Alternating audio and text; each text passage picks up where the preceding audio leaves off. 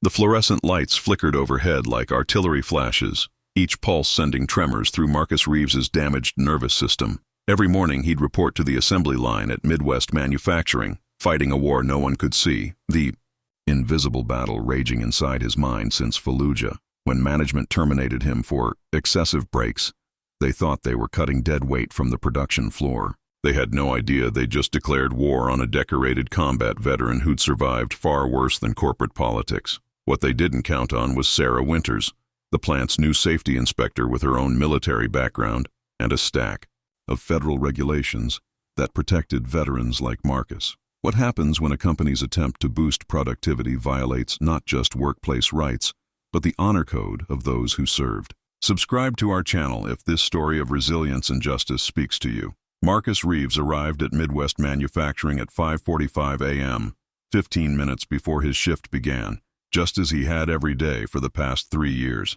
The early arrival was tactical. It gave him time to prepare mentally, to fortify himself against the sensory onslaught that awaited him on the factory floor. The employee parking lot was nearly empty this early. Just a few cars belonging to the overnight shift, supervisors and early birds like himself. Marcus parked his weathered Ford pickup in his usual spot, far corner, backed in for quick departure. Old habits. He sat for a moment, hands gripping the steering wheel at 10 and 2, breathing deeply through his nose and out through his mouth, the techniques his VA counselor had taught him. In for 4, hold for 4, out for 4. The morning ritual that kept him functioning. Just another day, he whispered to himself.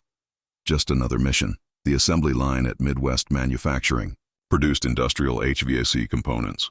Marcus's station was responsible for quality control checks on electrical connectors, a job that required precision, focus, and attention to detail. When he'd applied, the HR manager had seemed impressed by his military background. "We like veterans here," she'd said. "You folks know how to follow procedures." What they hadn't discussed was how the cacophony of the factory floor, the pneumatic hisses, the mechanical clanks, the sudden drops of metal on metal, could catapult him back to Fallujah in an instant. The first hour of his shift went smoothly. Marcus worked methodically, inspecting each connector with practiced efficiency. His fingers moved with surgical precision, identifying defects almost instinctively.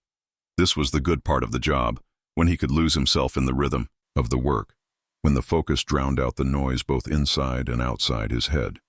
Then came the crash. A forklift operator dropped a pallet 2 aisles over. The sound, metal on concrete, reverberated through the factory floor. Marcus froze. His pupils dilated. Sweat beaded instantly on his forehead. He wasn't in Michigan anymore. He was back in that sand-colored Humvee, the smell of diesel thick in his nostrils, the radio crackling with chatter, and then the deafening explosion as their lead vehicle hit the IED. "Reeves! Reeves!" Dale Harmon's voice yanked him back to the present. His supervisor stood across the conveyor belt, stopwatch in hand, face pinched with irritation. "That's your third zone out today. The line's backing up."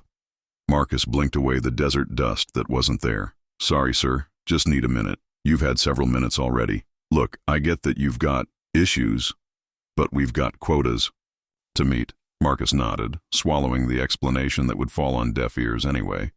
He'd learned early on that most civilians didn't understand, didn't want to understand. "Won't happen again, sir." "See that it doesn't," Harmon said, making a show of looking at his watch and writing something on his clipboard, but it would happen again. They both knew it. It was only 9:30 a.m., and already Marcus could feel the pressure building in his chest, the hypervigilance stretching his nerves taut. He would need another break soon, one of his unauthorized pauses that HR had been documenting for weeks. By noon, the symptoms were undeniable. The fluorescent lights overhead seemed to pulse with increasing intensity. The normal sounds of the factory had amplified to an unbearable degree. His coworkers' casual conversation 3 stations down felt like they were shouting directly into his ear. Marcus quietly stepped away from his station, nodding to Ramirez next to him to cover for a few minutes, an unspoken arrangement they'd developed over time. He headed for the emergency exit at the end of the assembly floor, pushing through to the relatively quiet loading dock area. Outside, he gulped the cool air, bracing himself against the wall. 4 in, 4 hold, 4 out. Gradually, his heart rate slowed. The vice grip on his chest loosened incrementally. "Reeves!" Dale Harmon stood in the doorway, his face flushed with anger. That's it. This is the last straw. Sir, I just needed... Save it. They want you in the office. Now. As Marcus followed Harmon across the factory floor, he could feel the eyes of his co-workers. Some sympathetic, some curious, most just careful not to look directly at him, as if whatever he had might be contagious. The summons to the office wasn't unexpected. Marcus had felt it coming for weeks. The increased scrutiny, the documentation, the thinly veiled warnings. Still, as Harmon stopped outside the frosted glass door with management stenciled across it, Marcus felt a cold dread settle in his stomach. Go on in, Harmon said, not meeting his eyes. They're waiting for you. The management office felt unnaturally cold compared to the factory floor. Marcus stood at attention, military straight, as Vanessa Klein, the human resources director, gestured toward the empty chair across from her desk. Please, sit down. Mr. Reeves, Richard Townsend, the plant manager, leaned against the credenza behind her, arms folded across his chest. His presence made this more than a routine meeting. Marcus lowered himself into the chair, knees at perfect right angles, hands resting on his thighs. The position felt familiar, comfortable even. How many times had he sat for debriefings, for mission assessments, for commendations and reprimands? Mr. Reeves, Vanessa began, opening a thick folder on her desk. I have here your employment record. Since you joined us 3 years ago. She flipped through several pages, each one marked with color-coded tabs. The methodical sound of paper against paper made Marcus think of after-action reports. Your initial performance evaluations were quite positive, she continued. However, over the past 7 months, there's been a marked decline. Your supervisor has documented 17 instances of unauthorized breaks in the last month alone. Richard Townsend spoke up. That's more than 1 per shift, Reeves. Marcus nodded. Yes, sir. I understand how it looks. How it looks. Townsend pushed himself off the credenza, stepping forward. It's not about how it looks. It's about productivity. It's about reliability. When you leave your station, the entire line suffers. Marcus had rehearsed this moment in his head many times, had prepared what he would say when finally confronted. But now, sitting here, the words seemed inadequate. I have a medical condition, he said finally, from my service. Vanessa's expression remained neutral. You never disclosed any condition requiring accommodation during your hiring process or subsequent evaluations. With respect, ma'am, I did disclose my veteran status, and he hesitated. I didn't want special treatment. Special treatment, Townsend scoffed. Is that what you call basic attendance requirements? Marcus felt heat rising up his neck. Sir, I have post-traumatic stress. Mr. Reeves, Vanessa interrupted, her voice professionally detached.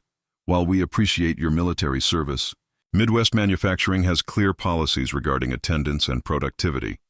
Your performance has fallen below our required standards. She slid a document across the desk. This is your official notice of termination, effective immediately. Marcus stared at the paper but didn't reach for it. The room seemed to constrict around him, the air growing thin. I've never failed to meet my quotas, he said quietly. Even with the breaks, my output matches anyone else on the line. It's not just about output, Townsend said. It's about being a team player. It's about reliability. Your coworkers have to cover for you when you disappear. That creates resentment, disrupts workflow. Have any of them complained? Marcus asked, knowing the answer. Ramirez, Jenkins, even Wilson. They understood, or at least accepted, his occasional need to step away. Vanessa intervened smoothly. Company policy doesn't require colleague complaints to establish performance issues. The documented facts speak for themselves. She pushed the termination notice closer to him. Your final paycheck will include compensation for unused vacation time. We'll need your badge and parking pass before you leave. Marcus finally picked up the document, the paper heavy in his hands. He scanned the clinical language. Failure to adhere to company policies. Excessive unauthorized absences from workstation. Disruption of production flow. Nowhere did it mention his 3 commendations for catching defects that would have resulted in product failure. Nowhere did it acknowledge the 12-hour shifts he'd volunteered for during last year's production crunch. Nowhere did it reference the thank you card from the safety committee for his suggestion that improved ergonomics at 3 workstations. If I'd officially reported my PTSD, Marcus said carefully, would that have made a difference? Vanessa and Richard exchanged a quick glance. Hypotheticals aren't productive at this point, Mr. Reeves, Vanessa replied. The decision has been made based on your documented performance. Marcus nodded slowly. He knew what this was. Budget cuts were coming. Everyone on the floor had been talking about it for weeks. He was an easy target. A clean excision. No family to support, no community connections to worry about. Just a solitary ex-soldier with issues.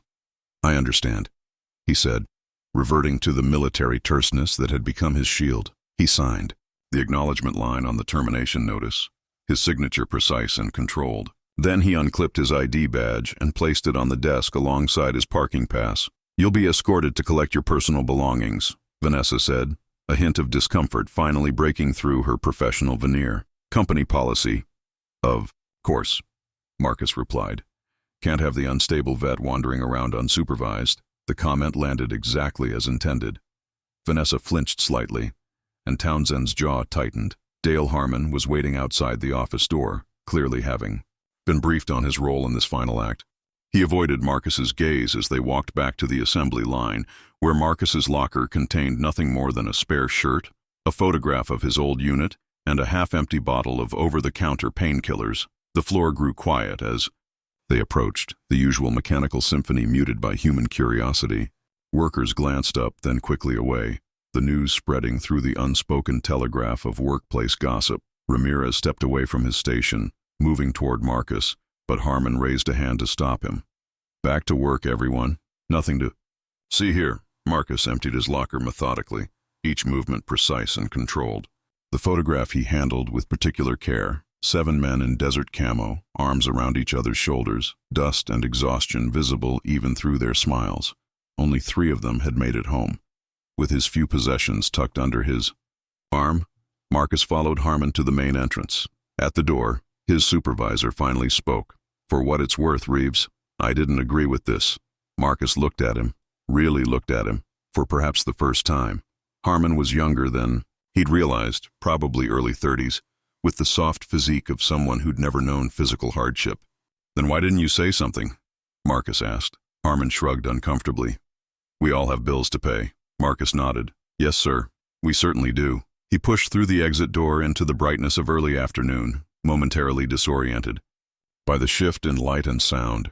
The parking lot stretched before him, his truck waiting in the far corner, still backed in for a quick escape that had come too late. As the door closed behind him, Marcus felt a curious sensation, not the crushing defeat he'd expected, but something lighter, almost like relief. For 3 years, he'd hidden his struggles, minimized his symptoms, pushed through the fog and the noise and the memories. For 3 years, he'd been fighting a war on 2 fronts, against his own mind and against the perception of weakness. Maybe now, at least one of those battles was over. Marcus's apartment was silent when he returned, the afternoon sun casting long shadows through the half-drawn blinds. The 1-bedroom unit was Spartan by civilian standards, neat, functional, with minimal decoration. His neighbors probably thought he'd just moved in. Even after 3 years, he placed his small box of belongings on the kitchen counter and stood motionless in the center of the living room, suddenly unmoored without the structure of his workday. It was 2:17 p.m. Normally, he'd be halfway through his afternoon shift, focused on electrical connectors, counting the minutes until his next sanctioned break. The silence pressed against his eardrums. Somehow, after the sensory overload of the factory, the quiet was almost as disorienting. Moving with deliberate purpose, Marcus crossed to the living room wall where a simple wooden shadow box hung. Inside, displayed with military precision, lay his commendations: the Bronze Star with V device for valor, the Purple Heart, the Combat Infantry Badge. Beneath them, his unit patch and sergeant's stripes. His fingers traced the glass over the B. Purple Heart. The medal itself was just metal and ribbon, but it represented the moment his life had cleaved in 2. Before the IED and after, the memory surfaced unbidden, as it always did. The Humvee ahead of theirs disappearing in a cloud of dust and debris, the radio erupting with shouts. His team leader yelling orders as they disembarked to secure the area. The second explosion catching them in the open. The sensation of flying through the air.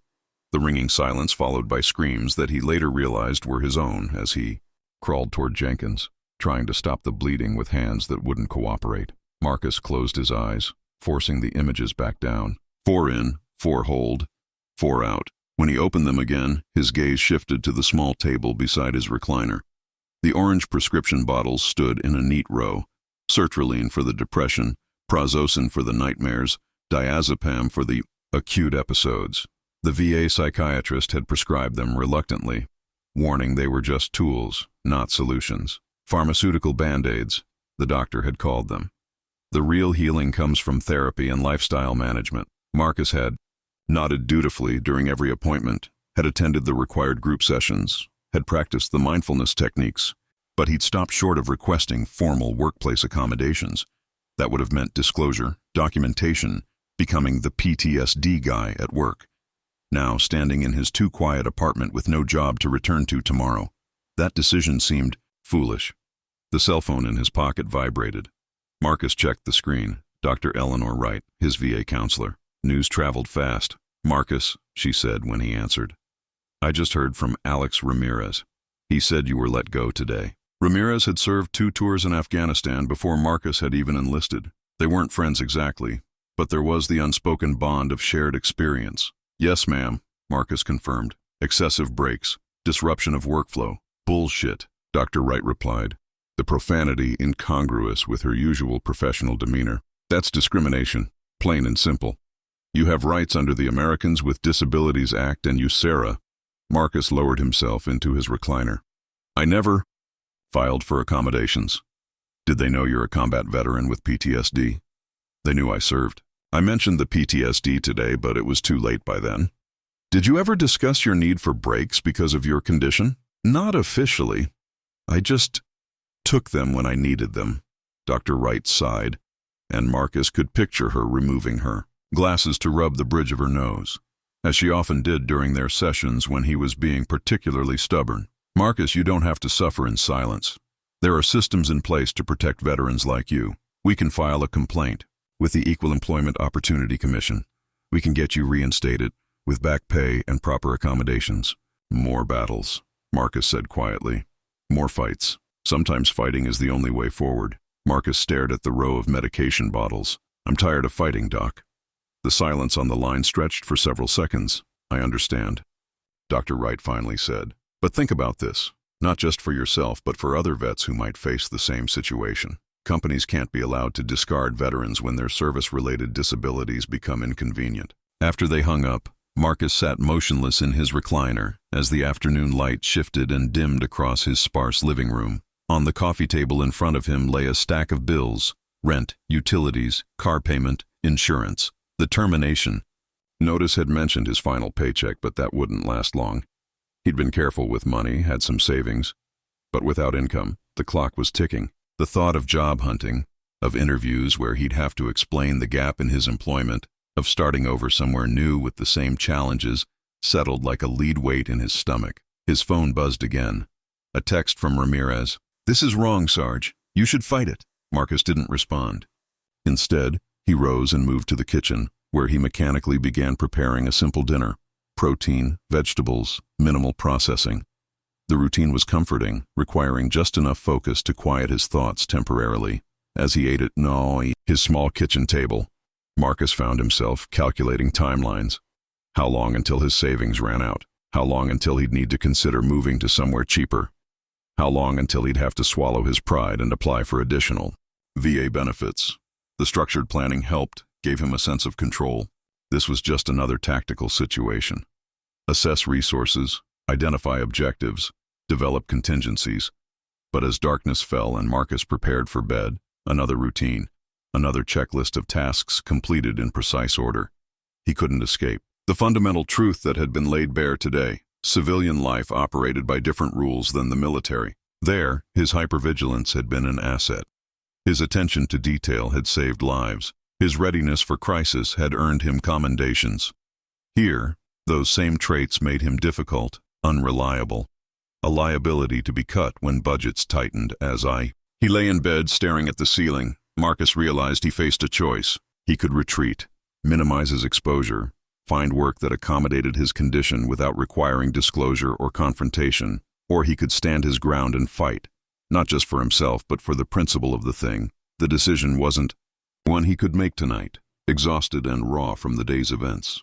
But as sleep finally began to claim him, Marcus found himself remembering something his first sergeant had told him years ago, after a particularly grueling mission. The thing about fighting, Reeves, the grizzled veteran, had said, is that sometimes you do it not because you think you'll win, but because not fighting means something worse than losing. In the darkness of his bedroom, Marcus wasn't sure what would be worse than losing this particular battle, but somewhere deep in his military-trained mind, a plan was already beginning to form.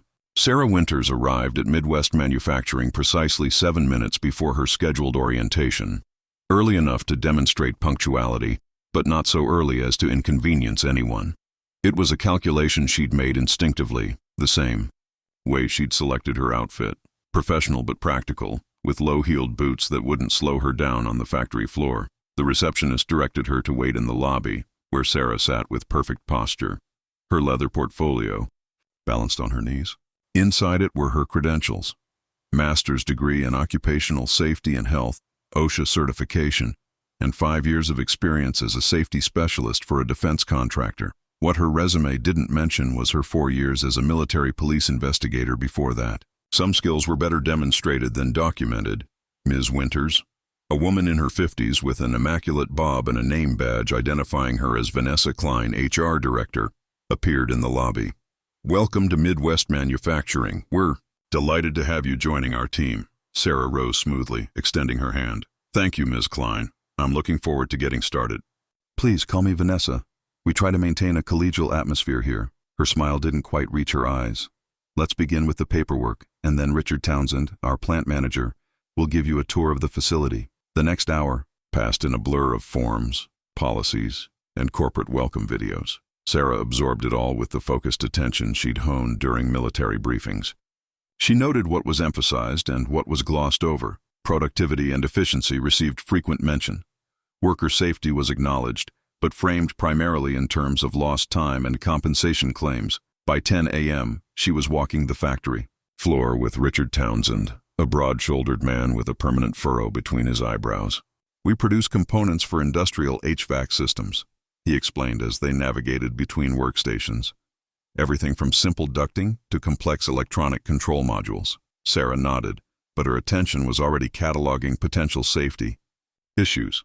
A puddle of lubricant near a hydraulic press, an electrical cable suspended too low across a walkway, a worker using a grinding tool without proper eye protection. "And this is our quality control line for electrical components," Townsend continued, gesturing toward a row of workstations where technicians were examining and testing various connectors and circuit boards. Sara noticed immediately that one station stood empty. "Is that position unfilled?" she asked, indicating the gap in the otherwise orderly line. Townsend's expression tightened almost imperceptibly. "We had to let someone go yesterday. Productivity issues. We'll be reassigning responsibilities until we can hire a replacement." Sara made a non-committal sound, filing away both the information and Townsend's reaction.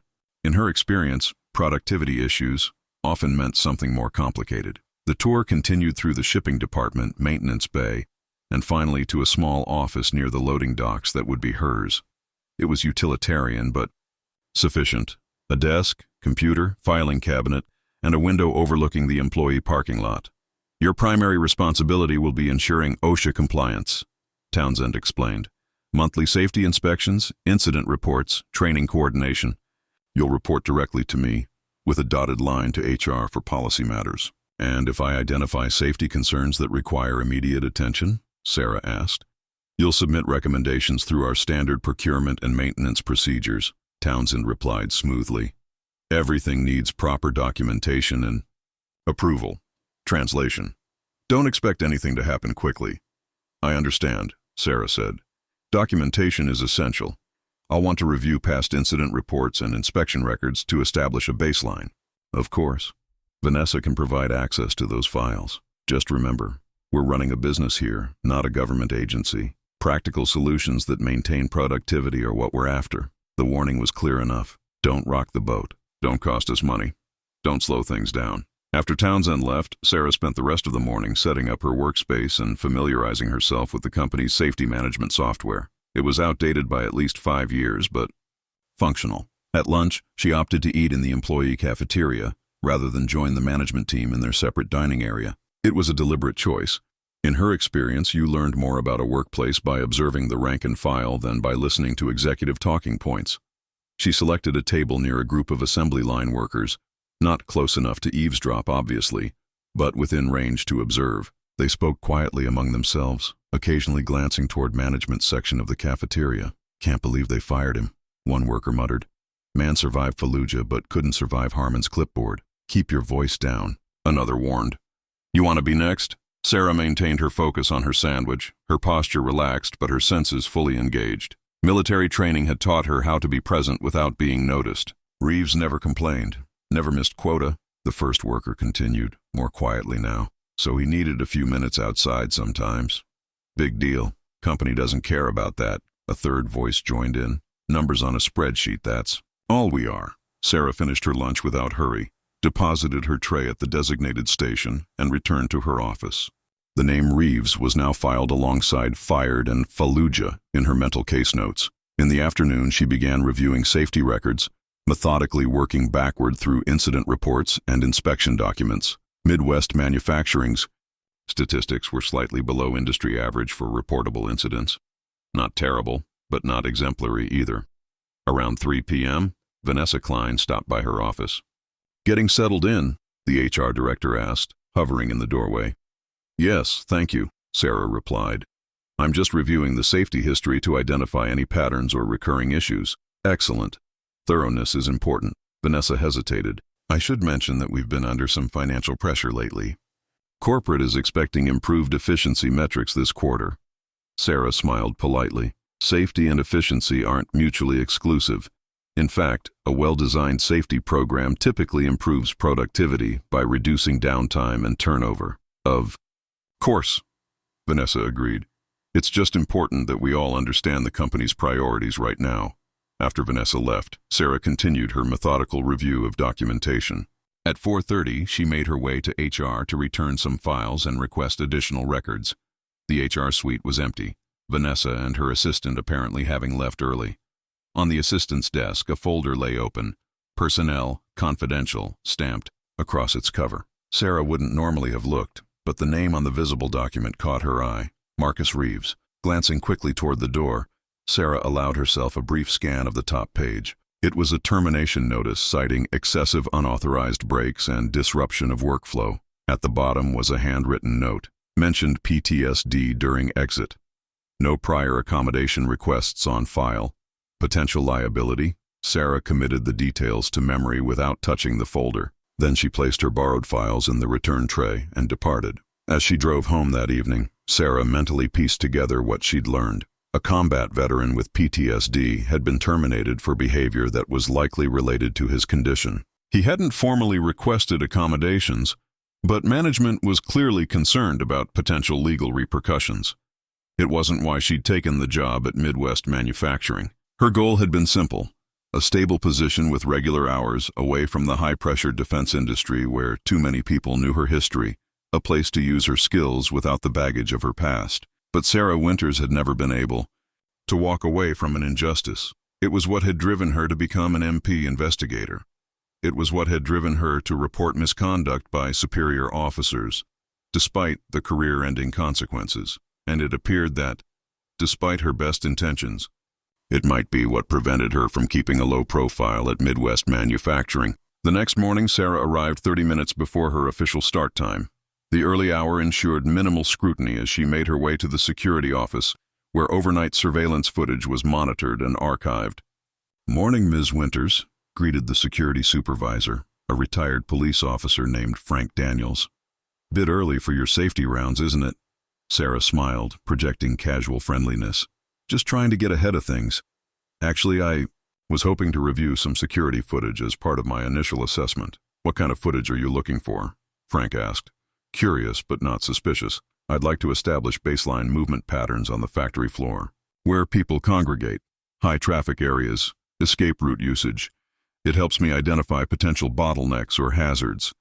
It wasn't entirely a fabrication.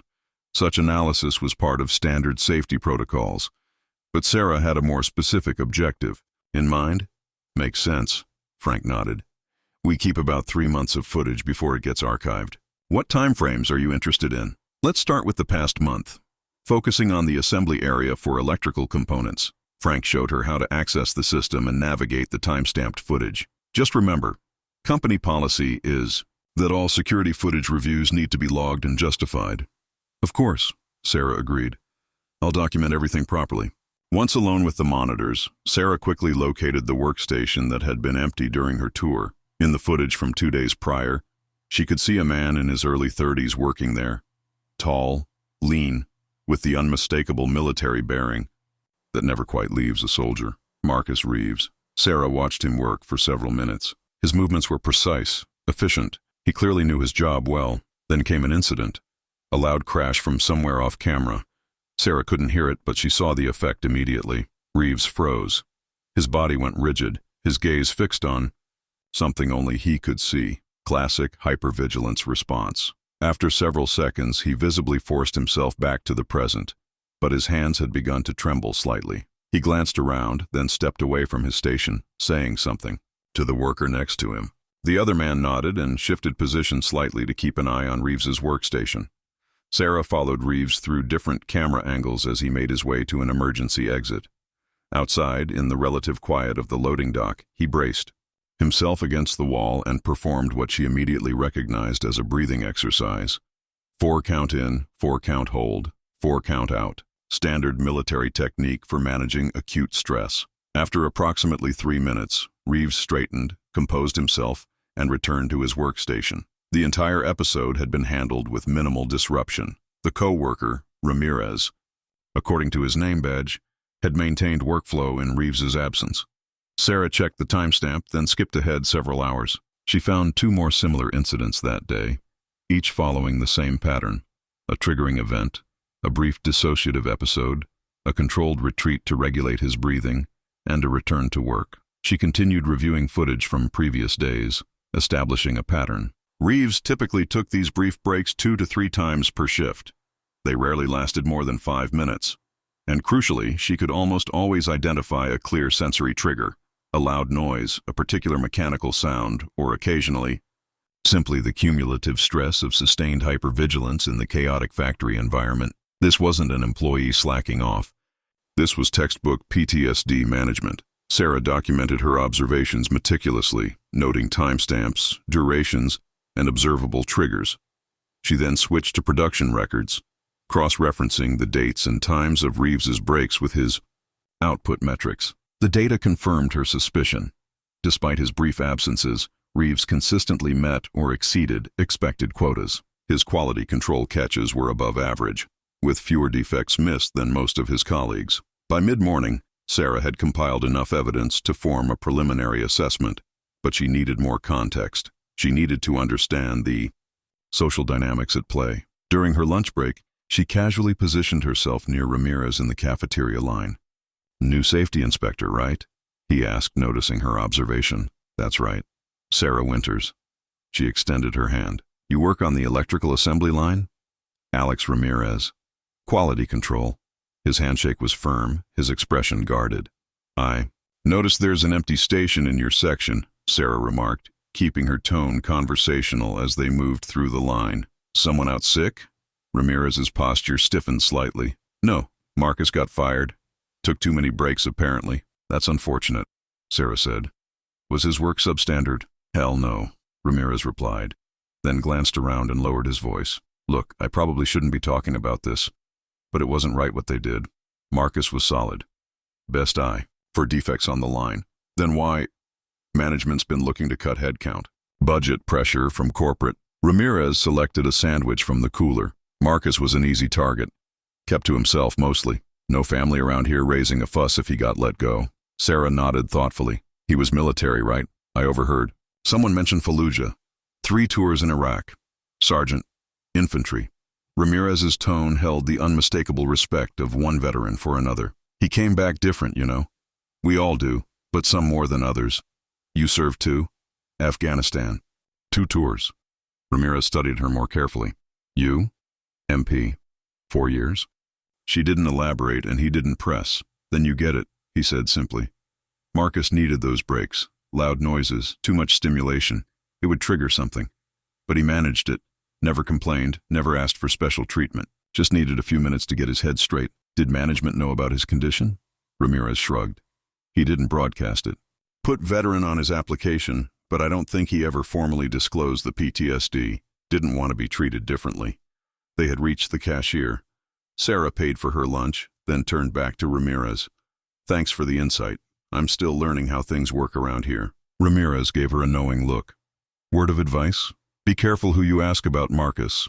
Some people are feeling pretty guilty about what happened. Others are just glad it wasn't them. Throughout the afternoon, Sara continued her discreet investigation, speaking with several other workers under the guise of routine safety assessments. The picture that emerged was consistent.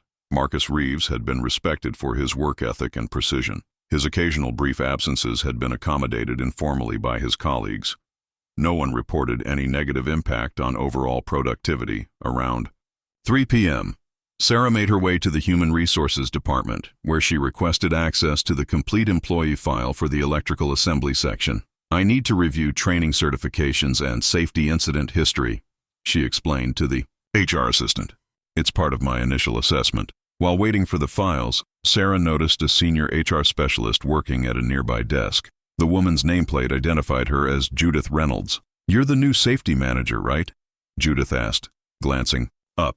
How are you finding everything so far? Very informative, Sara replied, though I've noticed some concerning patterns in the incident reports. Oh? Judith's interest seemed genuine. What kind of patterns? Stress-related near misses seem higher than industry average. I'm wondering if there might be unaddressed ergonomic or psychological factors.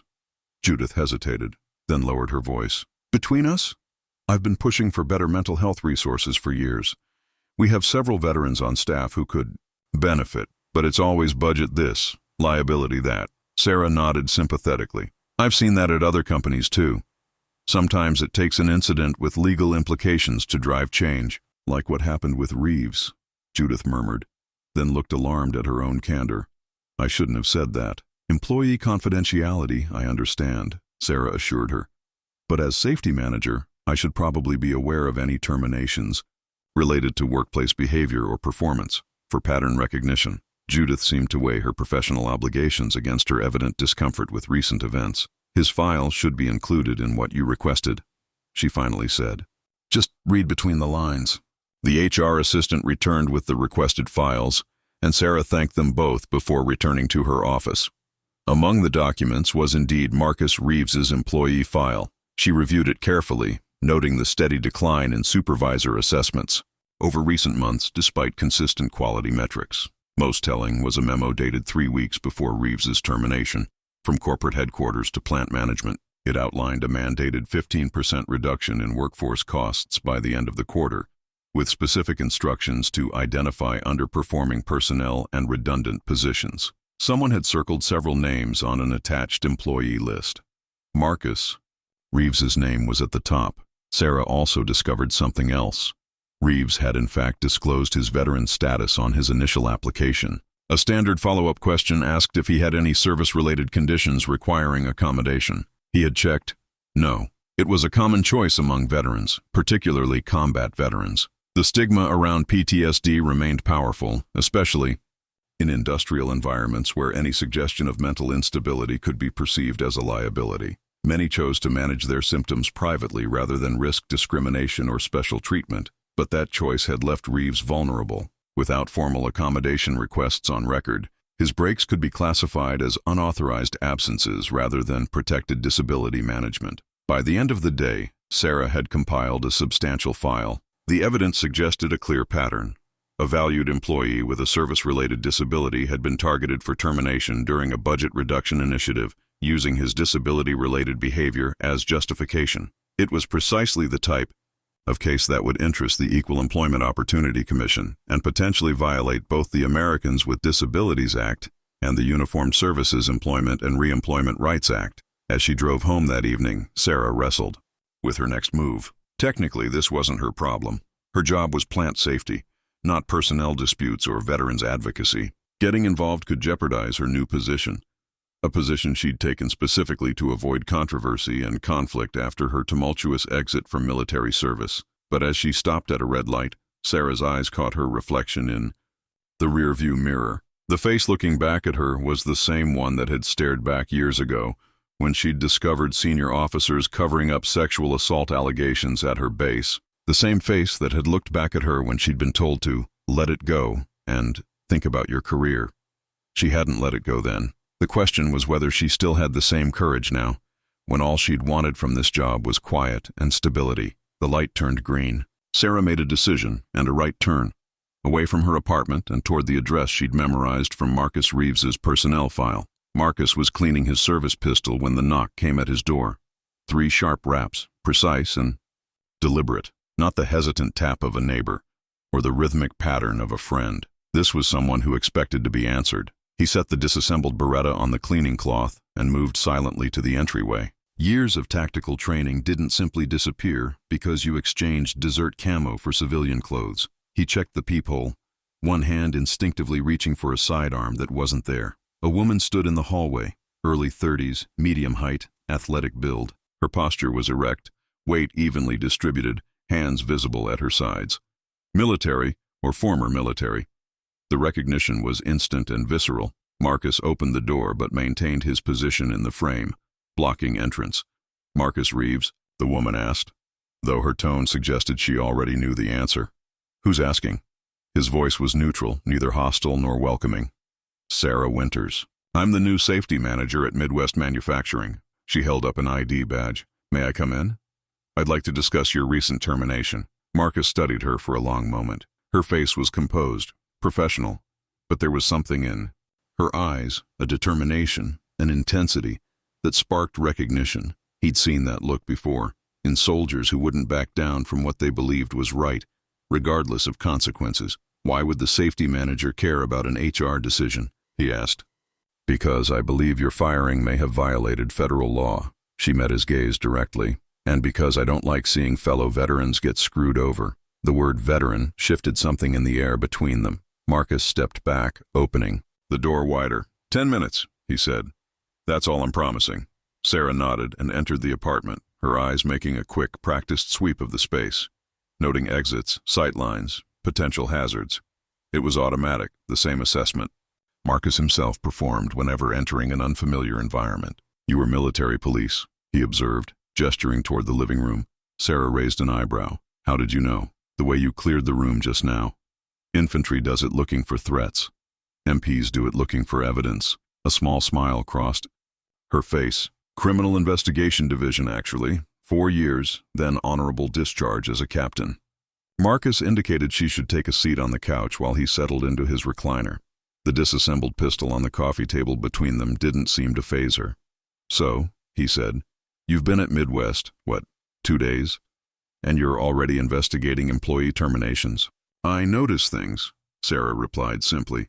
"It's what I was trained to do, and what I noticed about your situation raised some red flags, such as a combat veteran with PTSD being fired for taking necessary breaks to manage his symptoms, breaks that didn't impact his productivity or quality metrics, during a period when management was under pressure to reduce headcount." Marcus's expression remained neutral, but his posture had subtly tensed. "You've been busy. I reviewed the security footage. I saw your episodes and how you handled them. Textbook stress management techniques." She leaned forward slightly.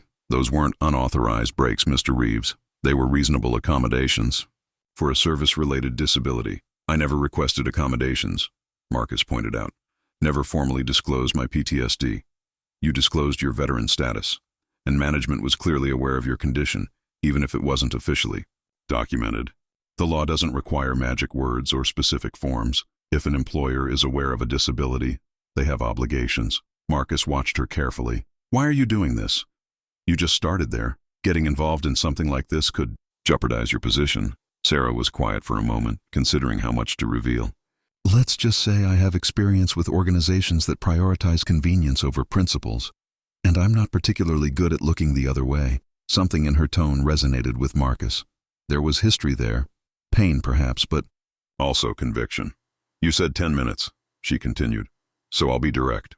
You have grounds for a complaint under both the Americans with Disabilities Act and the Uniformed Services Employment and Reemployment Rights Act. I have documentation that suggests your termination was discriminatory and potentially retaliatory. And what exactly are you proposing?" That depends on what you want, Sara replied. If you just want to move on, I understand. But if you want to fight this, for yourself and for other veterans who might face similar treatment, I'm willing to help. Marcus rose and crossed to the window, looking out at the quiet street below. The sun was setting, casting long shadows across the asphalt. For a moment, he saw another street, in another country, where shadows might conceal snipers or IEDs. Why? Should I trust you? He asked, still facing the window. For all I know, management sent you to assess their liability. They didn't, Sara stated flatly. If anything, they'd fire me for being here. But I can prove my credibility. She reached slowly into her bag, telegraphing her movements, and removed a folder. This contains copies of the evidence I've gathered, security footage, timestamps, production metrics showing your performance was satisfactory, a memo outlining the cost-cutting initiative that targeted you. She placed the folder on the coffee table. Take your time reviewing it. My contact information is inside. If you decide you want to pursue this, call me. Sara stood to leave, but paused beside the disassembled Beretta. M9, standard issue. I carried one for 4 years. Her fingers hovered over the barrel, not touching but assessing. Your firing pin is showing slight wear. Might want to have that checked. The observation, casual, precise, knowledgeable, cut through Marcus's wariness more effectively than any appeal or argument could have. It was the comment of someone who'd been there, who understood the world he came from. You were in combat, he said. It wasn't a question. Sara met his eyes. Kandahar province. 2 tours as an investigator with a forward-deployed MP unit. I've seen what PTSD does. I've managed my own. The admission hung in the air between them, an offered bridge of shared experience. They don't get it, Marcus said finally. The noises, the lights, the constant vigilance. They think you can just turn it off. No, they don't get it, Sara agreed, but they're still bound by the law, and the law says they can't fire you for symptoms of a disability that could be reasonably accommodated. Marcus turned back to the window, weighing options, calculating risks and potential outcomes as he'd been trained to do. Part of him wanted to let it go, to retreat and regroup, find another job where he could manage his symptoms more discreetly. But another part, the part that had earned him a Bronze Star for refusing to abandon wounded comrades under fire, rebelled at the injustice. What would this involve? He asked, still looking outside. Practically speaking, first step would be filing a formal complaint with the Equal Employment Opportunity Commission, Sara explained. They would investigate. If they find reasonable cause, they might facilitate mediation or potentially authorize a lawsuit. Timeline? Months, potentially. The EEOC is chronically backlogged. And my chances? Sara considered carefully before answering. Based on what I've seen, better than average. The evidence of discriminatory treatment is fairly clear.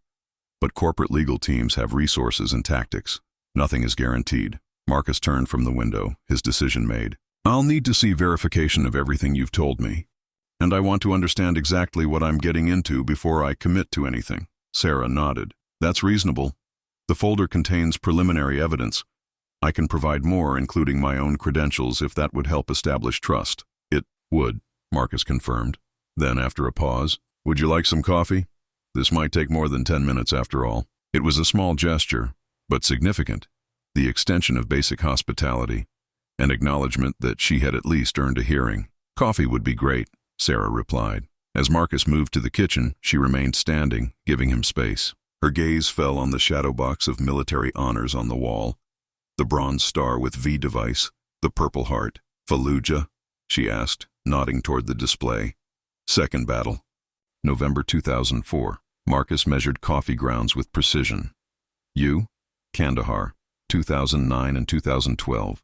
The shorthand of shared military experience allowed them to communicate volumes with minimal words. Different theaters, different times, but the same. Fundamental understanding of what it meant to serve, to fight, and to bring the war home inside you. As the coffee brewed, filling the apartment with its aroma, Marcus found himself relaxing fractionally. The woman was still essentially a stranger, her motives not entirely clear, but she spoke his language. Both the military jargon and the unspoken language of those who had seen combat and lived with its aftermath. I need to know one thing, he said as he poured 2 mugs of coffee. What do you get out of this? Why risk your new job to help someone you've never met? Sara accepted the offered mug, cradling it between her palms. The question deserved honesty. Because 3 years ago I reported misconduct by senior officers who were covering up sexual assault allegations on my base, she said quietly. I followed the proper channels, filed the correct paperwork, trusted the system to work. She took a sip of coffee. It didn't. The allegations were buried. The victims were transferred or pressured to resign, and I was quietly pushed into civilian life. With an honorable discharge that effectively ended my military career, she met Marcus's gaze directly. So I guess you could say I have a personal interest in holding institutions accountable when they discard people who've served honorably. Marcus nodded slowly. There was no self-pity in her tone, just a matter-of-fact recounting of injustice. He recognized the controlled anger beneath her professional demeanor, the same anger that sometimes threatened to overwhelm him when factory sounds triggered combat memories. All right, he said finally. Show me what you've got. Let's see if we have a winnable battle here. As they settled at his kitchen table, spreading out the documents Sara had brought, Marcus felt something he hadn't experienced since his termination, a sense of purpose, of forward momentum. It wasn't the adrenaline rush of combat or the structured certainty of military orders, but it was something other than retreat. It was the beginning of a counteroffensive. The next evening, Marcus's kitchen table had transformed into an impromptu command center. Documents were arranged in precise chronological order. Personnel records, performance evaluations, production metrics, and security footage timestamps. 2 laptops were open, Sara's displaying security video, Marcus's showing spreadsheets of assembly line productivity data. Your performance reviews were consistently positive for the first 2.5 years, Sara noted, tapping a folder containing Marcus's evaluations. 4 exceeds expectations, 2 meets all requirements. Then suddenly, 7 months ago, they dropped to needs improvement with comments about reliability and workflow disruption. Marcus nodded, his expression grim. That's when Dale Harmon took over as line supervisor. Previous guy, Jenkins, was a Vietnam vet. He understood, never documented my breaks as long as the work got done. And the work did get done, Sara confirmed, switching to the productivity spreadsheets. Even after the negative reviews started, your numbers remained consistently above average. In fact, she highlighted a section of data. Your defect detection rate was 18% higher than the floor average. You caught problems others missed. That's why they kept me on as long as they did, Marcus said without pride. I have an eye for deviations, irregularities, saved the company a couple of major recall headaches, which makes the performance issues justification particularly thin, Sara observed. She pulled out another document, the internal memo outlining the 15% workforce reduction initiative. This is the smoking gun. Your name is circled on the attached list of potential reduction candidates. The date on this memo is 3 weeks before your termination, well before the final documented incidents they used to justify firing you. Marcus studied the memo, his jaw tightening. They'd already decided. The documentation was just cover. Exactly. Sara leaned back in her chair, surveying their assembled evidence. Now let's talk about your PTSD and how it manifests in the workplace. Marcus stiffened slightly, his instinctive privacy reflex activating. Sara noticed immediately. I know this isn't comfortable, she acknowledged, but to build a strong case, we need to establish the connection between your protected disability and the behaviors they used to terminate you.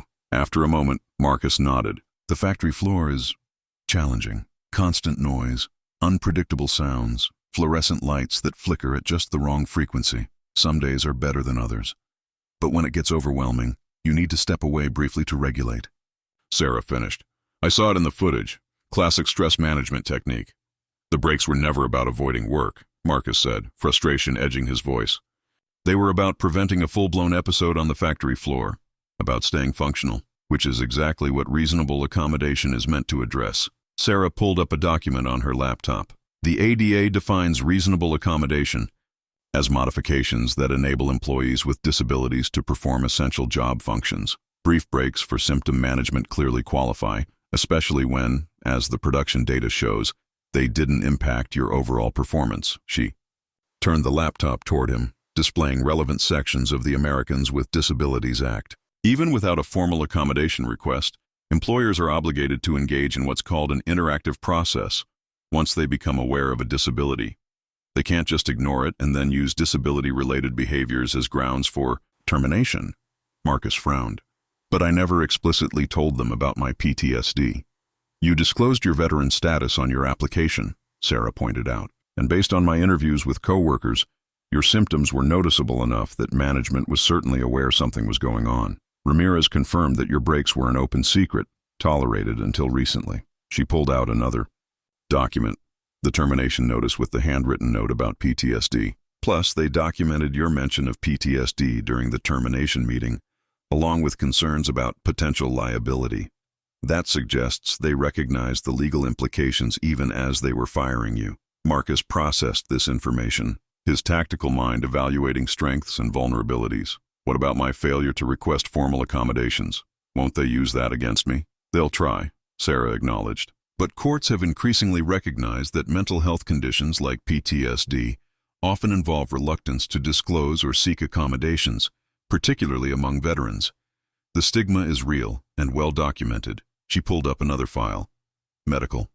Documentation from the VA confirming Marcus's PTSD diagnosis and treatment history. With your permission, this would be powerful supporting evidence. It establishes that your condition is service-related, chronic, and professionally diagnosed. It also documents the specific triggers and symptoms consistent with what we see in the security footage. Marcus hesitated. The VA records contained deeply personal information, the nightmares, the hypervigilance, the intrusive memories that had haunted him since Fallujah. Sharing them meant exposing vulnerabilities he'd spent years concealing. Who would see these? He asked quietly. Initially, just the EEOC investigator assigned to your case, Sara explained. If the case proceeds to mediation or litigation, then potentially company representatives and their legal team. We can request confidentiality protections, but I can't guarantee they'll be granted. Marcus was silent for a long moment, weighing the cost of disclosure against the potential benefits of vindication. Finally, he nodded. Include them. If we're doing this, we do it right. Sara's expression showed understanding without pity. The perfect balance that only another veteran could likely achieve. There's one more angle I want to explore, she said, shifting topics slightly. USERRA protections. She pulled up information on the Uniformed Services Employment and Reemployment Rights Act. This law specifically prohibits discrimination based on military service, including service-connected disabilities. The burden of proof is actually lower than under the ADA in some respects. As they worked through the evening, the case against Midwest Manufacturing grew stronger. Sara had compiled comparison data showing that non-veteran employees with similar or worse productivity metrics had not been terminated. She'd documented the timeline of the cost-cutting initiative that coincided with the increased scrutiny of Marcus's breaks.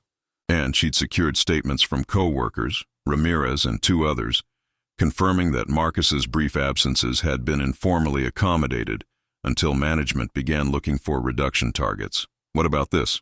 Marcus asked, pulling out his initial employment application. When I applied, there was a question asking if I required accommodations for any service-related conditions. I checked no. Sara reviewed the form. This actually works in our favor. It establishes that they were aware of your veteran status from the beginning, and your answer was truthful at the time. You didn't believe you needed formal accommodations. You managed your symptoms independently, and it worked until they decided to use those management techniques against you. Around midnight, they began organizing everything into a coherent narrative for the EEOC complaint. Sara had experience with the process, knew which details would resonate with investigators and which might distract from their core arguments. We need to emphasize 3 key points, she explained as they finalized the document. 1. You have a documented service-related disability that qualifies for protection under both the ADA and USERRA. 2. Your disability-related behaviors, the breaks, did not prevent you from performing your essential job functions, as evidenced by your consistently strong performance metrics. And 3. Management used those protected behaviors as pretext for termination when they were actually motivated by cost-cutting pressures. Marcus nodded, impressed by the clarity of her analysis. Will it be enough? On paper, it's a strong case, Sara admitted. But these things are never just about facts and evidence. They're about resources, persistence, and often, who blinks first. She closed her laptop, rubbing her eyes tiredly. They'd been at this for hours, and tomorrow was a workday for her, a fact that suddenly highlighted the risk she was taking. You could lose your job over this, Marcus observed. If they connect you to my complaint. Sara shrugged, a gesture too casual to be entirely convincing. I'm documenting everything through proper channels. Officially, I'm just doing my job as safety manager, investigating potential workplace issues. We both know that's not how they'll see it. Probably not, she conceded. But I went into this with eyes open. Marcus studied her, trying to reconcile the professional competence she projected with the personal risk she was assuming. Why push this hard for someone you barely know? Sara was quiet for a moment, considering her answer. When I was investigating those sexual assault cases on base, she finally said, one of the victims asked me the same question. Why stick my neck out? Why not just file the reports and move on? She met Marcus's gaze directly. I told her it was because someday I might need someone to fight for me with the same intensity, that we all might.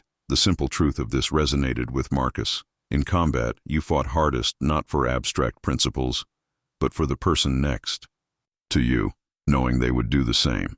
It was a covenant that extended beyond the battlefield, though civilians rarely understood its power. All right, he said, gathering the documents into organized stacks. Tomorrow we file the complaint. Then what?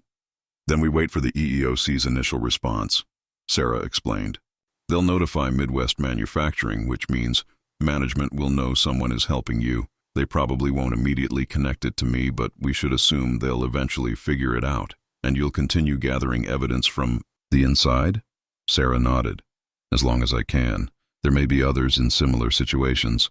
Strength in numbers. As she packed up her materials, Marcus felt an unfamiliar sensation.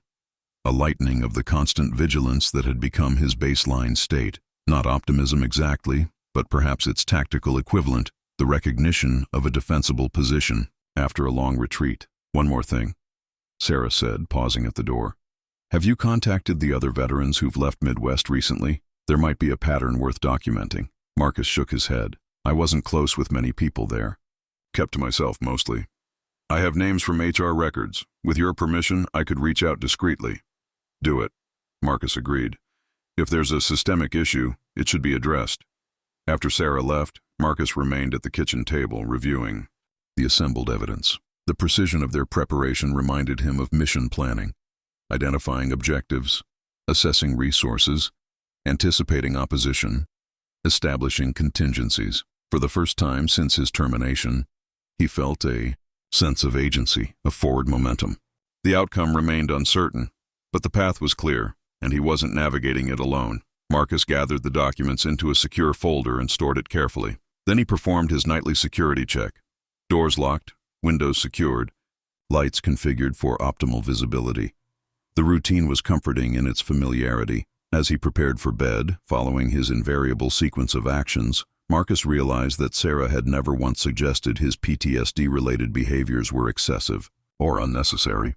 She had recognized them for what they were, adaptive strategies that allowed him to function in a challenging environment. Not weaknesses, but survival mechanisms. It had been a long time since anyone had truly understood that distinction.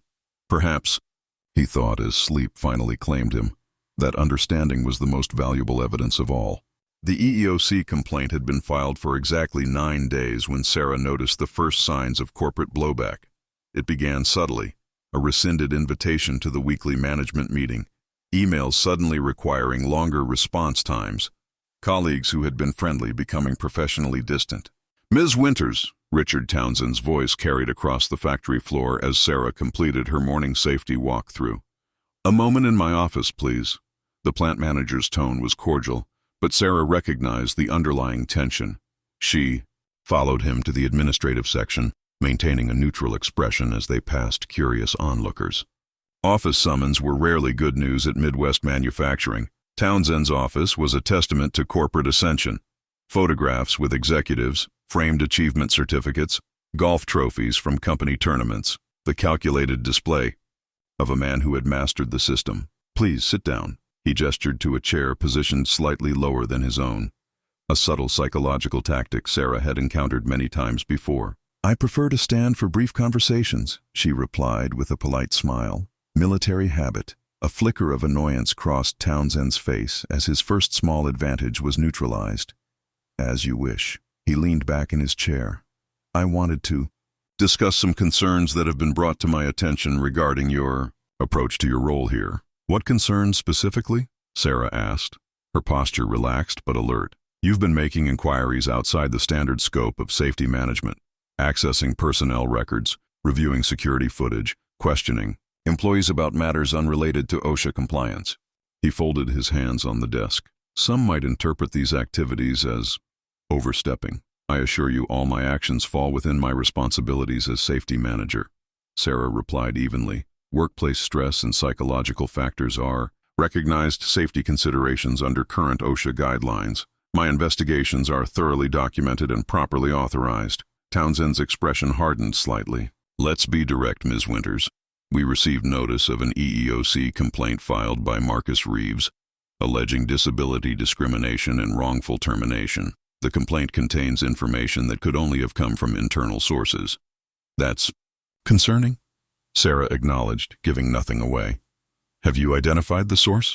Not conclusively, but the timing is interesting. You join our company, and within days a terminated employee files a surprisingly detailed complaint. Sara met his gaze steadily. If Mr. Reeves has filed a complaint, that's his legal right, and if his allegations have merit, that would be the company's responsibility, not mine or anyone else who might have provided factual information to a federal investigation. Townsend stared at her for a long moment, clearly reassessing. When he spoke again, his tone had shifted from accusatory to something more cautious. You seem well versed in employment law for someone whose background is in safety management. I believe in understanding the full regulatory environment of my workplace, Sara replied. It helps me perform my duties more effectively. Indeed. Townsend opened a folder on his desk. I've been reviewing your personnel file. Your military background is impressive. Criminal Investigation Division, specialized training in evidence collection and witness interviews, skills that would be valuable in the right context. The implied threat was clear enough. He was letting her know they were investigating her background, looking for leverage. Is there a specific safety concern you wanted to discuss, Mr. Townsend? I have a scheduled inspection of the loading bay in 10 minutes. Townsend closed the folder deliberately. No specific concern, just a friendly reminder that Midwest Manufacturing values team players who understand corporate priorities and chain of command. He smiled thinly. We'd hate to lose another employee so soon after hiring them. I appreciate your concern for my employment longevity, Sara replied with professional detachment. Is there anything else? Not at this time. But my door is always open if you'd like to discuss any observations before they find their way into official channels. Sara nodded and left the office, maintaining her composed demeanor until she was well clear of the administrative section.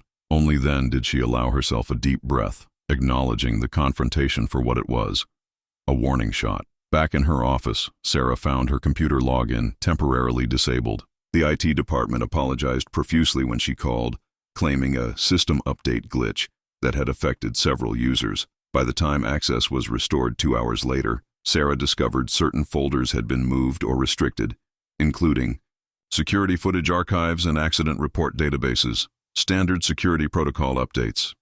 The IT manager explained when she inquired, new permission structures based on job function. Sara nodded, as if accepting the explanation, but the message was unmistakable. They were limiting her access, constraining her ability to gather additional evidence. That afternoon, she attempted to access Marcus's complete personnel file again to verify some details for her ongoing documentation, only to find it had been flagged as under legal review and restricted to senior HR personnel only. I'm sorry, but with the pending EEOC matter, we've had to tighten access, Judith Reynolds explained apologetically. Legal department's orders. I understand, Sara assured her, keeping her tone casual. By the way, I've been compiling safety statistics by department, including personnel turnover as it relates to accident rates. Would you happen to have aggregate data on separations over the past year? Nothing individually identifiable, just numbers and categories. Judith hesitated. I might have something like that. I'll check what I can share under the new guidelines. The next morning, Sara found a sealed envelope on her desk containing printouts of basic termination statistics, departments, dates, and general categories like resignation, performance, or reduction in force. No names were included, but the patterns were telling. In the past 6 months, terminations categorized as performance-related had increased 340% over the previous year, with a disproportionate number occurring in departments with higher percentages of veteran employees. Sara was carefully photographing these documents when her office door opened without a knock. Vanessa Klein, the HR director, entered with a manila folder clutched tightly in one hand. "Ms. Winters," she said, her normally modulated voice pitched slightly higher with tension. "I need to discuss a concerning development." Sara slipped her phone into her pocket smoothly and gestured toward the visitor chair. "Of course. What seems to be the problem?" Vanessa remained standing. "We've received information suggesting you may have accessed confidential personnel records without proper authorization and potentially shared internal company information with an individual pursuing legal action against Midwest Manufacturing. That's a serious allegation," Sara replied calmly. "May I ask what evidence supports it?" "We're conducting a thorough investigation," Vanessa said, avoiding the direct question. "In the meantime, your system access will be limited to essential safety functions only, and you'll be required to document all interviews or information requests through my office." "I see," Sara nodded. "And will these restrictions impact my ability to fulfill my safety responsibilities as outlined in my job description?" The question was carefully framed to establish potential grounds for a retaliation claim if needed later. Vanessa seemed to recognize the trap. "These are temporary measures to protect confidential information while our investigation proceeds. Your core safety duties shouldn't be affected. Then I'll do my best to work within these new constraints," Sara said reasonably. "Is there anything else?" Vanessa appeared slightly wrong-footed by Sara's calm acceptance. She'd clearly expected defensiveness or protest. "Just be aware that employment with Midwest Manufacturing is at will, Ms. Winters. We value loyalty and discretion highly." After Vanessa left, Sara immediately texted Marcus. "Heat increasing. Meeting tonight. Same place." Then she turned her attention to working within the new restrictions while identifying alternative information sources. If they were cutting off official channels, she'd need to develop unofficial ones. During lunch, Sara deliberately sat with a group of line workers who had been friendly in her first days. The conversation was initially stilted. Word of her apparent fall from management favor had spread quickly, but gradually relaxed as she kept the discussion focused on general workplace concerns rather than specific incidents. "Been meaning to ask," she said casually as the meal wound down. "Does anyone know Jason Mendez? I believe he worked here until recently." Several workers exchanged glances. "Yeah, I knew Mendez," one finally offered. "Marine Corps, like me. Worked in shipping for about a year. Why?" "Just reviewing past safety reports," Sara explained. "His name came up in relation to a loading dock procedure improvement, but the documentation was incomplete." "That sounds like Mendez," the worker chuckled. "Always trying to fix things, make them more efficient. Military mindset, you know, but management wasn't interested. Said his ideas were disruptive to established workflows." "Did he leave voluntarily?" Sara asked, keeping her tone merely curious. Another significant glance between the workers. "Depends who you ask," the first worker said carefully. "Officially, yes. But word was they made things difficult until he got the message. Kinda like they did with Reeves, only more subtle." Sara nodded thoughtfully. "That's unfortunate." "Good. Safety suggestions should be welcomed, regardless of source." "Yeah, well," the worker shrugged. "Some people around here don't like being told their system isn't perfect, especially by the new guy or the military guy who thinks he knows better." This matched the pattern Sara had begun to suspect. A corporate culture that viewed veterans' suggestions or needs as disruptive rather than valuable, that prioritized conformity over accommodation. Back in her restricted access office, Sara compiled her notes into encrypted files stored on her personal phone rather than the company system. She was methodically documenting the new access limitations, potential evidence of retaliation, when a message appeared on her computer screen. "Check your email." Frank Daniels, the security supervisor who had granted her initial access to the surveillance footage. Interesting. Sara opened her email to find a message with no subject line and no text, just an attachment labeled System Maintenance Scheduled PDF. She scanned it for malware before opening, then smiled slightly at what she found. The document appeared to be a routine maintenance schedule, but embedded within it was a note. "Server backup tonight, 8 to 10 p.m.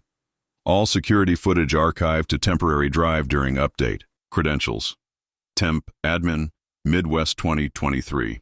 Frank was providing her a backdoor to access the security footage archives during tonight's maintenance window. It was a significant risk for him to take, suggesting he had his own reasons for supporting her investigation. Sara sent back a brief reply. Thanks for the update. We'll schedule around maintenance window. As the workday progressed, Sara noticed increased scrutiny from management.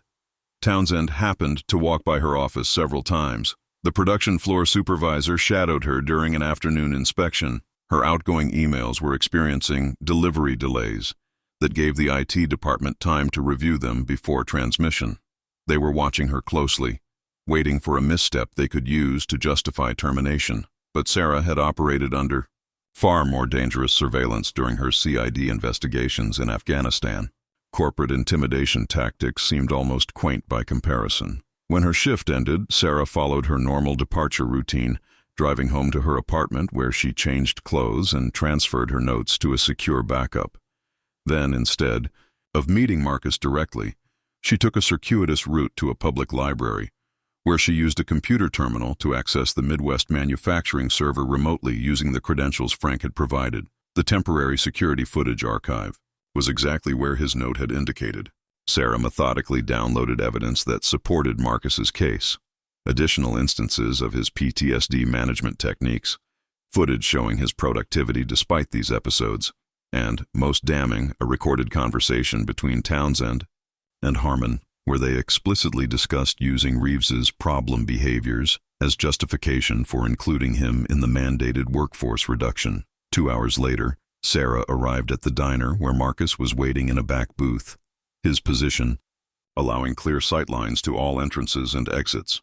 "You look tired," he observed as she slid into the seat across from him. "Just being thorough," Sara replied, passing him a flash drive. "They're definitely onto me, though not yet certain enough to take direct action. My access has been restricted, and they're monitoring my communications." Marcus pocketed the drive. "Is it worth the risk?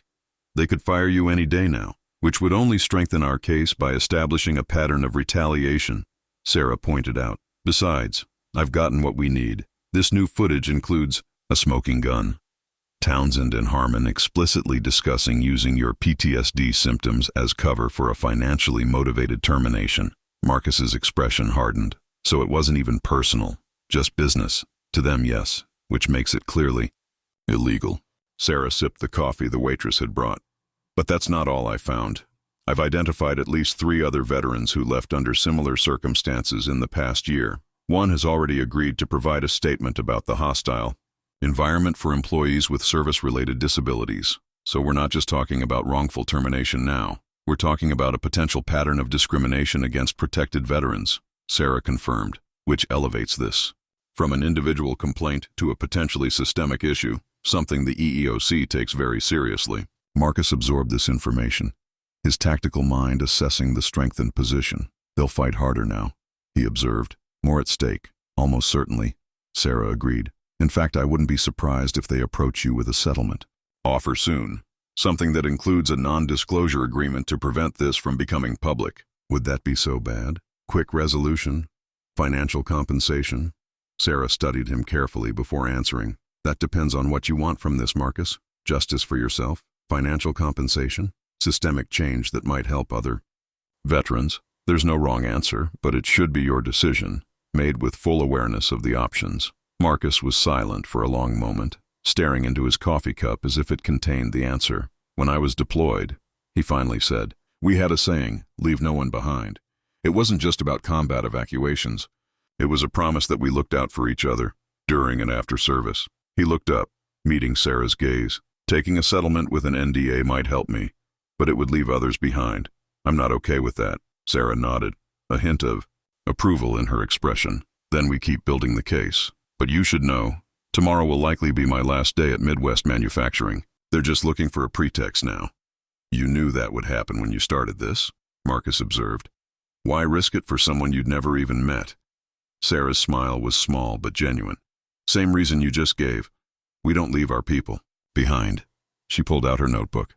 "Now let's go over next steps before they cut off my access completely." As they strategized late into the evening, the corporate resistance they faced seemed less like an obstacle and more like confirmation they were on the right track. Institutions didn't mobilize resources to fight baseless claims. They fought hardest when they recognized a genuine threat, when they knew they were vulnerable, and Midwest manufacturing was beginning to realize just how vulnerable they might be. Sara's prediction proved accurate. The following afternoon, she was called into a meeting with Richard Townsend, Vanessa Klein, and a stone-faced corporate attorney who had been dispatched from headquarters. "Ms. Winters," Townsend began, his tone formal. "We've completed our internal investigation into your activities. The findings indicate multiple violations of company confidentiality policies and unauthorized access of restricted information." The corporate attorney, a sharp-featured woman named Eleanor Graves, slid a document across the table. "This details the specific violations and the resulting termination of your employment, effective immediately." Sara accepted the document without reaction, scanning its contents methodically. The allegations were carefully worded to avoid any suggestion of retaliation for whistleblowing or supporting an EEOC complaint, both protected activities that could trigger additional legal exposure. "I see," she said calmly, looking up from the paper. "May I ask if my written response to these allegations will be included in my personnel file?" The question clearly wasn't what they had expected. Eleanor Graves recovered first. "You may submit a written response within 5 business days. It will be included in your file, though the termination remains effective today." "Thank you for clarifying," Sara replied, folding the document precisely and placing it in her portfolio. "I assume you'll want my badge and parking pass now, and I'll be escorted to collect my personal belongings." Vanessa seemed disconcerted by Sara's composed acceptance. "Yes, that's the standard procedure." "Then let's proceed efficiently," Sara suggested, standing. "I wouldn't want to disrupt operations any more than necessary." As predicted, a security guard escorted Sara to her office, watching as she packed her few personal items into a cardboard box. What the guard didn't notice was the small USB drive Sara palmed from her desk drawer and slipped into her pocket, a backup of key documents she hadn't had time to transfer the previous night. 20 minutes later, Sara walked out of Midwest, manufacturing for the last time, her expression betraying nothing of the mixed emotions beneath. There was frustration at the interruption of her investigation, but also a certain professional satisfaction. Her termination provided additional evidence of corporate retaliation, another piece in the case they were building. She drove directly to the office of Jacob Torres, the labor attorney Marcus had contacted on her recommendation. Torres had come, highly recommended by a veterans advocacy network Sara had worked with during her transition to civilian life. His small practice specialized in employment discrimination cases, with particular expertise in USERA claims. Jacob's office occupied the second floor of a modest building near the county courthouse. The reception area was functional rather than impressive, with framed case summaries and thank you letters from clients replacing the ostentatious decor of larger firms. "They actually did it," Jacob remarked when Sara explained her termination. "That's going to strengthen our position considerably." Torres was in his mid-40s with salt and pepper hair and the focused intensity of someone who had found his purpose. A Marine Corps veteran himself, he had returned from Iraq to attend law school on the GI Bill, determined to advocate for those who had served. "The timing makes it textbook retaliation," Sara agreed, handing over the termination document and her notes. "Less than 2 weeks after the EEOC complaint was filed, and immediately following my investigation into a pattern of discrimination against veterans." Jacob reviewed the materials, nodding appreciatively at the thoroughness of Sara's documentation. "This is excellent work, military precision." "CID training," Sara explained with a small smile. "Evidence collection becomes second nature." "Speaking of evidence," Jacob said, "Marcus should be here shortly with Jason Mendez, former shipping department supervisor, Marine Corps veteran, pushed out 6 months ago under similar circumstances. He was on my list to contact," Sara noted. "One of several veterans who left under suspicious circumstances. He reached out to Marcus after hearing about the EEOC complaint through the local veterans network. Apparently your investigation caused quite a stir at Midwest. Word travels fast in the veteran community." Sara wasn't surprised. Military service created bonds that transcended workplace hierarchies and corporate loyalty.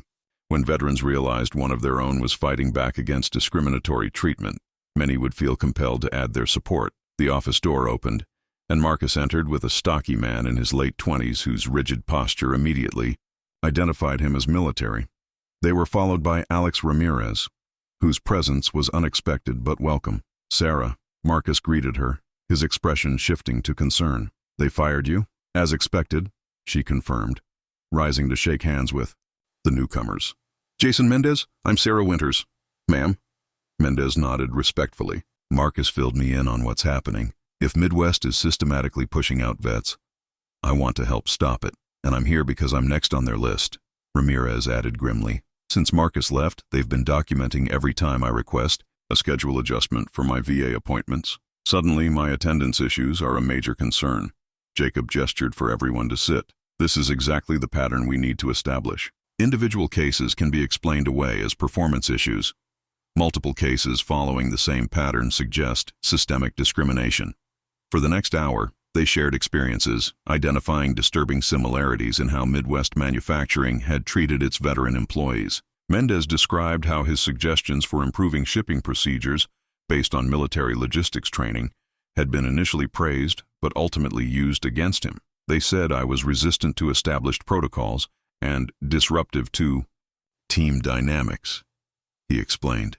But really, I was just pointing out inefficiencies based on my experience. After a while, every suggestion became another mark against me in my performance reviews. Ramirez nodded in recognition.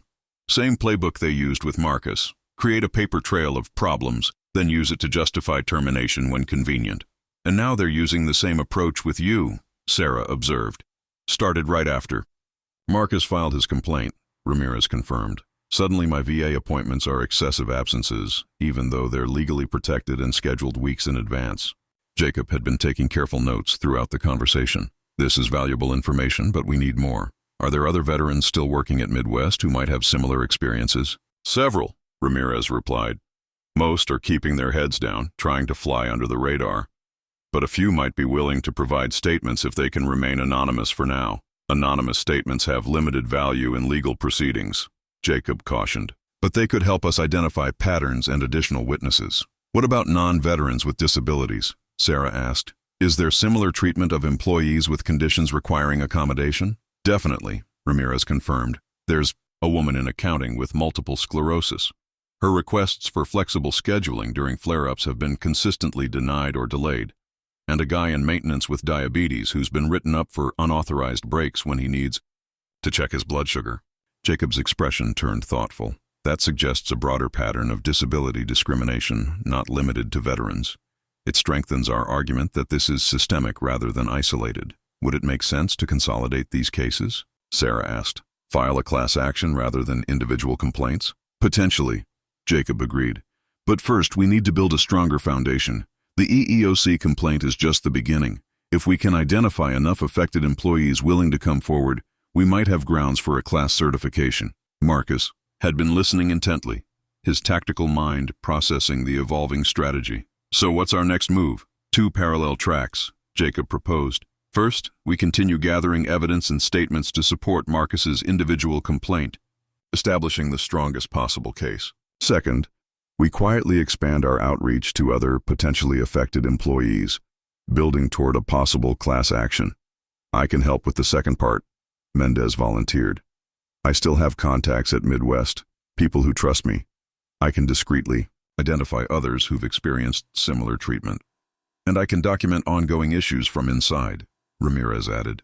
At least until they find a reason to terminate me too. Be careful, Sara warned. They're on high alert now. Any hint that you're gathering evidence could accelerate their timeline. I know how to keep a low profile, Ramirez assured her. 2. Tours in Kandahar teaches you something about operating undetected. As they continued strategizing, a subtle shift occurred in the group dynamic. What had begun as support for Marcus's individual case was evolving into something larger, a coordinated effort to expose and challenge a discriminatory system. Their military training, the emphasis on teamwork, strategic planning, and mission focus, created a natural cohesion that corporate opposition had inadvertently strengthened. By early evening, they had developed a comprehensive action plan. Jacob would handle the legal framework, preparing for both individual and potential class proceedings. Sara would organize and analyze evidence, applying her investigative expertise to identify patterns and weaknesses in Midwest's practices. Marcus, Mendez, and Ramirez would leverage their veteran networks to identify additional affected employees while documenting ongoing discriminatory behaviors. One more thing to consider, Jacob said as the meeting wound down. Midwest will almost certainly offer a settlement once they realize the scope of what we're building. Be prepared for that. How likely is a settlement versus going to trial? Marcus asked. Most employment discrimination cases settle, Jacob acknowledged. Companies typically want to avoid the publicity and uncertainty of trial, but settlements usually come with non-disclosure agreements, which would prevent you from discussing the case publicly, which means no systemic change, Sara noted. Just individual compensation. Exactly. So each of you needs to decide what your primary objective is.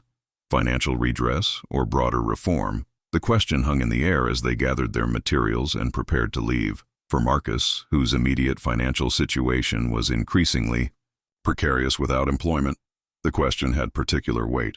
A settlement could provide stability and closure, but at the cost of the wider impact they were beginning to envision. As they exited the building, a voice called from across the parking lot. Sergeant Reeves?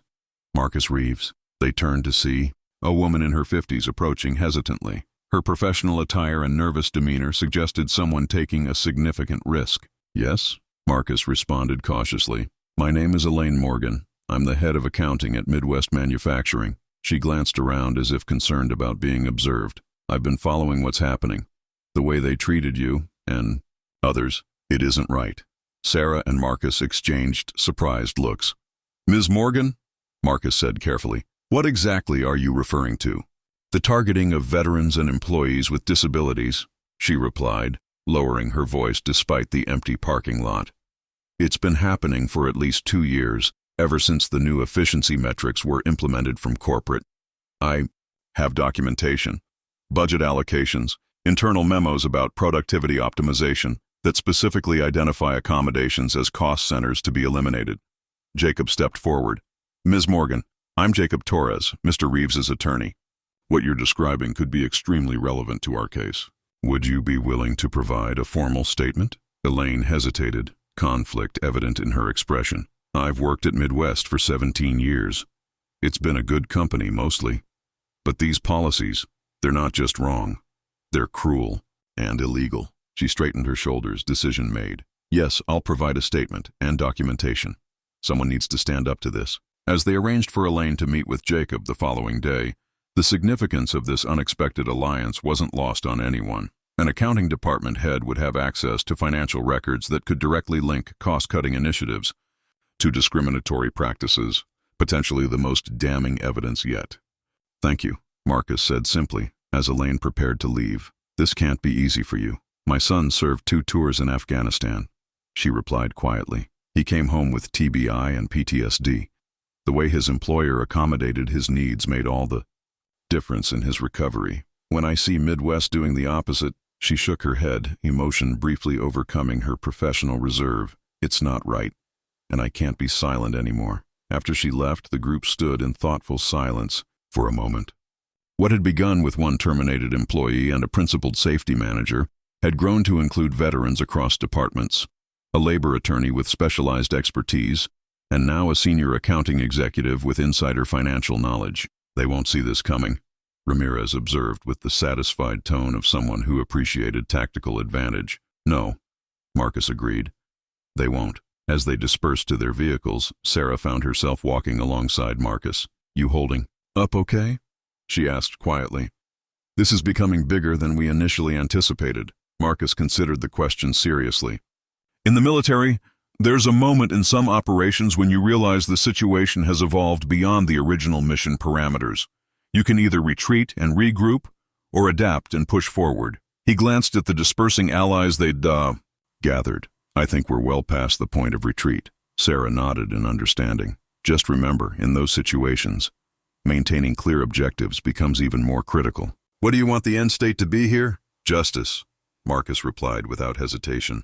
Not just for me, but for everyone they've pushed aside because accommodating their needs was inconvenient or costly. And change, so the next veteran who walks into that factory doesn't have to hide their service-related disabilities to keep their job. Then that's what we'll focus on, Sara said simply, as if the outcome were already certain. As they parted ways in the darkening parking lot, the alliance they had formed felt increasingly like a unit preparing for a difficult but necessary mission. Different backgrounds, different roles, but unified in purpose and committed to leaving no one behind. The corporate resistance they faced was substantial, but so was the collective strength they were building, one alliance at a time. 3 weeks. After filing the initial EEOC complaint, Marcus sat in Jacob Torres's office, reviewing the substantial documentation they had assembled. What had begun as a straightforward wrongful termination claim had evolved into something far more comprehensive. The EEOC investigator called this morning, Jacob informed him, adjusting his reading glasses. They've completed their preliminary review and found reasonable cause to believe discrimination occurred. That's significant. Most complaints don't get past this stage. Marcus nodded, though the legal terminology and bureaucratic processes still felt foreign compared to the direct action he was accustomed to in the military.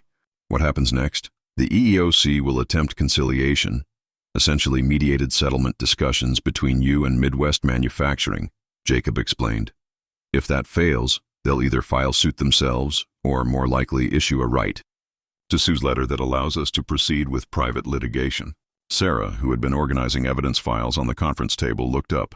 Based on our interactions with Midwest so far, how likely is conciliation to succeed? Ordinarily, I'd say the chances were slim, Jacob admitted.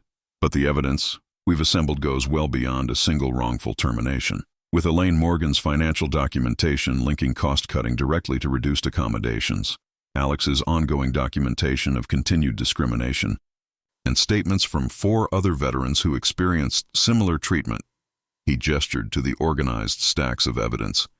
Midwest is facing potential liability far beyond your individual case, Marcus, which makes settlement more attractive to them, Marcus concluded. Exactly. Corporate entities typically perform cost-benefit analyses in these situations. Fighting a class action with this level of evidence would be expensive, time-consuming, and potentially damaging to their reputation and government contracts. Sara frowned slightly. So they'll try to buy their way out of accountability. Most likely, Jacob acknowledged. They'll offer financial compensation in exchange for confidentiality and release of claims. The question is whether that outcome aligns with your objectives. Marcus stood and paced to the window, gazing out at the county courthouse across the street. His reflection in the glass showed a man changed by recent events, still composed, still precise in his movements, but with a new sense of purpose that had replaced the defensive hypervigilance of those first days after his termination. What kind of settlement would actually create change? He asked finally. Not just money, but real policy changes that would protect others? Jacob smiled slightly, approval evident in his expression. That's precisely the right question. In my experience, meaningful settlements include several components beyond financial compensation. Policy revisions, training requirements, monitoring provisions, and sometimes external oversight for a specified period. He pulled a document from his briefcase. I've drafted potential settlement terms that incorporate these elements. We demand not just compensation for affected employees, but also implementation of specific accommodations for veterans with PTSD and other service-related disabilities, mandatory training for management on military cultural competence, and regular compliance reporting to the EEOC for at least 3 years. Marcus reviewed the document, noting the careful balance between accountability and practicality. And if they refuse these terms, then we proceed to litigation, Jacob stated matter-of-factly. The class action paperwork is already prepared. We have named plaintiffs ready to join you, and Elaine's evidence substantially strengthens our position. Sara joined them at the window, her reflection appearing alongside Marcus's in the glass. The litigation route would take longer but potentially create more significant public pressure. Media coverage of veterans being systematically pushed out of jobs due to service-related disabilities would generate substantial negative publicity, especially in a manufacturing company that benefits from government contracts, Jacob added. Those contracts often include requirements regarding veteran employment and non-discrimination. Marcus absorbed this information, weighing options, with the same methodical analysis he'd once applied to mission planning. How would litigation affect the others involved? Ramirez still works there. Elaine is risking her career. There would be anti-retaliation provisions in any settlement, Jacob assured him. And if Midwest did retaliate, it would only strengthen our case and potentially trigger additional penalties. But the stress and uncertainty would be real, Sara noted pragmatically. Litigation is never easy on the participants, especially whistleblowers. Marcus nodded, acknowledging the human cost that legal language sometimes obscured. These weren't just witnesses or plaintiffs. They were people who had chosen to stand with him, often at considerable personal risk. I want to discuss settlement terms with the others before making any decisions, he said finally. This isn't just my fight anymore. A wise approach. Jacob agreed. I can arrange a meeting with all potential class members later this week. In the meantime, his phone buzzed with an incoming message. Excuse me one moment. As Jacob stepped away to take the call, Sara moved closer to Marcus at the window. You're doing well with all this, she observed quietly. The legal process can be more stressful than combat for some veterans. Less clear objectives, unfamiliar terrain. Marcus smiled slightly at the military metaphor. I've had good intelligence support, he replied, nodding toward her organized evidence files. Makes navigating unfamiliar terrain easier. Sara accepted the acknowledgement with a small nod. Their professional relationship had evolved over the weeks of investigation and preparation, developing into a partnership based on mutual respect and shared purpose. They rarely discussed personal matters, maintaining the focused efficiency that had characterized their collaboration from the beginning, but an unspoken understanding had formed between them nonetheless. Jacob returned, his expression reflecting significant news. That was my contact at the Department of Labor. They've decided to join the investigation under USARA provisions. That's a game changer. It brings federal resources and additional legal authorities to bear. Why the sudden interest? Sara asked. Apparently, our evidence suggests a pattern that may extend beyond Midwest manufacturing. The DOL is investigating several manufacturing companies with similar policies targeting veterans with service-related disabilities. They believe our case could establish important precedent. The implications were substantial. What had begun as one man's wrongful termination had expanded to potentially impact veteran employment practices nationally. There's one other development, Jacob continued. Midwest's legal department has requested a meeting prior to formal conciliation. That suggests they're already considering settlement options, or planning to offer a quick payout before we complete class certification, Sara pointed out. Possibly, Jacob acknowledged.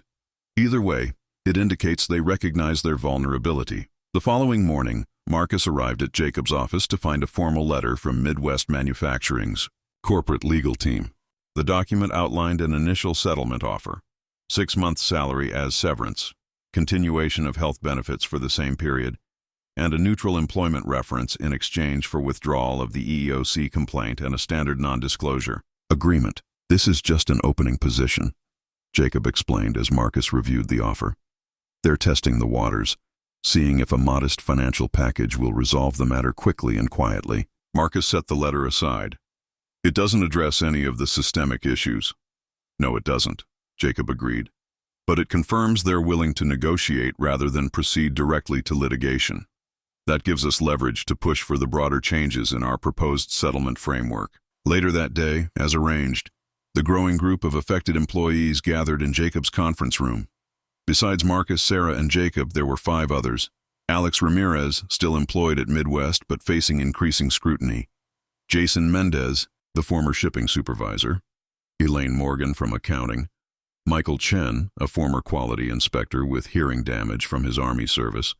And Diane Winters, a customer service representative with mobility limitations from a Marine Corps training accident. Jacob outlined the initial settlement offer and their potential response, emphasizing the choice between individual compensation and systemic reform. This initial offer includes nothing about policy changes, accommodations, or protection for current and future employees, he explained. It's a standard individual severance package designed to make the problem, meaning, you, Marcus, go away quietly. 6 months' salary isn't bad, Mendez observed, but it does nothing for the rest of us, or for veterans who might work there in the future. Exactly, Jacob agreed, which is why I've prepared a counteroffer that includes class-wide relief. He distributed copies of the document. This proposes structural changes to Midwest's accommodation policies, training requirements for management, compensation for all identified class members, and ongoing monitoring to ensure compliance. The room fell silent as everyone reviewed the comprehensive proposal. It was ambitious, demanding significant policy revisions, substantial financial compensation, and external oversight of Midwest's employment practices for 3 years. They'll fight this, Elaine warned, her accounting mind clearly calculating the costs involved. These changes would require budgetary adjustments across departments. Yes, they will, Jacob acknowledged. But fighting a class action with DOL, Involvement would be considerably more expensive, both financially and reputationally. What about the non-disclosure requirement? Sara asked, highlighting the relevant section in the original offer. That seems central to their approach. It is, Jacob confirmed. Corporate entities typically prioritize confidentiality to prevent both public relations damage and what they call copycat claims, other employees recognizing their own mistreatment and filing similar complaints. Marcus studied the faces around the table, people who had risked their livelihoods and reputations to stand with him. The decision wasn't just about his financial security anymore. I'm not interested in being quietly paid off while others continue to face discrimination, he stated firmly. If settlement is an option, it needs to include real change, not just money. Nods of agreement circled the table, though Michael Chen raised a practical concern. I respect the principle, but I've been unemployed for 5 months. My savings are, nearly gone. I need to consider the financial reality too. Jacob nodded understandingly. That's a valid consideration, Michael. Our counteroffer includes individual compensation for all class members, potentially higher than what Marcus was offered. But I want everyone to make informed decisions based on their personal circumstances. Diane Winters, who had been quiet throughout the discussion, finally spoke up. When I was injured during training, my commanding officer told me something I've never forgotten. He said, "The measure of a unit isn't how it treats its strongest members, but how it accommodates its wounded." She looked around the table. Midwest failed that measure. I want them to do better, not just pay us to be silent. Her words resonated with the group, crystallizing the moral dimension of their decision beyond legal strategy or financial considerations. I propose we proceed with the counteroffer as Jacob has outlined, Marcus suggested. If Midwest is serious about resolution, they'll engage with these terms. If not, we're prepared for the next phase. The vote was unanimous.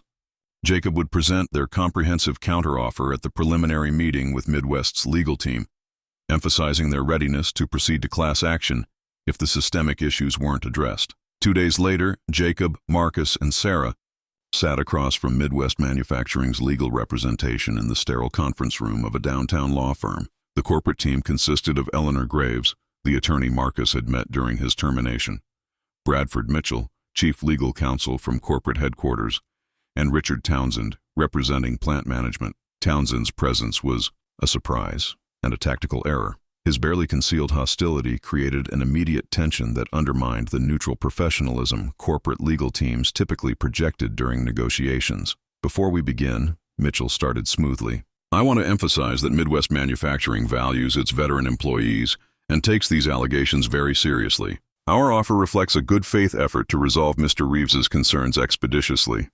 Jacob nodded politely. We appreciate that perspective.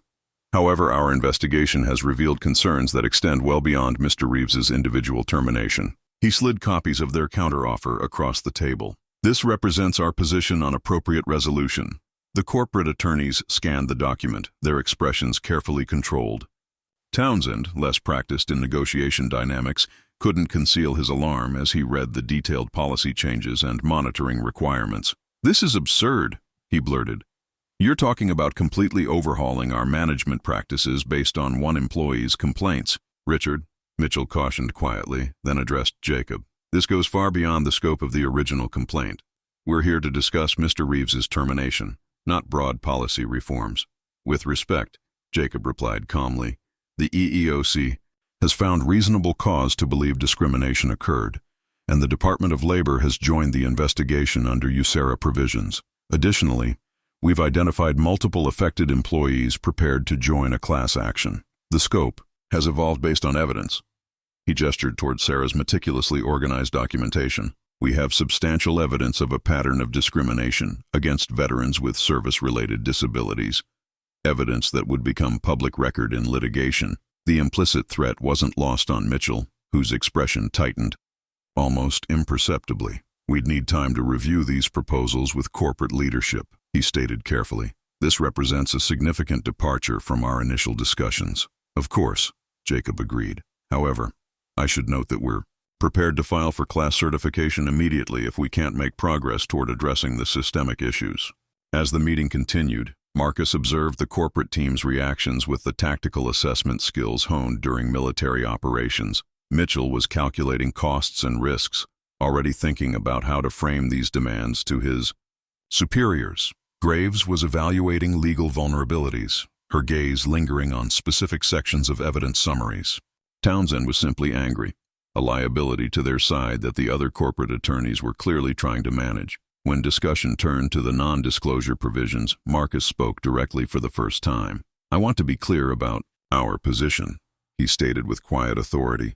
"We're willing to negotiate specific terms, but we won't accept broad confidentiality requirements that prevent other veterans from learning about improved accommodation policies.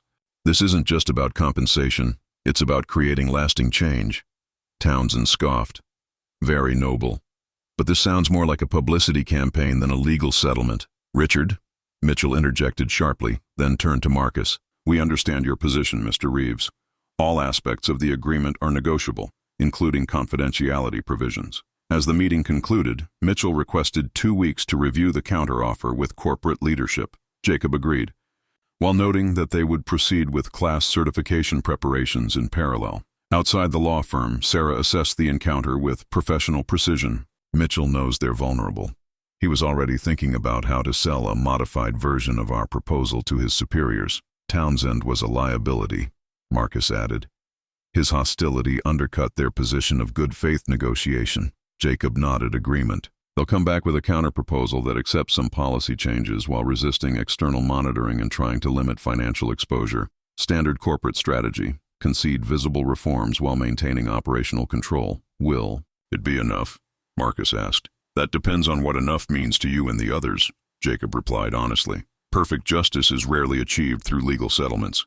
The question is whether we can secure meaningful improvements that justify resolving this without a protracted court battle." As they walked back to Jacob's office, Marcus reflected on how far they had come from that first day in his apartment, when Sara had presented initial evidence of discrimination. What had begun as one man's search for basic justice had evolved into a coordinated campaign for systemic change, a mission with potential impacts far beyond his individual circumstances. The formal complaint had transformed from a personal grievance into something that felt almost like the missions he'd led in Iraq, purposeful, strategic, and grounded in principles worth fighting for. Whatever Midwest Manufacturing offered in response, Marcus knew they had already achieved something significant. They had forced a powerful institution to recognize that veterans' rights couldn't simply be sacrificed to corporate efficiency metrics. Some battles were worth fighting, even when victory wasn't guaranteed. This, Marcus had decided, was definitely one of them. The 2-week waiting period for Midwest's response to their counteroffer stretched everyone's nerves. Jacob worked on class certification documents as a contingency. The affected employees maintained their regular check-ins, sharing information and supporting each other through the uncertainty. For Sara, the time was spent meticulously organizing evidence and preparing for potential challenges to their case. Marcus had found temporary work through a veterans employment program. Nothing permanent, but enough to ease his immediate financial concerns. The position with a local security company utilized his military background while accommodating his PTSD with predictable schedules and limited sensory stressors. One evening, after a particularly intense preparation session reviewing potential weaknesses in their case, Sara and Marcus decided to grab dinner at a quiet diner near Jacob's office. It had become something of a tradition, these debriefing sessions where they could speak freely about developments and strategies away from the formal environment of legal meetings. "Jacob thinks they're stalling," Sara noted as she stirred her coffee, dragging out the response to increase financial pressure on those who need immediate relief. Marcus nodded. "Classic attrition strategy. Extend the battlefield timeline until the opponent's resources are depleted." "Exactly. Michael Chen is particularly vulnerable. His unemployment benefits are nearly exhausted." "I've been thinking about that," Marcus said. "The security company I'm working with has an opening in their monitoring center. Quiet environment, minimal direct interaction. Might suit Michael's situation." Sara smiled slightly. "Always looking out for your unit." "Force of habit," Marcus acknowledged. "You develop certain instincts as a sergeant." Their conversation drifted to tactical aspects of the case, anticipating Midwest's response, preparing counter-arguments, identifying potential weaknesses in their evidence. It was familiar territory, the kind of strategic planning that drew on their shared military background. As they were finishing their meal, the restaurant's overhead lights flickered briefly during a momentary power fluctuation. Most patrons barely noticed, But Sara's reaction was immediate and visceral. A sharp intake of breath, pupils dilating, body tensing as if bracing for impact. The episode lasted only seconds before she regained control, but Marcus had observed it with the heightened awareness of someone intimately familiar with trauma responses. He said nothing, simply waited as Sara deliberately regulated her breathing, the same 4-count technique he himself used. When she looked up, she found him watching her with quiet understanding, rather than the awkward concern or pity that civilians often displayed. "Kandahar?" he asked, simply. Sara hesitated, then nodded once. "Forward operating base in Jari district. Power station attack." The shorthand of shared experience allowed volumes of understanding to pass between them without detailed explanation.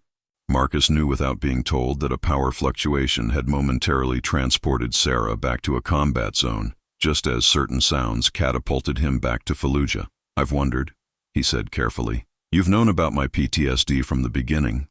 Recognized the symptoms immediately. It wasn't just professional knowledge. Sara was silent for a long moment, turning her coffee cup slowly between her palms. When she spoke, her voice was measured, factual. "My second deployment, I was investigating a sexual assault case at a forward operating base in Jari.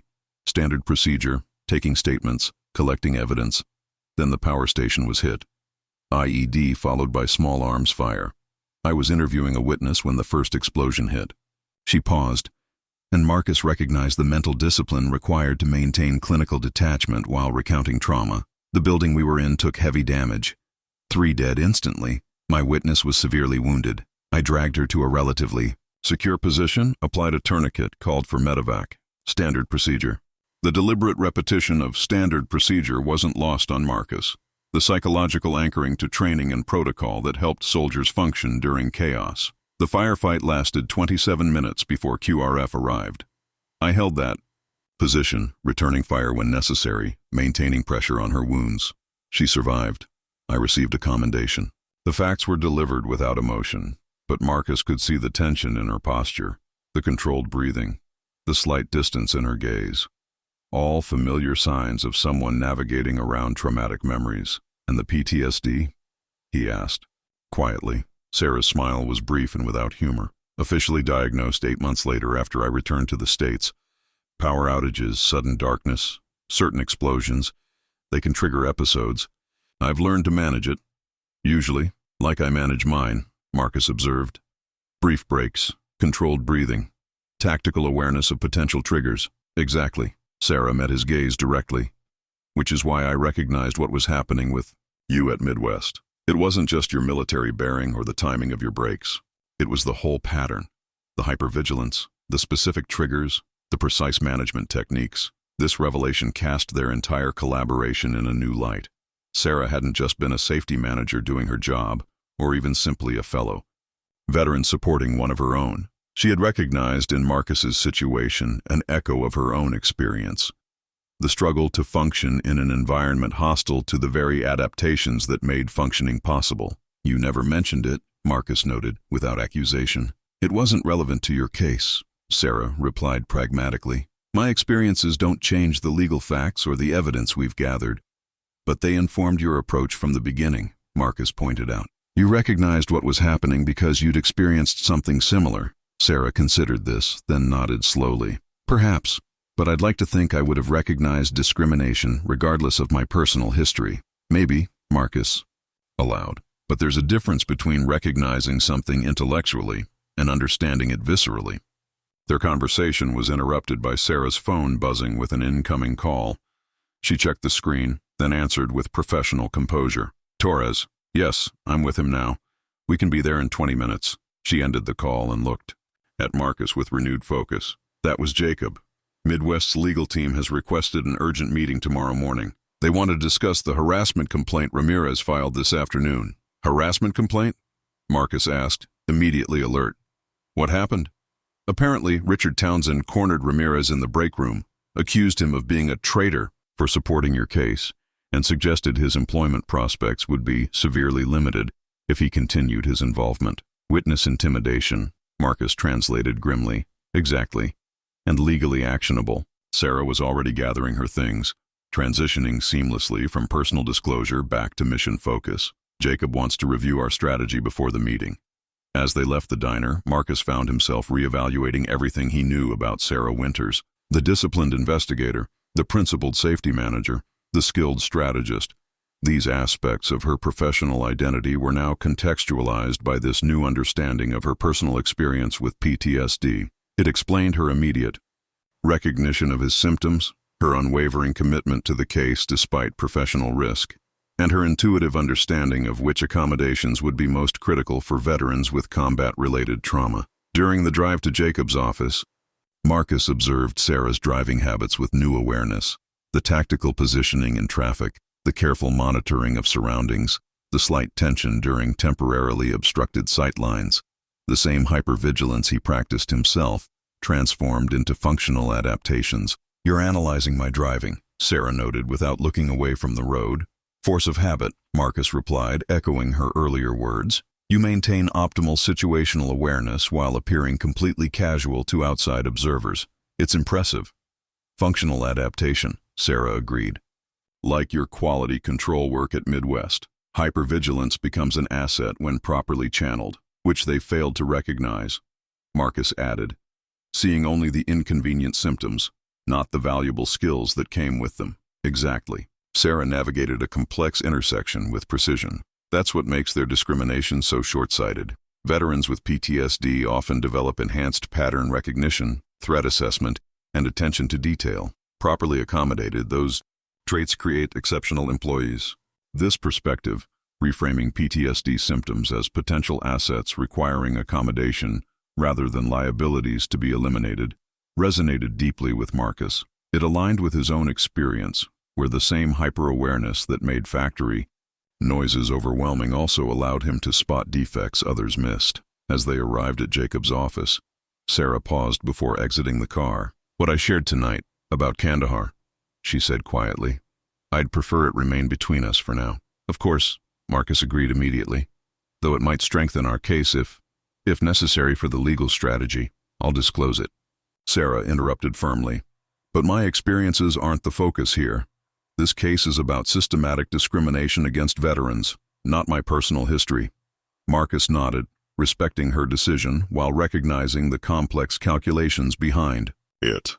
In his experience, veterans often compartmentalized their trauma, not out of shame, but from a pragmatic desire to maintain control over when and how those experiences were discussed. Inside Jacob's office, they found him reviewing Ramirez's formal harassment complaint, his expression reflecting both concern and strategic calculation. "This is problematic for Midwest on multiple levels," he explained as they settled around the conference table. "Witness intimidation during an active EOC investigation carries significant penalties. More importantly for our strategy, it demonstrates exactly the hostile environment toward veterans that we've alleged exists." "Townsend's always been the weak link in their chain of command," Sara observed. "He reacts emotionally rather than strategically, which is why their legal team requested this emergency meeting," Jacob agreed. "They're trying to contain the damage before we can formally amend our complaint to include this incident." As they prepared for the next day's confrontation, Marcus found himself occasionally watching Sara with new understanding. The disciplined professional beside him, methodically marking relevant precedents and organizing evidence, carried invisible wounds not unlike his own. Yet she had transformed those wounds into tools: heightened awareness, precise observation, empathetic recognition of others' trauma responses. It was, he realized, a different kind of strength than what was typically celebrated in military contexts, not the ability to ignore pain or suppress symptoms, but the wisdom to adapt around them, to incorporate them into a functional system. When the strategy session concluded near midnight, Marcus and Sara walked to the parking garage together. The late hour and empty streets activated their shared hypervigilance, both scanning surroundings with the automatic threat assessment of combat veterans. "They'll try to isolate Ramirez's experience as an anomaly," Sara predicted as they approached her car. "Present Townsend as an individual acting against company policy rather than representing systemic attitudes." "Standard damage control," Marcus agreed. "Sacrifice the compromised position to protect the main objective." The military metaphor hung between them, a reminder of their shared language and experience. "About tonight," Sara said as they reached her vehicle. What I shared stays between us, Marcus assured her. We all carry different wounds from our service. How we manage them is personal. Sara nodded, visibly relieved by his understanding. It's not that I'm ashamed of my diagnosis. I just prefer to control when and how it becomes part of the conversation. I get it. More than most. They stood for a moment in the dim light of the parking garage, two veterans who had found unexpected common ground in their shared struggles and adaptations.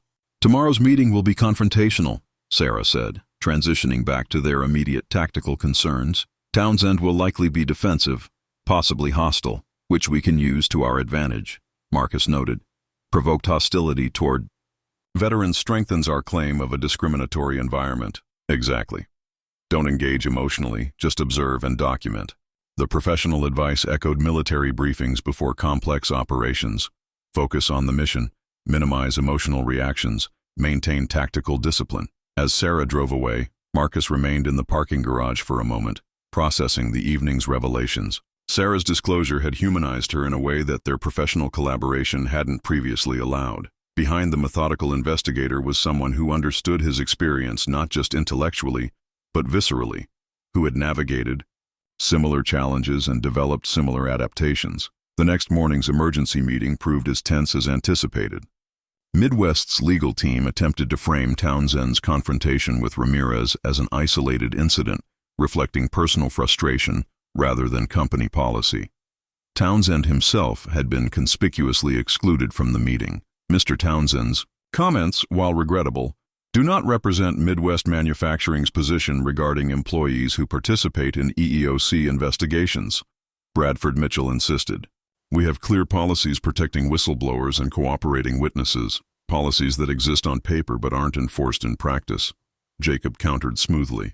This incident demonstrates exactly the hostile environment toward veterans that forms the basis of our complaint. Throughout the tense exchange, Marcus observed Sara's precise documentation of each statement, her clinical detachment never wavering despite the personal stakes involved. It was the same disciplined focus he'd developed in combat, the ability to compartmentalize emotion when mission requirements demanded clarity. When Mitchell suggested that Ramirez might have misinterpreted Townsend's comments, Sara intervened with surgical precision. Ramirez's witness statement includes verbatim quotes, she noted, sliding a document across the table. Two other employees overheard the exchange and have provided corroborating statements. Additionally, Midwest's break room security cameras would have captured the incident. We'll be requesting that footage as part of our evidence collection. Mitchell's expression tightened at this revelation.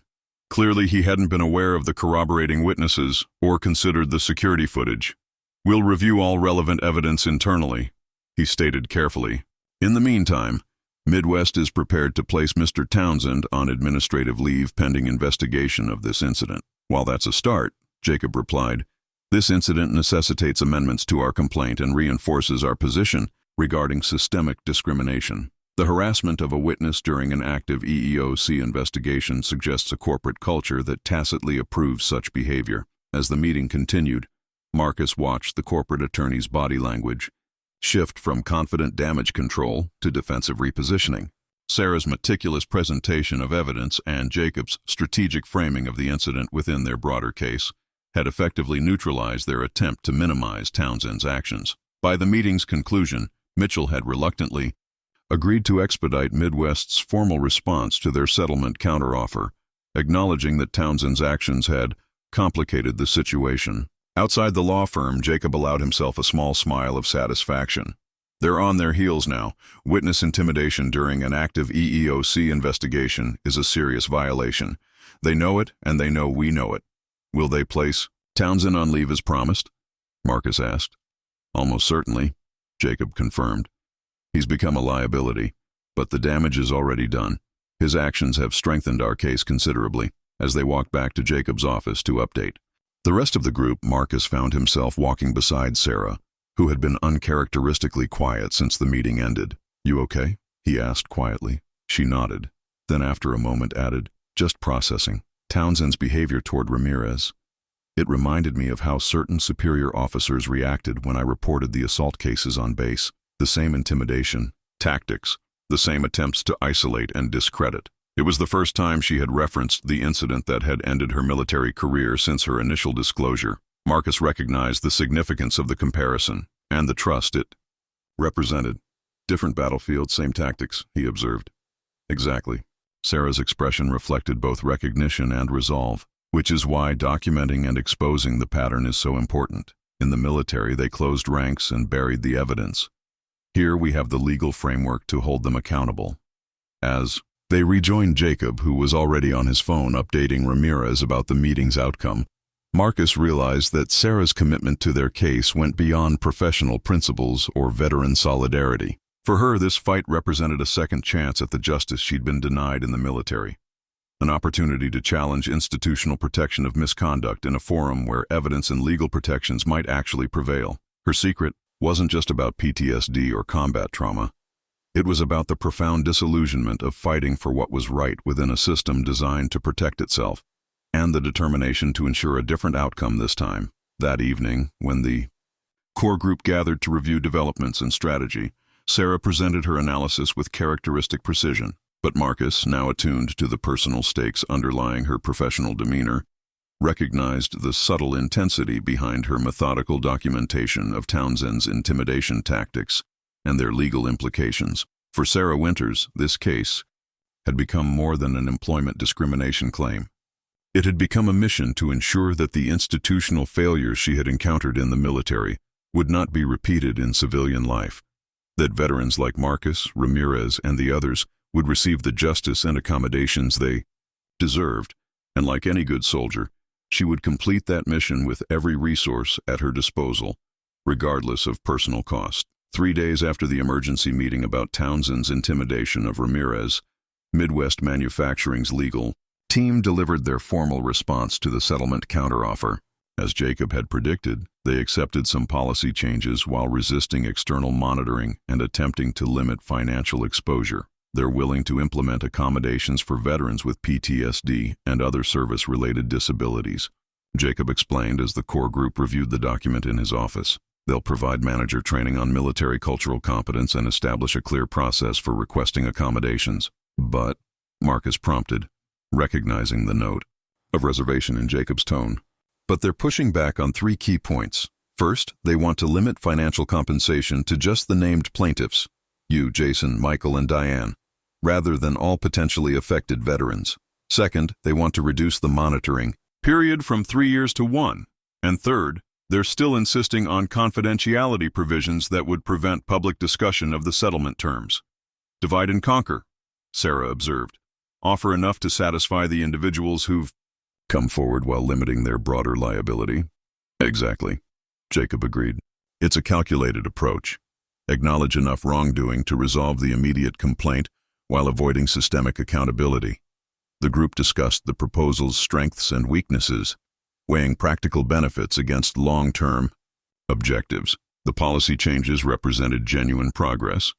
Veteran employees would have clearer accommodation rights and formal procedures for asserting them, but the limited monitoring period and confidentiality requirements would restrict their ability to ensure long-term compliance and prevent similar discrimination elsewhere. What's your recommendation?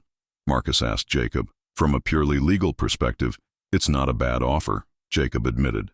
The policy changes address the core discrimination issues, and the financial terms for named plaintiffs are reasonable. But the restricted monitoring and confidentiality provisions limit the broader impact we've been working toward. So we push back, Ramirez suggested. Counter their counter. We could. Jacob agreed. But negotiations have momentum. If we push too hard on every point, they might withdraw and prepare for litigation instead. We need to identify our non-negotiables versus areas where we can compromise. As the discussion continued, Sara received a text message that drew her attention away from the meeting.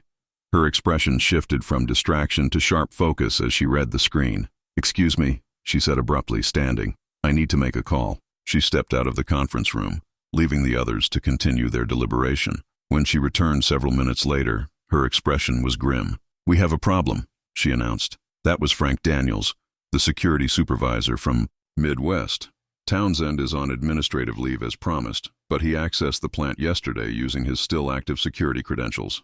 Frank just reviewed the footage as part of his routine security audit. What was Townsend doing there? Marcus asked, instantly alert to the threat implications. According to Frank, he spent approximately 20 minutes in the safety inspection area, specifically examining equipment that's scheduled for certification tomorrow. Equipment that, if it failed inspection, could trigger significant OSHA penalties and production delays.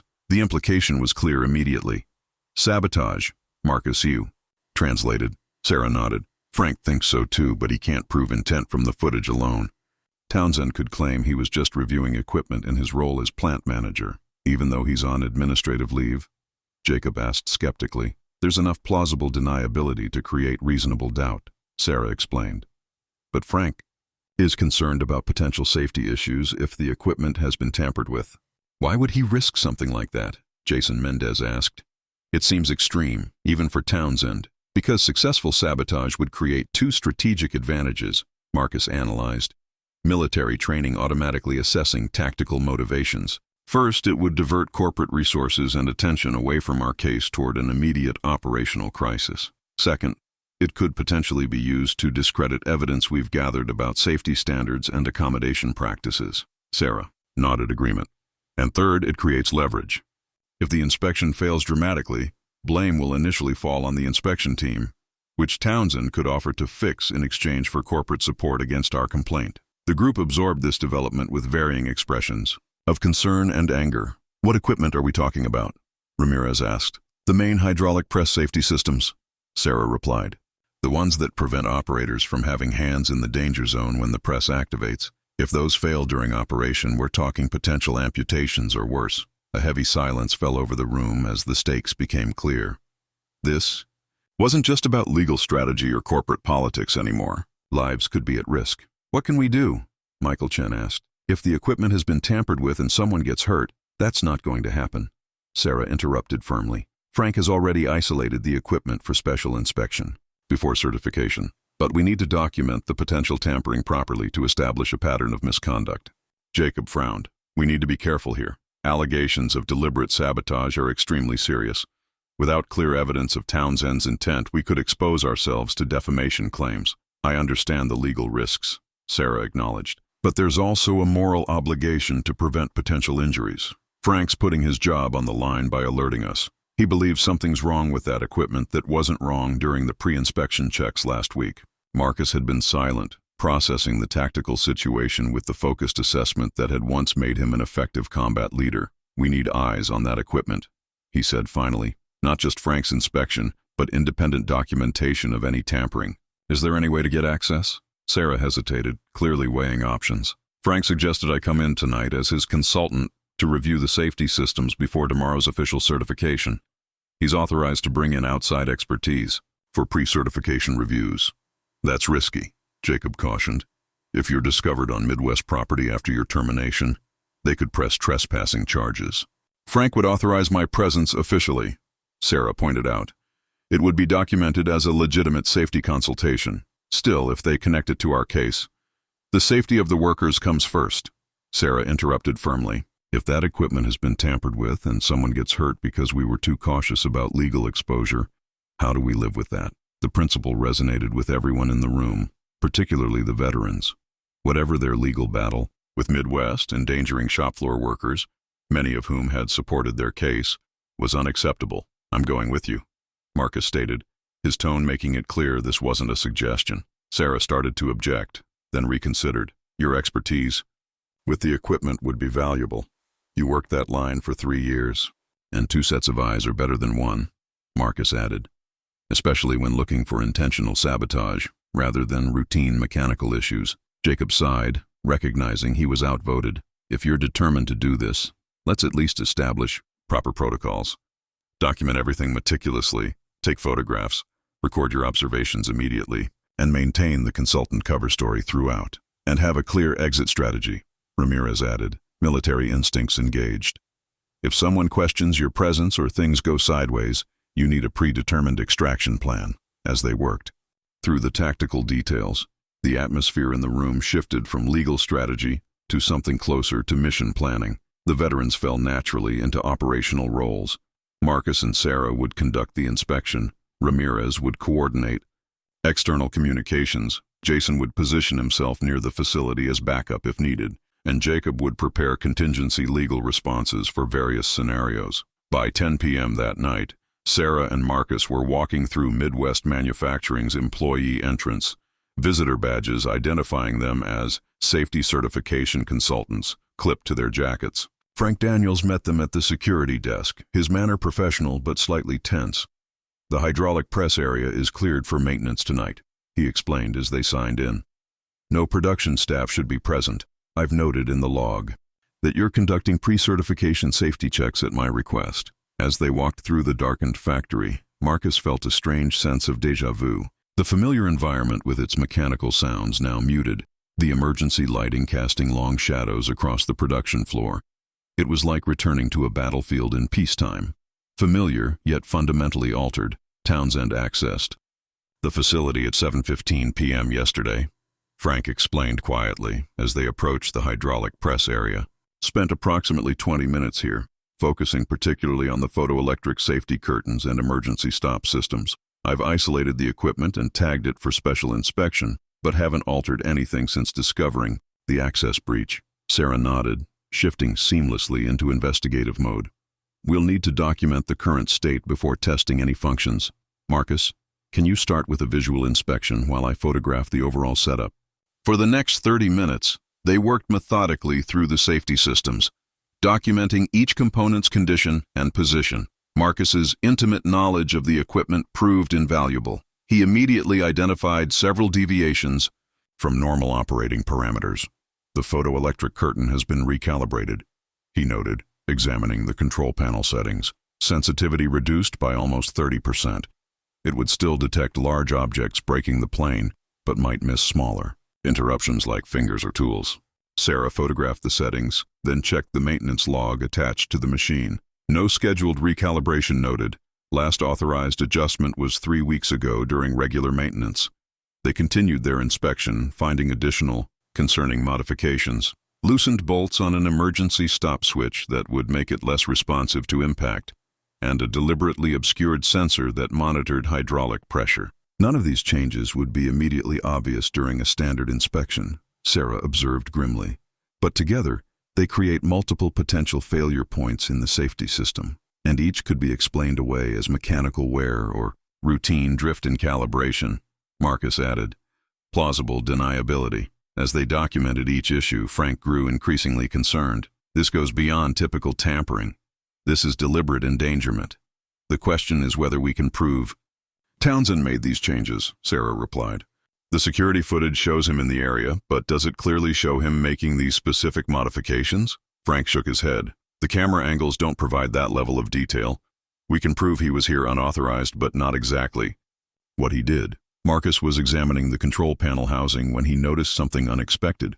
A small smudge of grease on the inside of the access panel, partially obscuring a manufacturer's label. "Sara," he called quietly. "Look at this." She joined him, squinting at the smudge. "What am I looking at?" "Not the grease, the pattern underneath it." Marcus pointed to a barely visible impression in the adhesive label. "That's a partial fingerprint. Someone pressed their thumb against the label while it was still tacky from cleaning solvent." Sara's eyes widened in recognition. "And the only reason to open this access panel is to adjust the internal calibration settings, which aren't part of routine maintenance?" "Exactly." Marcus carefully photographed the fingerprint impression from multiple angles. "If this matches Townsend's prints, it places his hand literally inside the control mechanism during his unauthorized visit." "That's the smoking gun we needed," Frank said, relief evident in his voice. Physical evidence tying him directly to the tampering. They completed their inspection, meticulously resetting each safety system to proper specifications and documenting the corrections. By midnight, the hydraulic press was restored to safe operating condition, with comprehensive documentation of the unauthorized modifications and their potential consequences. As they prepared to leave, Frank looked troubled. "This goes beyond our legal dispute. This was a deliberate attempt to create conditions that could seriously injure workers. As security supervisor, I need to report this to corporate safety compliance and possibly law enforcement." Sara nodded. "You should. This transcends our case against Midwest. Workers' lives were put at risk. What will happen to the official certification tomorrow?" Marcus asked. "I'll ensure it proceeds with proper safety parameters." Frank assured them. No one will be at risk, but I'll also initiate a formal investigation into the tampering, separate from your ongoing case. Outside in the parking lot, Sara and Marcus debriefed via secure call with Jacob and the others who had been standing by. We have conclusive evidence of deliberate safety system tampering, Sara reported. Multiple modifications that would have compromised worker safety, plus potential physical evidence linking Townsend directly to the internal adjustments. This changes our strategic position significantly, Jacob observed. If Midwest's management is faced with evidence that their plant manager deliberately endangered workers in an attempt to undermine our case, their incentive to settle increases dramatically. But it's more than leverage now, Marcus said firmly. This crosses a line. Workers could have been seriously injured or killed if these modifications hadn't been caught. Agreed, Jacob replied. This elevates the case from employment discrimination to potentially criminal behavior. We need to carefully consider how to proceed. Back at Jacob's office an hour later, the core group reconvened to review the evidence and discuss next steps. The photographs and detailed documentation painted a disturbing picture of deliberate sabotage, not just of their legal case but of critical safety systems designed to protect human lives. I've reached out to my contact at the Department of Labor, Jacob informed them. They're very interested in this development, particularly given the potential OSHA violations involved. What about Midwest's settlement offer? Michael Chen asked. Does this change our response?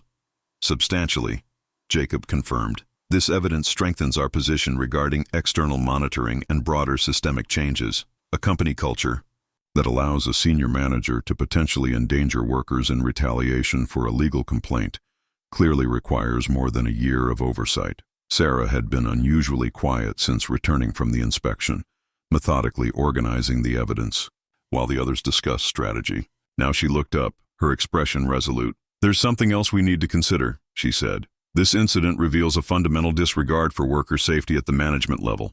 That directly relates to our core argument about accommodations for veterans with PTSD and other disabilities. How so? Diane Winters asked.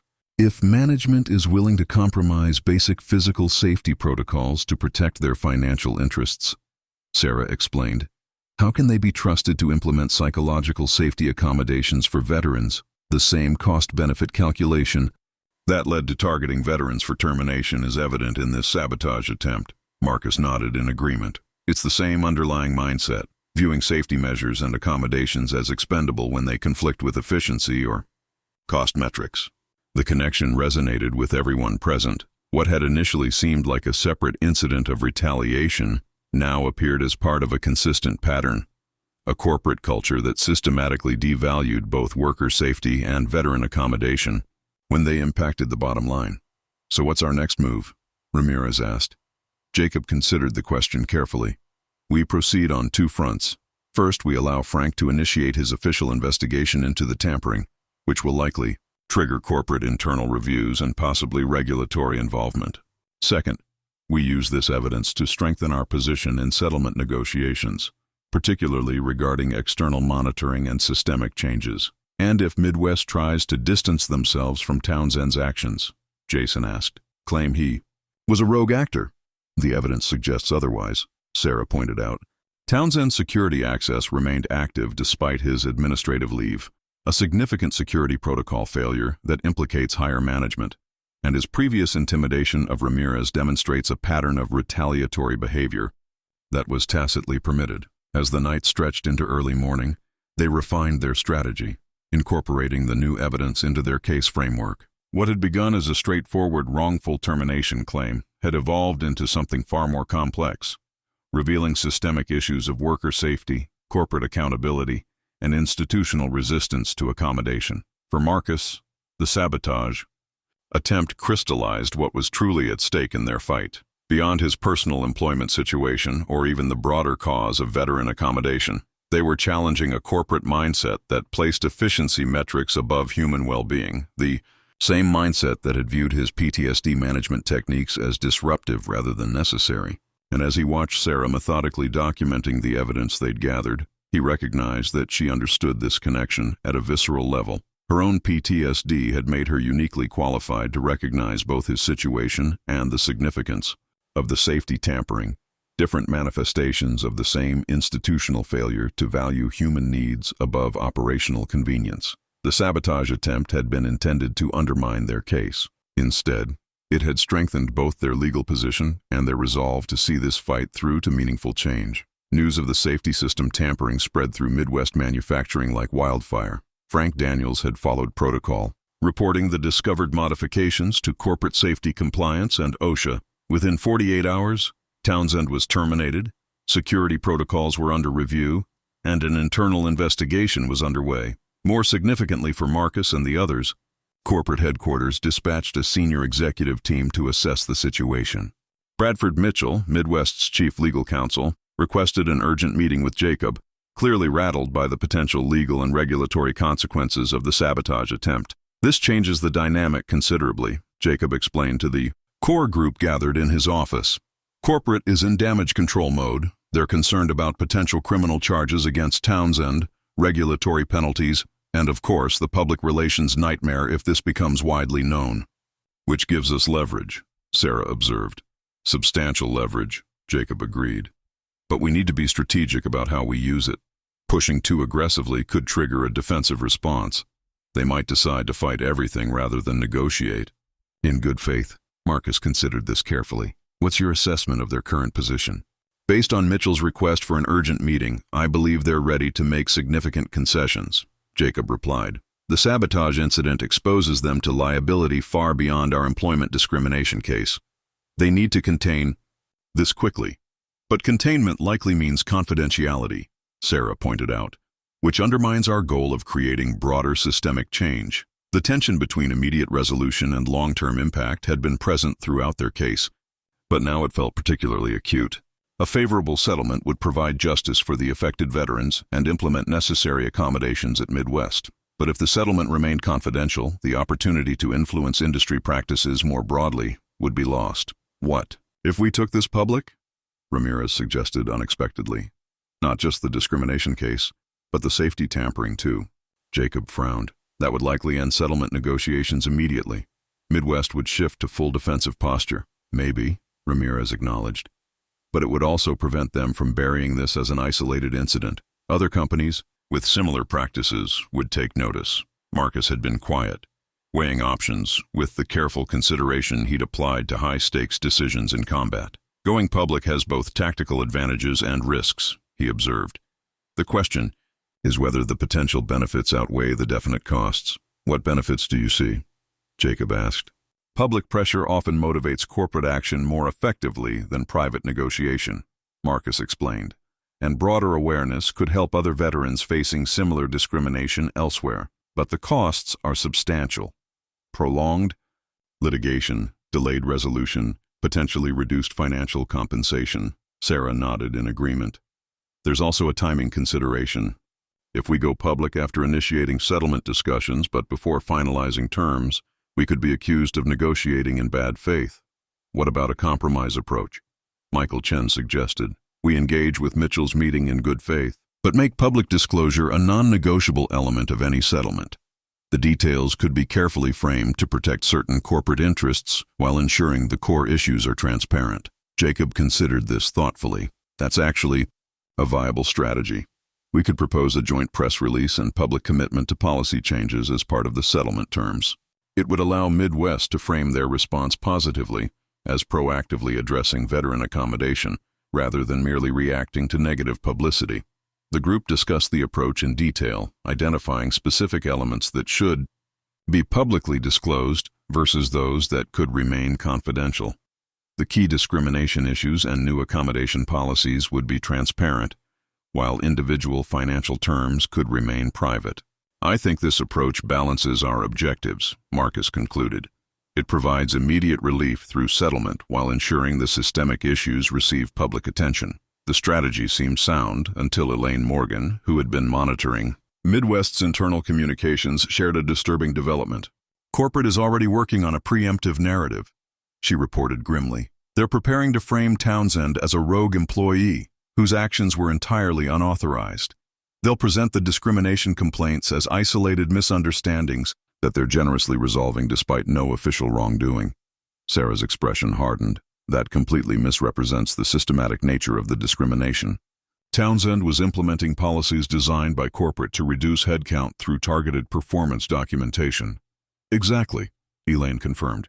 They're crafting a narrative that scapegoats Townsend while protecting the structural problems that enabled the discrimination in the first place. This revelation shifted the calculation dramatically. If Midwest was already preparing to control the public narrative by isolating blame, their carefully balanced compromise approach would be ineffective. The structural discrimination would remain obscured, and the opportunity for broader impact would be lost. "We need to get ahead of their narrative," Marcus stated, his tone reflecting the tactical shift. "Which means going public now, before they establish their version of events." Jacob looked concerned. "Without completing settlement negotiations?"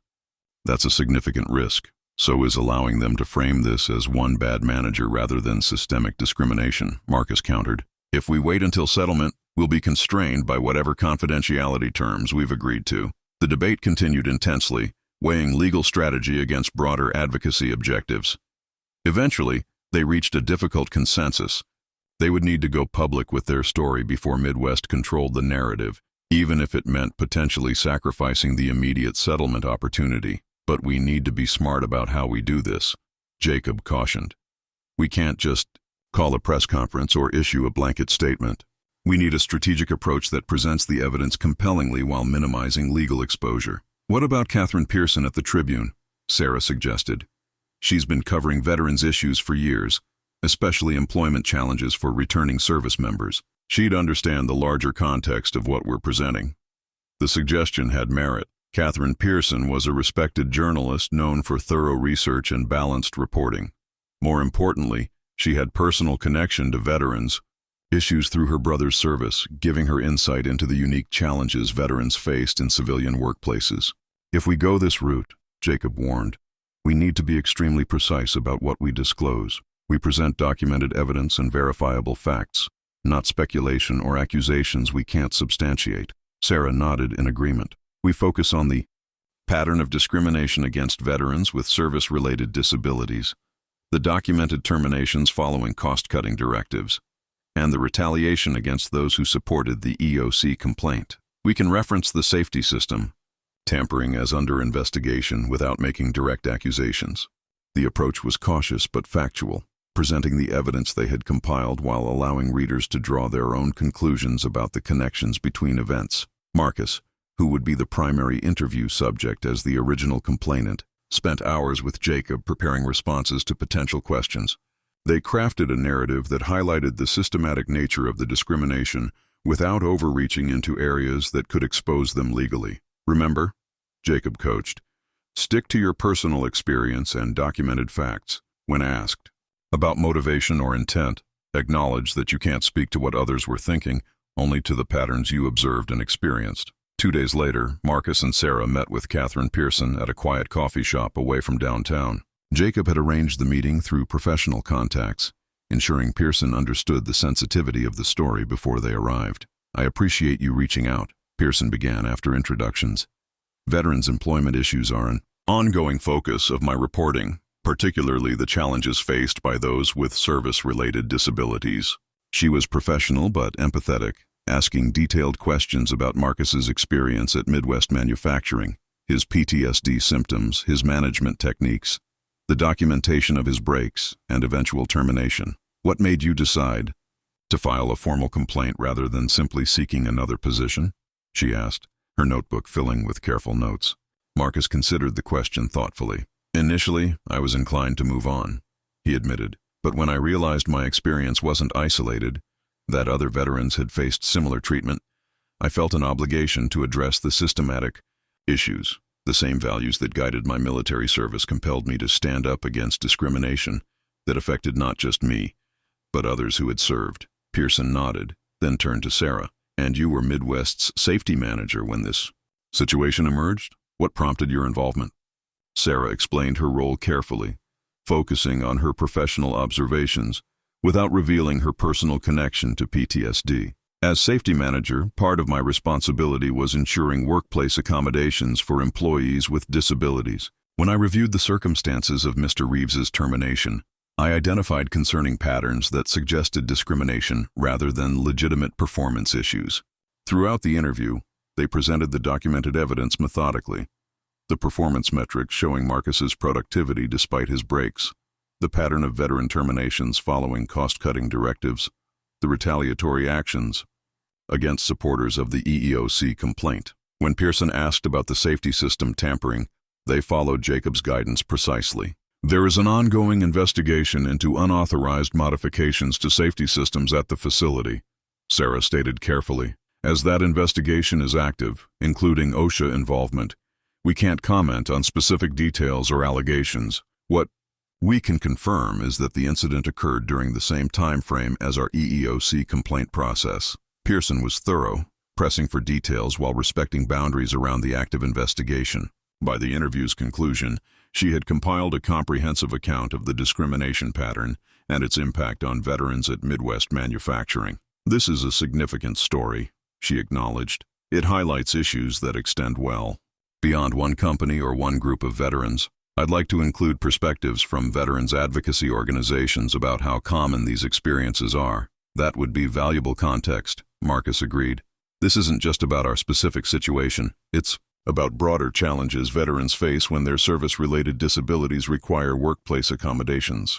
Before they parted, Pearson outlined her next steps. I'll need to reach out to Midwest for comment, of course. The story won't run without giving them an opportunity to respond. I'll also verify the documentation you've provided and speak with some of the other affected veterans who've agreed to be interviewed. When do you anticipate publishing? Sara asked. Assuming Midwest responds promptly within the week, Pearson replied. This warrants thorough fact-checking and potentially legal review, given the ongoing EEOC complaint and safety investigation. As they left the interview, Marcus felt a curious mixture of apprehension and relief. Going public represented a significant escalation, potentially jeopardizing settlement negotiations, but also preventing Midwest from controlling the narrative around veteran discrimination. Do you think we made the right call? He asked Sara as they walked to their cars. She considered the question with characteristic thoroughness. Strategically? It's a calculated risk. Morally? Absolutely. The truth about systematic discrimination against veterans deserves to be public, regardless of how it affects our specific case.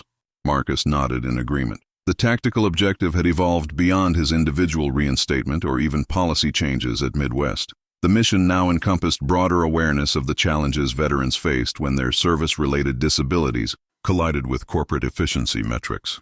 3 days later, Catherine Pearson's article appeared on the front page of the Tribune's Sunday edition. Veterans with PTSD face systematic workplace discrimination, investigation reveals. The comprehensive piece detailed Marcus's experience, the pattern of discrimination against veterans at Midwest Manufacturing, and the broader challenges veterans with service-related disabilities faced in civilian workplaces. Midwest's response, included in the article, was predictably defensive. Midwest Manufacturing values its veteran employees and does not discriminate based on military service or disability status. While we cannot comment on specific personnel matters or ongoing investigations, we are committed to maintaining a supportive workplace for all employees, including our valued veteran team members. But the most powerful aspects of Pearson's reporting were the personal accounts from multiple veterans who had experienced similar discrimination. The data showing disproportionate termination rates for employees with service-related disabilities following cost-cutting directives, and expert commentary from veterans advocacy organizations confirming that these experiences reflected broader systemic issues. By noon, the article had been picked up by national news outlets. By evening, veterans groups across the country were sharing it on social media, many adding their own similar experiences with workplace discrimination. What had begun as one man's wrongful termination claim had ignited a national conversation about how corporate America treated veterans with service-related disabilities. The following morning, Jacob's office received an urgent call from Bradford Mitchell. Midwest Manufacturing's corporate leadership wanted to meet immediately to discuss settlement terms, without preconditions. Going public was the right call, Jacob acknowledged as he shared the news with the group. They recognized that fighting this case publicly would be far more damaging than resolving it quickly, even on terms more favorable to us. What's our position now? Marcus asked. We negotiate from strength, Jacob replied. The public exposure has created pressure they can't easily dismiss, but we maintain the same core objectives: systemic changes to accommodate veterans with service-related disabilities, appropriate compensation for those affected, and meaningful monitoring to ensure compliance. As they prepared for the renewed negotiations, Marcus reflected on how far they had come from his initial termination. What had begun as one veteran fighting for basic justice had evolved into a coordinated campaign for systemic change, a mission as important as any he had undertaken in uniform. By going public, they had transformed an individual complaint into a movement, and like any effective military operation, they had changed the battlefield terrain to favor their objectives, creating public pressure that corporate damage control couldn't easily contain. The fight wasn't over, but for the first time, Marcus felt confident they would achieve something more meaningful than individual compensation or reinstatement. They were changing how veterans with PTSD and other service-related disabilities were treated in the workplace, not just at Midwest Manufacturing, but potentially across industries. That objective was worth every risk they had taken. The Tribune article created exactly the public pressure they had hoped for. Veterans advocacy groups rallied around Marcus's case.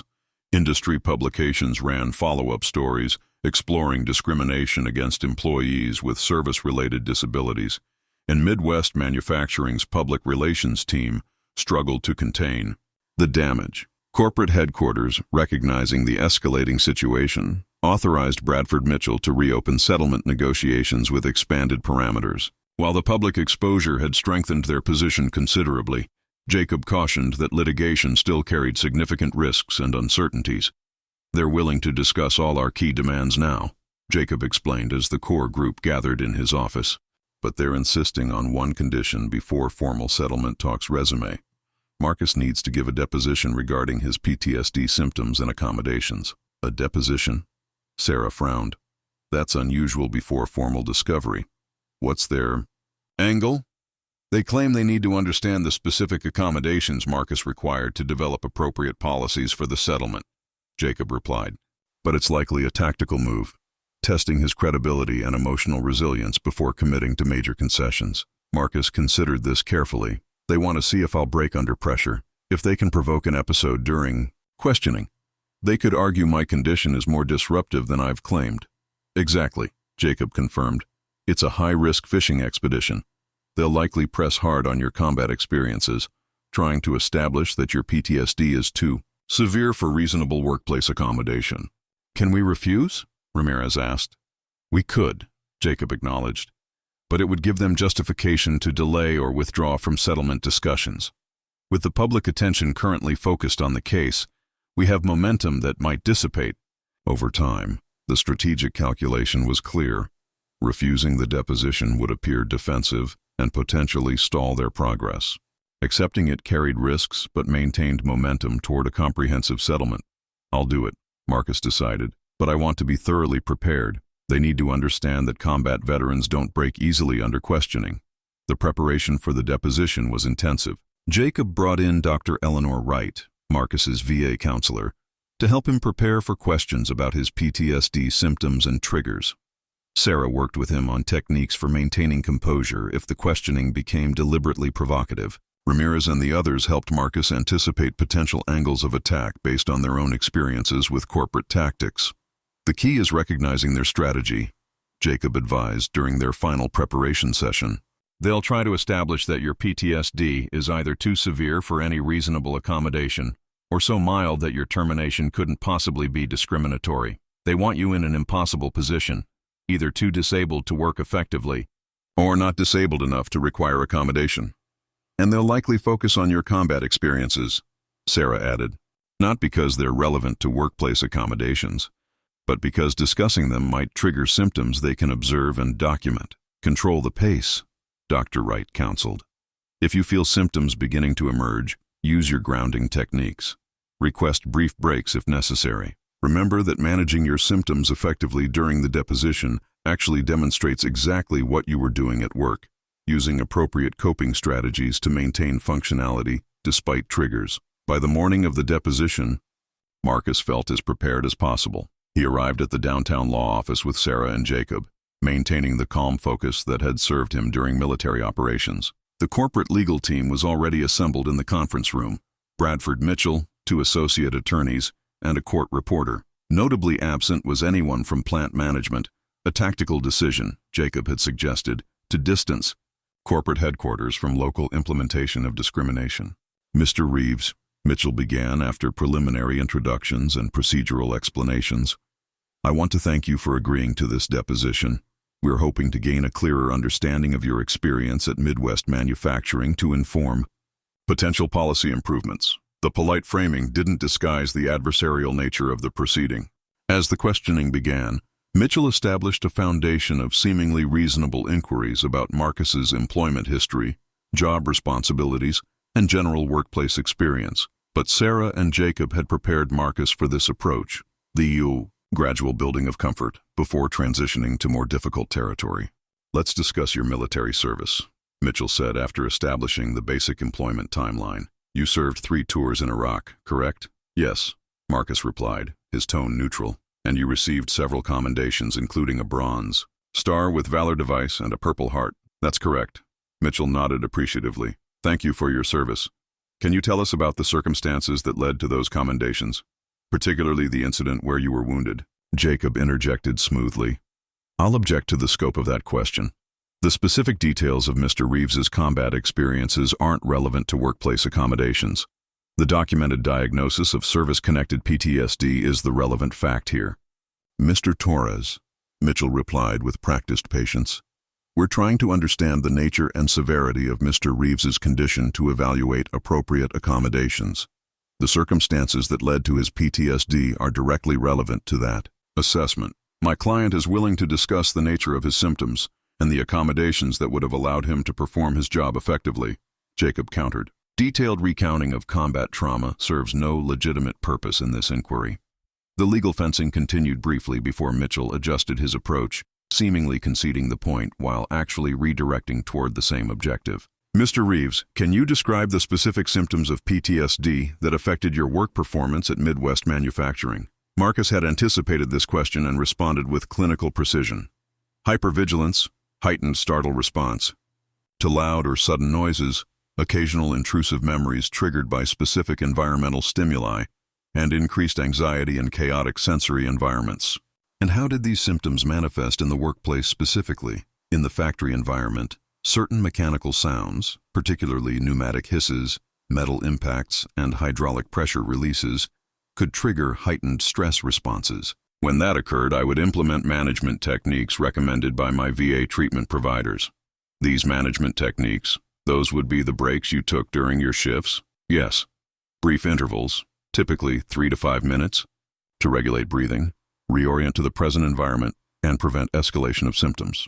Mitchell nodded, making a show of taking notes. And how frequently did you need these breaks? It varied depending on environmental factors, typically 2 to 3 times per 8-hour shift. So approximately every 2 to 3 hours you would leave your workstation without authorization. The framing was deliberate, characterizing necessary symptom management as unauthorized absence. Marcus recognized the trap and maintained his composure. I informed my immediate supervisor of my need for occasional brief breaks. For the first 2 years of my employment, under Supervisor Jenkins, these were accommodated informally with no documentation of unauthorized absence. The characterization of these breaks as unauthorized began only after Dale Harmon became supervisor, coinciding with corporate directives to reduce headcount. Mitchell frowned slightly at the connection Marcus had drawn. Let's focus on your condition rather than management decisions for now.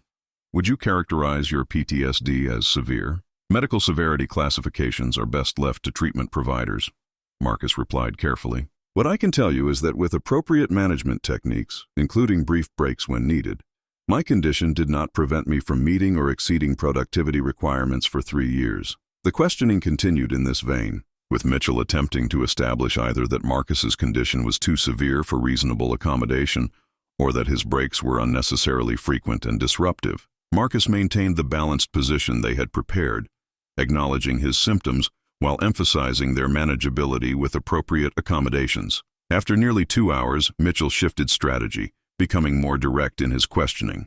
Mr. Reeves, did you ever experience flashbacks while operating machinery at Midwest? I experienced intrusive memories that I managed with the techniques I've described. I never lost awareness of my surroundings or control of equipment. But you were mentally elsewhere during these episodes, correct? reliving combat experiences rather than focused on your work duties? Marcus recognized the deliberate mischaracterization. No, that's not accurate. Intrusive memories are not the same as dissociative flashbacks. I remained aware of my environment and responsibilities. The management techniques I implemented were specifically to maintain that awareness and functionality. Mitchell's expression suggested skepticism. Yet you felt the need to walk away from your station during these episodes. That suggests they were severe enough to prevent you from performing your duties. The breaks were preventative, Marcus explained patiently. By recognizing early symptoms and implementing brief management techniques, I prevented escalation that might have impacted performance. It's similar to how a diabetic might check blood sugar levels before they become symptomatic. Prevention, rather than crisis response. The medical analogy seemed to briefly stymie Mitchell, who paused to confer quietly with one of the associate attorneys. When he resumed questioning, his approach became more aggressive. Mr. Reeves, isn't it true that you never formally requested accommodation for your PTSD, never submitted medical documentation, or completed the company's disability accommodation forms? I disclosed my veteran status upon hiring. When symptoms began affecting me at work, I informed my supervisor of my need for occasional brief breaks, which were informally accommodated for 2 years without issue. But you never used the term PTSD or disability accommodation in these conversations, did you? Not in those specific terms, no. Like many veterans, I was concerned about potential stigma. However, the law doesn't require specific terminology, only that the employer is made aware of the condition and the needed accommodation. Jacob nodded slightly, approving of Marcus's accurate citation of the legal standard, something they had reviewed extensively in preparation. Mitchell's questioning grew increasingly pointed, attempting to characterize Marcus's PTSD as either debilitating or insignificant, both characterizations that would undermine the discrimination claim. Throughout, Marcus maintained composed, factual responses, neither minimizing his condition nor allowing it to be portrayed as incapacitating. After nearly 3 hours, Mitchell shifted to combat experiences again, this time more directly. Mr. Reeves, the incident that led to your Purple Heart. Can you tell us what happened? Jacob began to object, but Marcus raised a hand slightly. It's all right.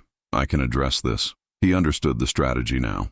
Mitchell was hoping that recounting trauma would trigger visible symptoms that could be documented and later used to argue his condition was too severe for reasonable accommodation. But Marcus had prepared for this, working with Dr. Wright on techniques for discussing combat experiences in clinical, rather than emotionally triggering terms. Our convoy was struck by an improvised explosive device, Marcus began, his voice steady and factual. The lead vehicle was disabled. As we established security, a secondary device detonated.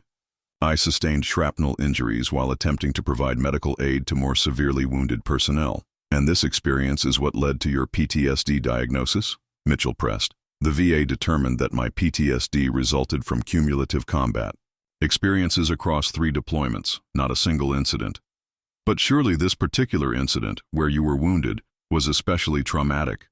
Marcus recognized the deliberate attempt to provoke an emotional response. Instead of engaging with the provocative framing, he responded with the same clinical detachment he'd maintained throughout. Combat environments involve numerous potentially traumatic experiences.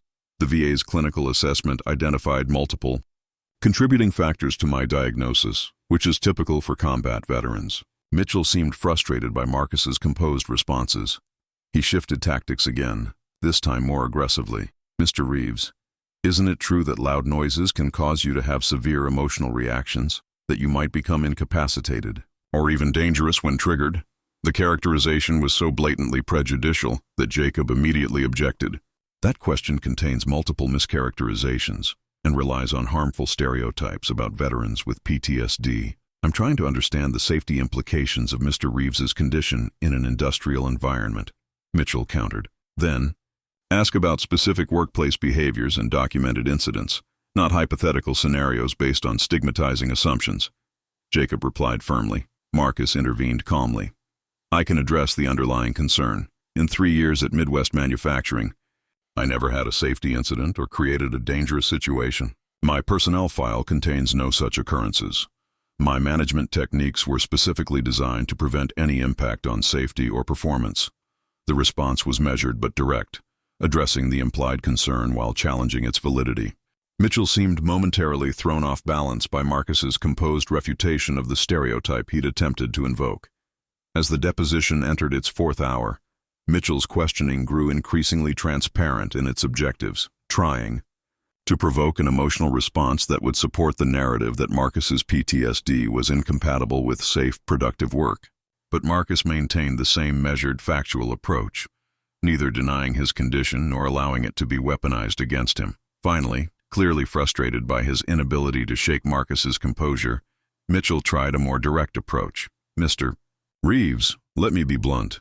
The manufacturing environment is inherently noisy, fast-paced, and at times chaotic. If loud noises and sudden movements trigger your PTSD symptoms, requiring you to take unscheduled breaks, isn't it reasonable to conclude that you simply aren't suited for this type of work environment?" The question laid bare the discriminatory assumption at the heart of Midwest's defense, that accommodating disability was optional if the employer deemed the individual unsuited to the environment. It was precisely the attitude their case was challenging. Marcus met Mitchell's gaze directly, his response measured but resolute. "No, sir, that's not a reasonable conclusion.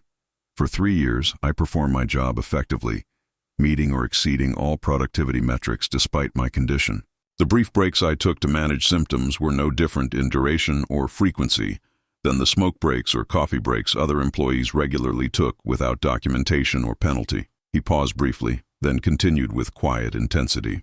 "What you're suggesting is that veterans who develop PTSD serving their country should be excluded from entire categories of employment rather than provided with minor reasonable accommodations that allow them to contribute their skills and experience. That's exactly the discrimination the ADA and you, Sara, were designed to prevent." The conference room fell silent. Mitchell seemed taken aback by the simple eloquence of Marcus's response, which had shifted the moral framework of the discussion without becoming emotional or accusatory. After a moment, Mitchell glanced at his associates, then shuffled his notes. "I think we'll take a brief recess." As the corporate legal team filed out for their private consultation, Jacob leaned over to Marcus. "That was perfect. You maintained complete composure, while highlighting the fundamental issue at stake." Sara, who had been observing silently throughout, nodded in agreement. "You made the abstract legal principle concrete and personal without becoming defensive. Very effective." When Mitchell and his team returned 15 minutes later, their demeanor had noticeably shifted. The aggressive questioning was replaced by more procedural inquiries about specific accommodation requirements and potential implementation approaches. The remainder of the deposition focused on constructive aspects of workplace accommodation, the specific modifications that would allow veterans with PTSD to function effectively in manufacturing environments. Mitchell's questions now seemed oriented toward information gathering rather than discrediting, suggesting a significant strategic shift. By the time the deposition concluded after nearly 6 hours, Marcus was mentally exhausted but satisfied. He had maintained composure throughout, effectively countering attempts to characterize his PTSD as either debilitating or trivial, while articulating the fundamental principle at stake, that veterans with service-related disabilities deserved reasonable accommodations rather than exclusion from employment opportunities. Outside the law office, as they walked to their cars, Jacob assessed the proceedings with professional satisfaction. "They expected you to either downplay your symptoms to the point of undermining your disability claim, or to exhibit symptoms severe enough to justify denying accommodation. You did neither. Instead, you demonstrated exactly what you've been asserting all along, that with appropriate management techniques, your PTSD doesn't prevent effective performance." "They underestimated you," Sara added. "They expected the stereotype of the volatile, fragile veteran. You showed them the reality. Someone who has developed sophisticated management strategies for a legitimate medical condition." Marcus nodded, feeling the adrenaline of the long confrontation beginning to ebb. "Will it make a difference?" "I believe so," Jacob replied thoughtfully. Mitchell's shift in questioning toward the end suggests they're reconsidering their position. "The combination of public pressure from the Tribune article and your composed, articulate testimony today has likely changed their risk assessment." "So what happens now?" Marcus asked. "Now we wait," Jacob explained.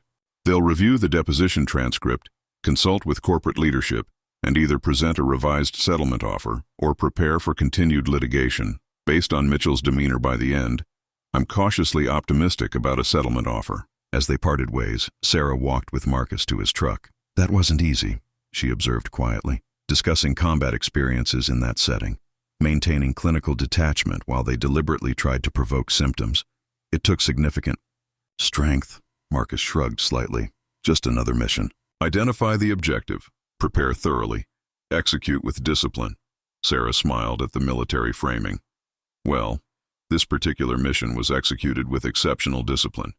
You've helped not just yourself today, but potentially many other veterans who face similar discrimination." Driving home, Marcus reflected on the deposition experience. Mitchell's questioning had been precisely what they'd anticipated, attempting to trap him in contradictions or provoke visible symptoms that could be used to justify denial of accommodations. The strategy reflected the fundamental misconception many civilians held about PTSD, that it rendered veterans unstable, unreliable, or dangerous. Today, he had directly challenged that misconception, not through argument or education, but through demonstration. For 6 hours, under deliberately stressful conditions, he had maintained composure, articulated complex concepts clearly, and managed potential triggers effectively, precisely what he had been doing at Midwest Manufacturing before his termination. Sometimes, Marcus reflected, the most effective rebuttal wasn't what you said, but what you demonstrated through your actions. Today's deposition might have been designed as an adversarial examination, but he had transformed it into something else entirely. A practical demonstration of exactly why veterans with PTSD deserved workplace accommodations rather than discrimination. Whether Midwest Manufacturing recognized that demonstration remained to be seen, but something in Mitchell's changed demeanor by the end suggested that at least one perspective had begun to shift. 3 days after Marcus's deposition, Bradford Mitchell requested another meeting, this time at Midwest Manufacturing's corporate headquarters rather than their local legal offices. The change of venue wasn't lost on Jacob, who noted that it likely signified direct involvement from senior corporate leadership. "This is a positive development," he explained, as he, Marcus, and Sara drove to the meeting. "When corporate executives get personally involved, it usually means they're looking for resolution rather than continued conflict, or they want to intimidate us with the trappings of corporate power," Sara suggested more cynically. Jacob smiled slightly. "That too. But considering the Tribune article, the OSHA investigation into the safety tampering, and Marcus's performance at the deposition, I suspect they're more interested in damage control than intimidation at this point." The corporate headquarters occupied the top 3 floors of a downtown office tower, a stark contrast to the utilitarian manufacturing facility where Marcus had worked. The reception area featured polished marble, abstract artwork, and a wall of awards and certifications, touting Midwest's industry leadership and corporate citizenship. "Interesting how none of those awards mention veteran employment or disability accommodation," Sara observed quietly as they waited to be escorted to the conference room. An executive assistant led them through glass-walled corridors to a spacious conference room with panoramic views of the city. Bradford Mitchell was already present, along with 2 unfamiliar executives wearing tailored suits and carefully neutral expressions. Mr. Torres, Mr. Reeves, Ms. Winters. Mitchell greeted them with professional courtesy. "Thank you for agreeing to meet here. I'd like to introduce Matthew Brennan, Chief Operations Officer, and Diane Hartwell, Senior Vice President of Human Resources for Midwest Manufacturing." The presence of C-suite executives confirmed Jacob's assessment. Corporate leadership was taking direct control of the situation. The introductions were cordial but reserved, with handshakes and practiced smiles that revealed nothing of their actual positions or intentions. Once everyone was seated, Brennan opened the discussion with the direct approach typical of operations executives. "I'll be straightforward," he began, his voice carrying the crisp efficiency of someone accustomed to making consequential decisions. "The situation at our Michigan facility concerns me deeply. I've reviewed the case materials, including Mr. Reeves's deposition transcript, Ms. Winters's documentation of safety practices, and the findings from our internal investigation into Richard Townsend's actions." He paused, making deliberate eye contact with each of them. "What I've seen suggests failures at multiple levels that don't align with our corporate values or legal obligations. I've asked you here today because I believe we need a comprehensive resolution rather than a protracted legal battle." The acknowledgement of failures at multiple levels represented a significant shift from Midwest's previous position, which had characterized the issues as isolated incidents or misunderstandings. Jacob maintained a professionally neutral expression, but Marcus caught the slight raise of his eyebrow, a sign that this opening was more substantive than anticipated. "We appreciate your candor, Mr. Brennan," Jacob replied. "My clients have been seeking resolution focused on systemic improvements rather than merely individual remedies." Hartwell, the HR executive, spoke next. "We've been conducting a thorough review of our accommodation policies and practices, particularly as they relate to veterans with service-connected disabilities. It's clear that while our written policies meet legal requirements, our implementation has been inconsistent at best." "That's a diplomatic characterization," Sara observed, her tone professional but pointed. "The evidence suggests systematic discrimination against veterans with PTSD and other service-related disabilities, particularly following cost reduction directives." Rather than becoming defensive, Hartwell nodded. "The data supports your assessment, Ms. Winters. Our review identified a disturbing pattern of higher termination rates among employees with disclosed or suspected disabilities during periods of workforce reduction. This pattern wasn't limited to the Michigan facility. The admission was unexpected in its directness. Corporate executives typically avoided acknowledging systemic problems, preferring to characterize issues as isolated incidents or implementation failures rather than policy deficiencies." Brennan took over again. "I want to be clear that the safety system tampering incident is being treated as a separate and severe violation of company policy and potentially criminal misconduct. Mr. Townsend has been terminated, and we're cooperating fully with the OSHA investigation. That matter is being handled through appropriate regulatory and potentially legal channels." "Understood," Jacob acknowledged. "However, the context of that incident remains relevant to our client's concerns about retaliatory conduct and a hostile environment for veterans asserting their rights." "Agreed," Brennan said, surprising them again with his directness. "Which is why we're proposing a comprehensive approach to resolution that addresses both individual remedies and systemic changes." Mitchell distributed folders containing Midwest's formal settlement proposal. As Jacob, Marcus, and Sara reviewed the documents, it became clear that corporate leadership had indeed taken a substantially different approach than their previous offers. The proposal included several key elements: reinstatement with back pay, and benefits for Marcus and other identified affected veterans; establishment of a dedicated accommodation office with specialized training in military cultural competence and PTSD; revision of performance evaluation metrics to prevent discrimination against employees utilizing accommodations; and significantly, a 3-year monitoring program with quarterly reports to be reviewed by an independent committee that included veteran advocacy representatives. "This addresses many of our core concerns," Jacob acknowledged after reviewing the document, "particularly the independent monitoring provision and the structural changes to performance evaluation metrics. We recognize that meaningful change requires both accountability and transparency," Hartwell explained. "The Independent Monitoring Committee ensures we maintain focus on these issues beyond the immediate settlement." The comprehensive nature of the proposal suggested genuine corporate concern rather than merely tactical concession. However, one significant issue remained unaddressed. "There's no mention here of public disclosure," Sara pointed out. "Are you still insisting on confidentiality provisions that would prevent discussion of these systemic issues and their resolution?" Brennan and Hartwell exchanged glances, suggesting this remained a point of internal contention. "We understand your concern about confidentiality," Brennan said carefully. "However, there are legitimate business considerations regarding how these matters are communicated publicly."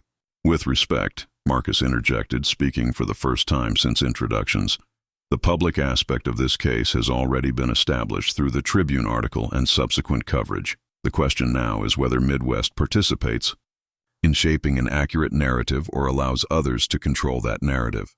Brennan raised an eyebrow, clearly not accustomed to having corporate communication strategy questioned by a former factory worker.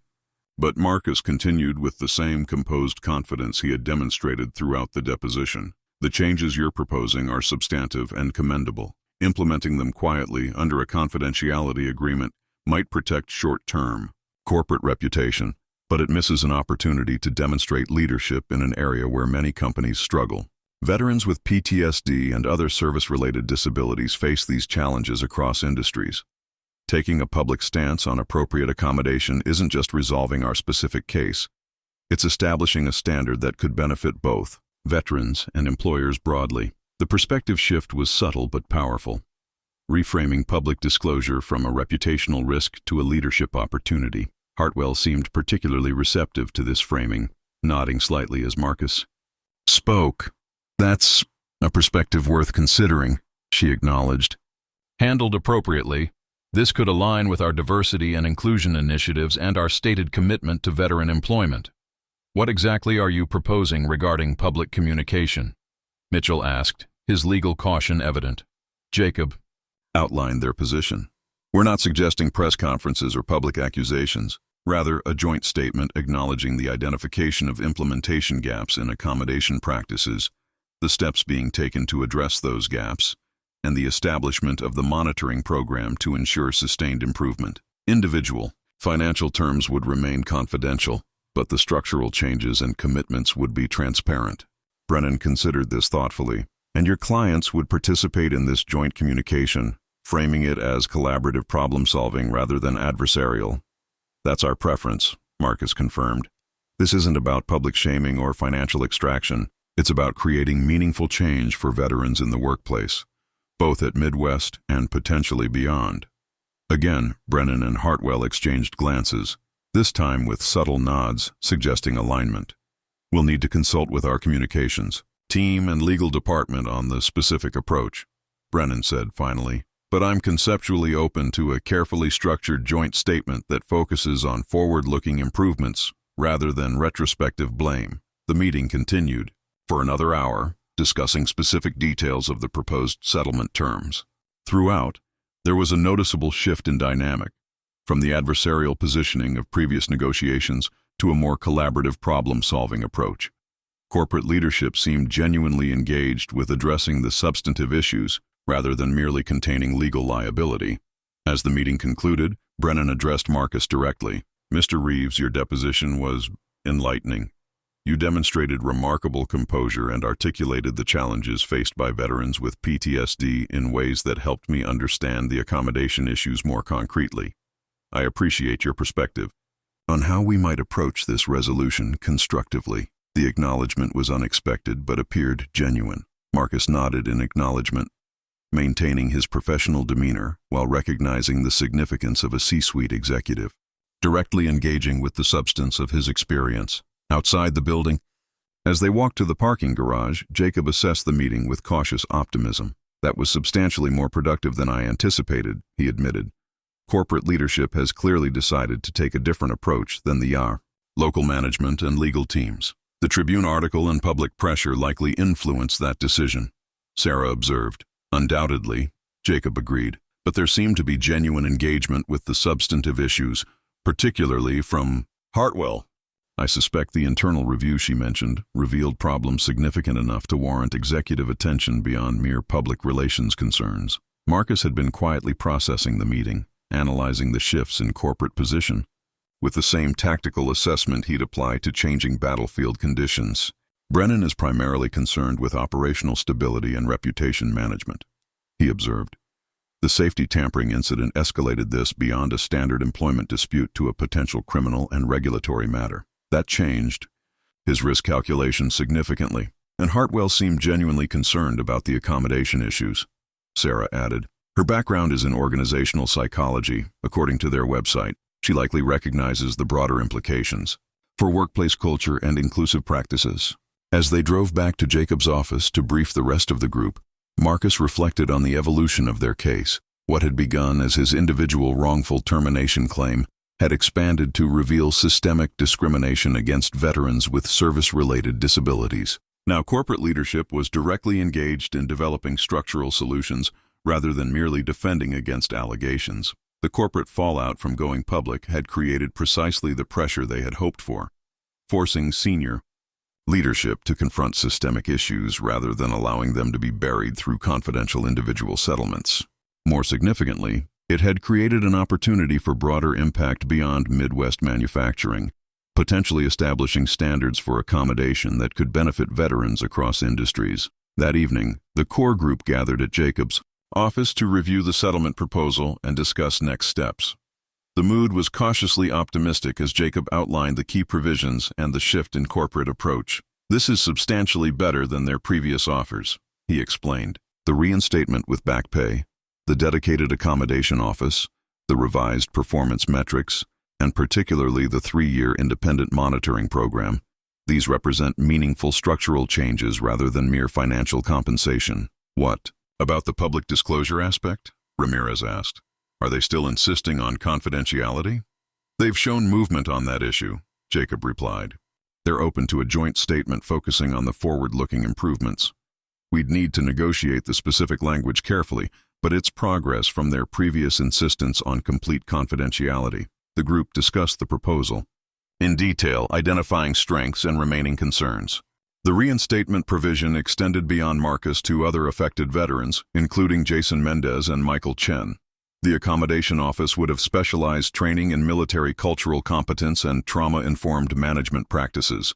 The performance evaluation revisions would ensure that employees utilizing approved accommodations wouldn't be penalized in productivity metrics.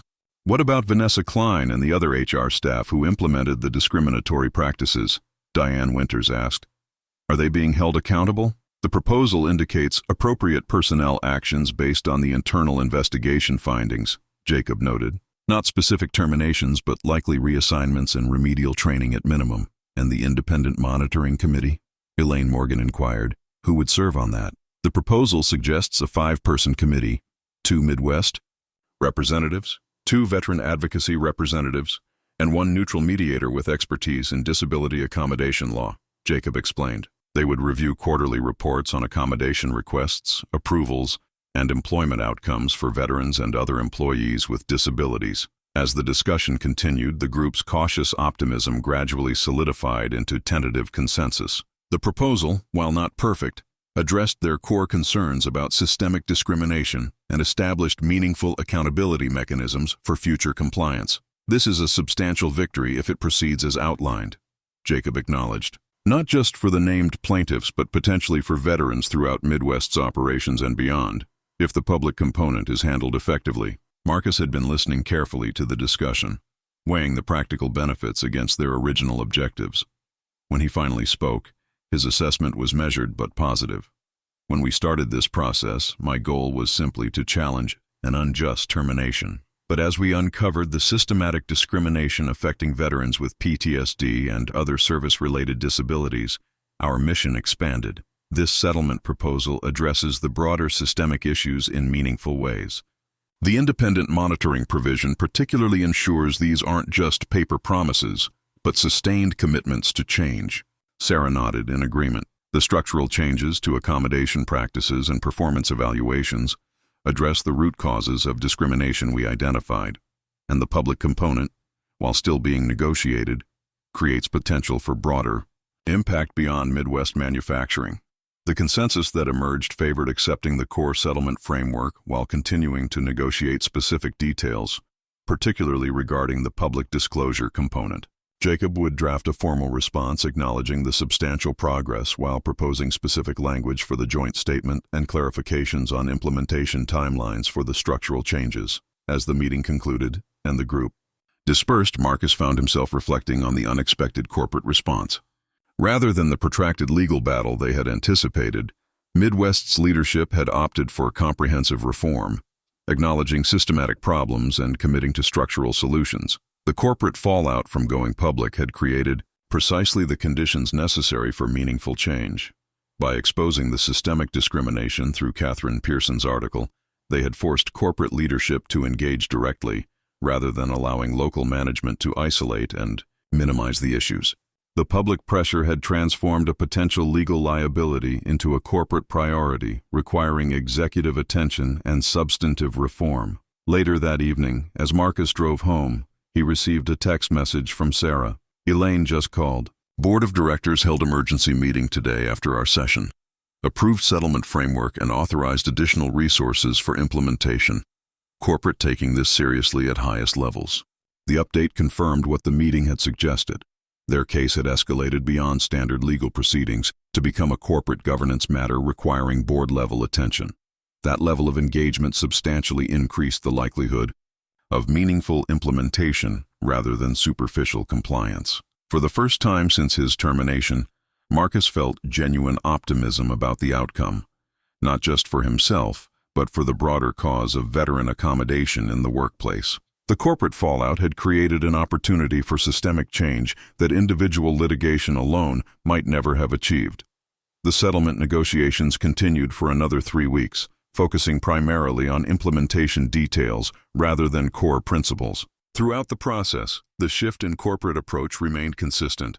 Midwest's leadership had moved from defensive resistance to collaborative problem-solving, a transformation directly attributable to the combined pressure of public exposure, regulatory scrutiny, and the strength of their evidence. On a crisp autumn morning, the core group gathered in Jacob's office for the final review of the settlement agreement before signing. The document, nearly 30 pages of detailed provisions and implementation schedules, represented the culmination of their months-long fight for justice and systemic change. Before we proceed with the formal review, Jacob began, I want to acknowledge what you've all accomplished here. This settlement goes far beyond what most discrimination cases achieve. The structural changes, monitoring provisions, and public commitment components create a framework for lasting impact, not just at Midwest manufacturing, but potentially across industries. The assembled group, Marcus, Sara, Ramirez, Jason Mendez, Michael Chen, Diane Winters, and Elaine Morgan, nodded in quiet acknowledgement. What had begun as Marcus's individual wrongful termination claim had evolved into a coordinated campaign that revealed and addressed systematic discrimination against veterans with service-related disabilities. Let's review the key provisions.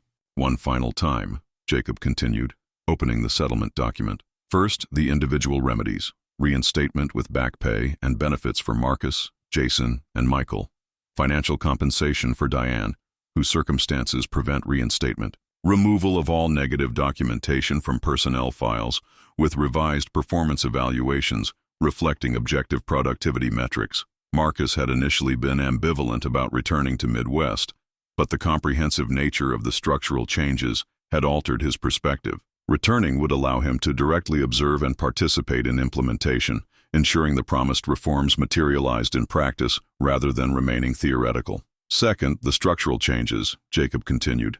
Establishment of a dedicated accommodation office with specialized training in military cultural competence and trauma-informed management. Revised performance evaluation metrics that prevent discrimination against employees utilizing approved accommodations. Mandatory training for all supervisors and managers on disability accommodation laws and best practices, with specific modules addressing PTSD and other service-related conditions. These provisions addressed the systemic issues they had identified, the fundamental policies and practices that had enabled discrimination against veterans with service-related disabilities. By institutionalizing appropriate accommodation procedures and revising evaluation metrics, the settlement created structural protections rather than merely compensating individual victims. Third, the accountability mechanisms, Jacob continued. A 3-year monitoring program with quarterly reports, reviewed by an independent committee including veteran advocacy representatives. Annual external audits of accommodation practices and employment outcomes for veterans and employees with disabilities. A confidential reporting system for potential violations, with protection against retaliation for those who utilize it. The URTSEP. Monitoring provisions had been particularly important to Sara, who had insisted on independent oversight rather than relying on internal corporate compliance mechanisms. The external audits and protected reporting system created multiple channels for identifying and addressing any backsliding or implementation failures. Finally, the public component, Jacob concluded. A joint press release announcing the settlement and outlining the structural changes being implemented. Publication of anonymized data regarding accommodation requests, approvals, and employment outcomes for veterans as part of Midwest's annual Corporate Social Responsibility Report. Participation in industry forums addressing best practices for veteran employment and accommodation. The public disclosure provisions had been the most contentious aspect of negotiations, with corporate communications executives resistant to language that might imply admission of wrongdoing. The compromise they'd reached focused on forward-looking commitments and transparency about ongoing practices rather than retrospective acknowledgement of discrimination. The joint press release has been finalized and will be issued tomorrow following the formal signing, Jacob noted. Catherine Pearson at the Tribune has been briefed and will receive an advance copy for a follow-up article. After the detailed review, Jacob invited questions or concerns before proceeding to the formal signing. The discussion was thoughtful but brief. They had reviewed each provision extensively during negotiations, and the final document reflected their collective priorities and compromises. As they prepared for the signing ceremony scheduled for that afternoon at Midwest's corporate headquarters, Marcus found himself reflecting on the journey that had brought them to this moment. From the day of his termination, standing in the parking lot with a box of belongings, uncertain of his future, to this comprehensive settlement that would affect hundreds of veteran employees across the company, the path had been neither straight nor easy. Having second thoughts? Sara asked quietly, noticing his contemplative expression. Not about the settlement, Marcus clarified. Just thinking about how this all unfolded. When you showed up at my apartment that first night, I never imagined we'd end up here. Sara nodded in understanding. Military operations never go exactly as planned. You adapt to changing conditions, identify new objectives as the situation evolves, and find unexpected allies along the way, Marcus added, glancing around at the diverse group that had coalesced around their cause. Veterans and civilians, employees and executives, each contributing unique skills and perspectives to a shared mission. The signing ceremony at corporate headquarters was deliberately low-key. No press, no photographs, just the key participants from both sides gathered in the same conference room where they had met with Brennan and Hartwell weeks earlier. The corporate representatives included Bradford Mitchell, Diane Hartwell, and a board member who headed the governance committee, signifying the board-level engagement the case had ultimately required.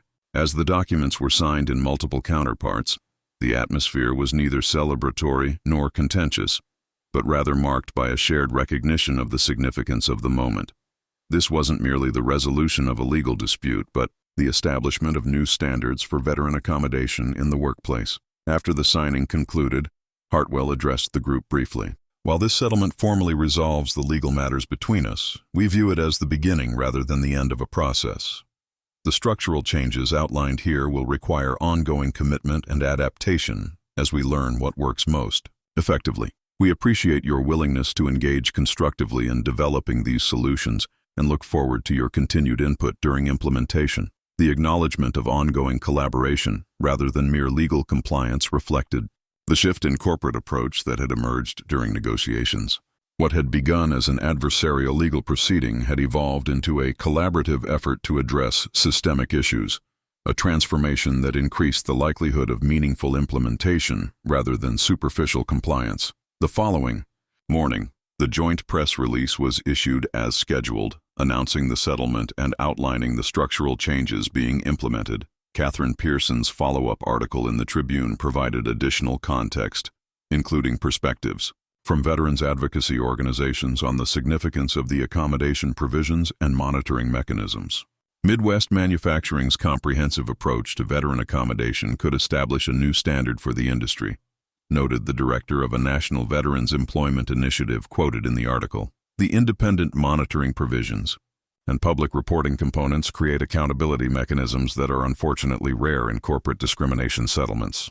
As Marcus read the article over breakfast, he felt a sense of accomplishment that transcended his personal situation. The settlement would directly benefit dozens of veterans currently employed at Midwest, and potentially hundreds more in the future. More significantly, the public nature of the agreement created a reference point for other companies and veterans facing similar accommodation challenges. His reinstatement was scheduled for the following Monday, along with Jason Mendez and Michael Chen. The accommodation office would be operational by then, with interim procedures already in place for requesting and implementing reasonable accommodations. Sara had been asked to consult on the office's establishment, bringing her expertise in both safety management and military cultural competence to the development of training materials and evaluation protocols. That weekend, the core group gathered for a celebratory dinner at a local restaurant, their first social gathering that wasn't focused on legal strategy or case preparation. The mood was lighter than their previous meetings, though still marked by the shared understanding that implementation would require ongoing vigilance and engagement. To unexpected missions and successful outcomes, Ramirez proposed as a toast, raising his glass with a grin that reminded Marcus of post-mission celebrations during deployment. the relief and satisfaction of objectives achieved despite challenging conditions. As conversation flowed around the table, Marcus found himself sitting beside Sara, who had been uncharacteristically quiet throughout the evening. "Having reservations about the outcome?" he asked, echoing her question from the signing day. She smiled slightly at the callback. "Not about the settlement. Just thinking about next steps.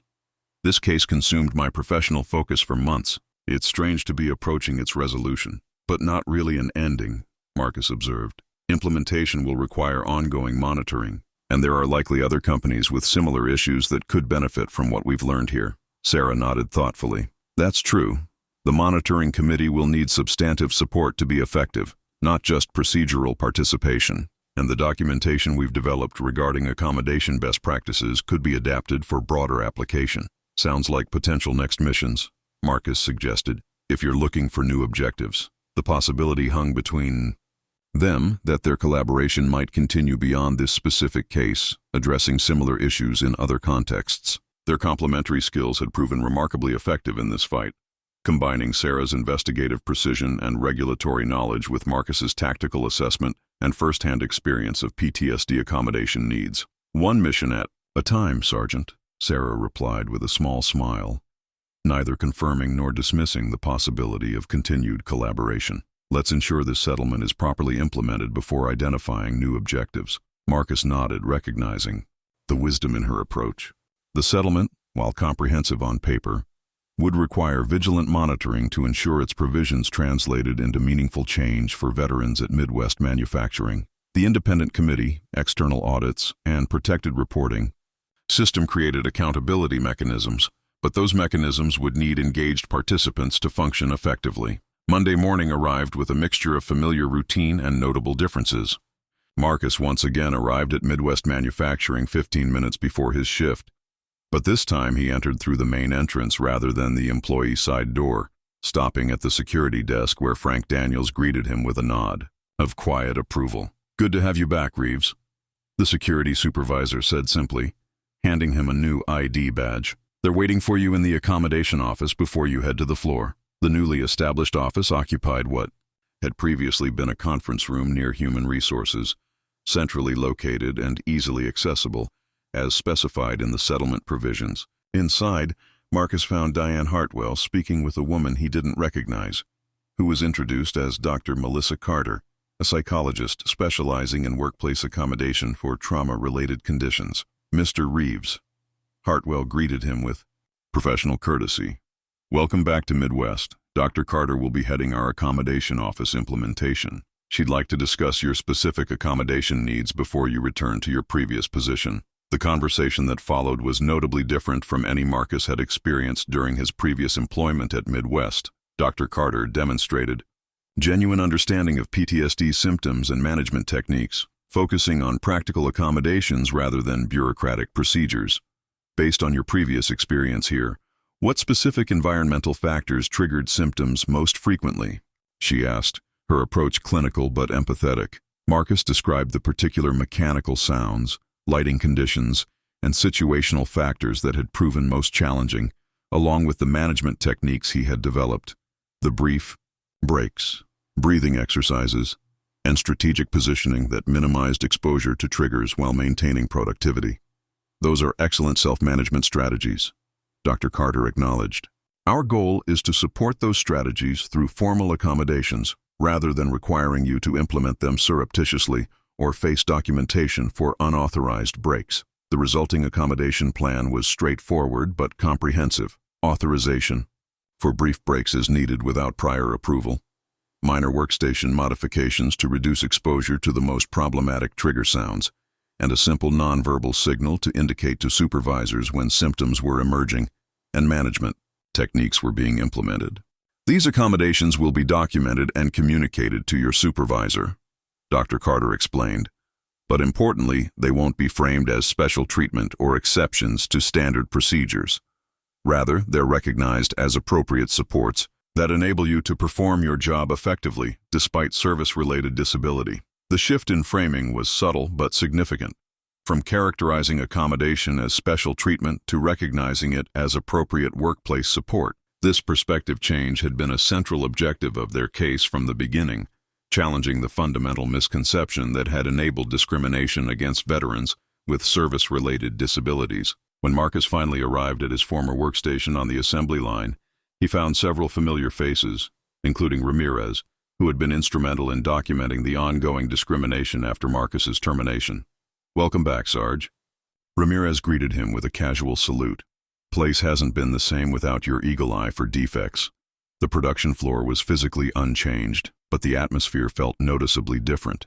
Supervisors who had previously viewed his breaks with suspicion now had been briefed on his accommodation plan and understood its purpose. Co-workers who had quietly supported him before now felt empowered to acknowledge their own accommodation needs, creating an environment of mutual support rather than isolation. Dale Harmon was gone, reassigned to another division as part of the personnel changes following the settlement. His replacement, a former quality control manager named Teresa Nguyen, had received specific training in accommodation implementation and trauma-informed supervision approaches. "We're implementing new procedures for all employees regarding break protocols," she explained during their initial meeting. "The accommodation plans are integrated into these procedures rather than treated as exceptions, which should reduce any perception of preferential treatment." This approach addressed one of the core issues they had identified during case preparation: the stigmatization of accommodation as special treatment rather than appropriate workplace support. By normalizing break protocols for all employees while ensuring accommodation needs were met, the new procedures reduced potential resentment while maintaining necessary supports. As Marcus settled back into his work routine, he found that the formal accommodation plan actually required fewer adjustments than he had implemented independently before his termination. With explicit authorization for brief symptom management breaks and minor workstation modifications, he could focus fully on his quality control responsibilities without the constant tension of concealing his condition or justifying his management techniques. During his lunch break, he received a text message from Sara. "First accommodation committee meeting scheduled for Friday. I'll be attending as veteran advocate representative. How's the implementation so far?" Marcus replied with a brief but positive assessment of his first morning back, noting the significant shift in supervisory approach and workplace atmosphere. The changes weren't merely procedural. They reflected a fundamental reframing of disability accommodation from burden to appropriate support, from exception to integration. By the end of his first week back, Marcus had settled into a new routine that balanced effective symptom management with productive work performance. The accommodation plan functioned smoothly, with supervisors respecting the authorized breaks and coworkers understanding their purpose. More significantly, several other veterans had begun working with the accommodation office to develop their own plans, creating a small community of mutual support and shared understanding. The following Friday, the first meeting of the Independent Monitoring Committee took place at corporate headquarters. Sara attended as one of the veteran advocate representatives, alongside Dr. Eleanor Wright from the VA. The committee reviewed initial implementation data, addressed emerging questions, and established protocols for the quarterly monitoring reports specified in the settlement. "The early implementation appears promising," Sara reported to Marcus after the meeting. "They've already processed 15 accommodation requests, with 13 approvals and 2 pending further assessment. The documentation systems are functioning as designed, and the training programs for supervisors have received positive feedback. While 1 week of successful implementation didn't guarantee long-term compliance, the early indicators suggested genuine corporate commitment rather than superficial adherence." The Independent Monitoring Committee provided ongoing oversight. The external audits would verify reported outcomes, and the protected reporting system created a channel for identifying potential backsliding or implementation failures. As Marcus drove home that evening, reflecting on his first week back at Midwest Manufacturing, he felt a sense of cautious optimism. The settlement had created a framework for meaningful change, but frameworks required consistent implementation to achieve their intended outcomes. The monitoring provisions they had insisted on during negotiations would help ensure that implementation remained a priority even as public attention inevitably shifted to other issues. More significantly, the public component of the settlement had already begun creating ripple effects beyond Midwest Manufacturing. Catherine Pearson's follow-up article had prompted inquiries from veterans at other companies facing similar discrimination, and several industry publications had featured analyses of the accommodation provisions as potential best practices for addressing PTSD and other service-related disabilities in the workplace. What had begun as one veteran's fight against wrongful termination had evolved into something far more consequential, a challenge to systematic discrimination that established new standards for veteran accommodation in the workplace. The resolution wasn't perfect, and implementation would require ongoing vigilance, but they had fundamentally altered the terrain for veterans with service-related disabilities at Midwest manufacturing and potentially beyond. That achievement, Marcus reflected as he arrived home, was worth every difficult moment of the journey that had led to this resolution. 6 months after the settlement, Midwest Manufacturing's corporate headquarters hosted an industry forum on veterans in the IEDs, workplace, accommodation, best practices, and implementation strategies. The event, part of the public component of the settlement agreement, brought together human resources professionals, veterans advocates, and corporate leaders from across the manufacturing sector to discuss effective approaches to accommodating veterans with service-related disabilities. Marcus stood at the back of the conference room, observing the proceedings with quiet satisfaction. On the stage, Sara was part of a panel discussing practical implementation of accommodation policies, sharing insights from Midwest's experience while maintaining the professional demeanor that had characterized her approach throughout their case. The key transition, she was explaining to the assembled audience, is moving from viewing accommodations as exceptions to standard procedures to recognizing them as appropriate workplace supports that enable qualified employees to perform effectively. This shift in perspective benefits not just veterans with PTSD, but employees with various disabilities requiring reasonable accommodation. The audience, primarily HR managers and corporate compliance officers, was engaged and attentive, many taking notes as Sara and the other panelists discussed specific implementation strategies and measurement metrics for evaluating effectiveness. What had once been considered a specialized niche of employment law had become a significant focus area for companies seeking to improve veteran recruitment and retention. During the lunch break, Marcus was approached by Matthew Brennan, Midwest's Chief Operations Officer, who had played a pivotal role in the settlement negotiations. "Mr. Reeves," Brennan greeted him with genuine respect rather than corporate formality. "I'm glad you could attend today. The accommodation program's success over these past months has exceeded our expectations." Marcus nodded acknowledgement. "The implementation has been thorough. The quarterly monitoring reports show consistent compliance with both the letter and spirit of the agreement. Beyond compliance," Brennan noted, "we're seeing tangible benefits. Turnover among veteran employees has decreased by 47% since implementation. Productivity metrics for accommodated employees have improved, not declined, as some had feared. And perhaps most significantly, workplace injury rates have decreased, which our safety team attributes partly to reduced stress and improved communication protocols." The concrete data was gratifying, evidence that appropriate accommodations benefited not just individual employees but organizational outcomes as well. This business case for accommodation had become a central theme in Midwest's outreach to other companies, framing appropriate support for veterans with service-related disabilities as both ethically appropriate and operationally advantageous. The Veteran Support Group has been particularly effective, Marcus observed, referencing one of the initiatives that had emerged from the settlement implementation. "Creating a space for shared experience and practical problem-solving has benefits beyond the formal accommodation process," Brennan agreed. "That element wasn't explicitly required by the settlement, but it's proven valuable enough that we're expanding it to all our facilities. Sometimes the most effective solutions come from those with direct experience of the challenges." This acknowledgement that veterans themselves might possess insights about effective accommodation strategies that corporate policies hadn't previously considered represented a fundamental shift from the dismissive attitude that had characterized Midwest's approach before their case. The Veteran Support Group had emerged organically as veterans returning to work under the new accommodation policies began sharing experiences and strategies, eventually formalizing into a recognized employee resource group with regular meetings and direct input to the accommodation office. As Marcus circulated through the industry forum during the afternoon sessions, he encountered several familiar faces from their long legal battle. Jacob Torres attending as a legal expert on accommodation requirements, Ramirez now serving as coordinator for the Veterans Support Group, and even Frank Daniels, the security supervisor whose principled stand during the safety system tampering incident had been instrumental in shifting the power dynamics of their case.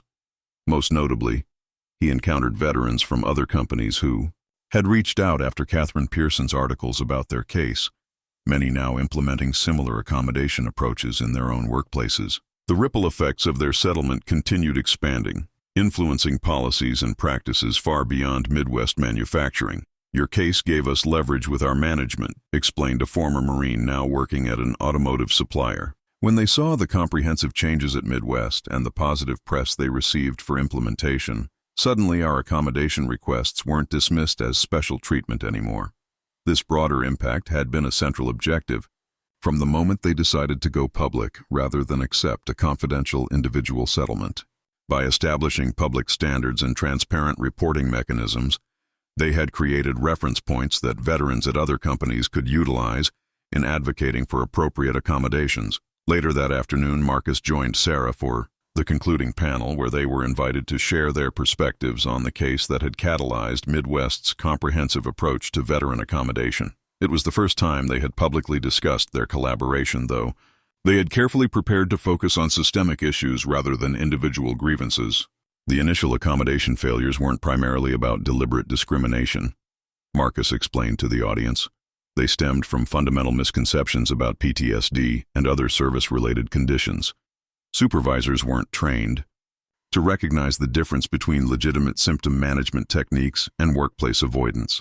Performance metrics didn't account for approved accommodations, creating artificial documentation of productivity issues even when output standards were being met.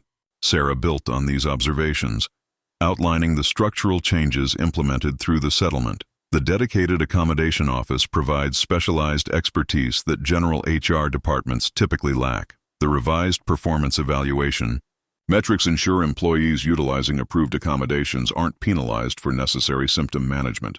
And perhaps most importantly, the independent monitoring provisions create accountability mechanisms that maintain focus on effective implementation beyond the initial settlement period. The discussion was substantive and forward-looking, focusing on practical lessons for other companies rather than dwelling on past conflicts. This approach reflected their shared priority, creating systemic changes that would benefit veterans broadly rather than merely achieving vindication for individual grievances. After the forum concluded, Marcus and Sara found themselves walking together toward the parking garage, much as they had after countless strategy sessions during their legal battle. "That went well," Sara observed. "The attendance exceeded projections, and the engagement level suggested genuine interest rather than mere compliance participation."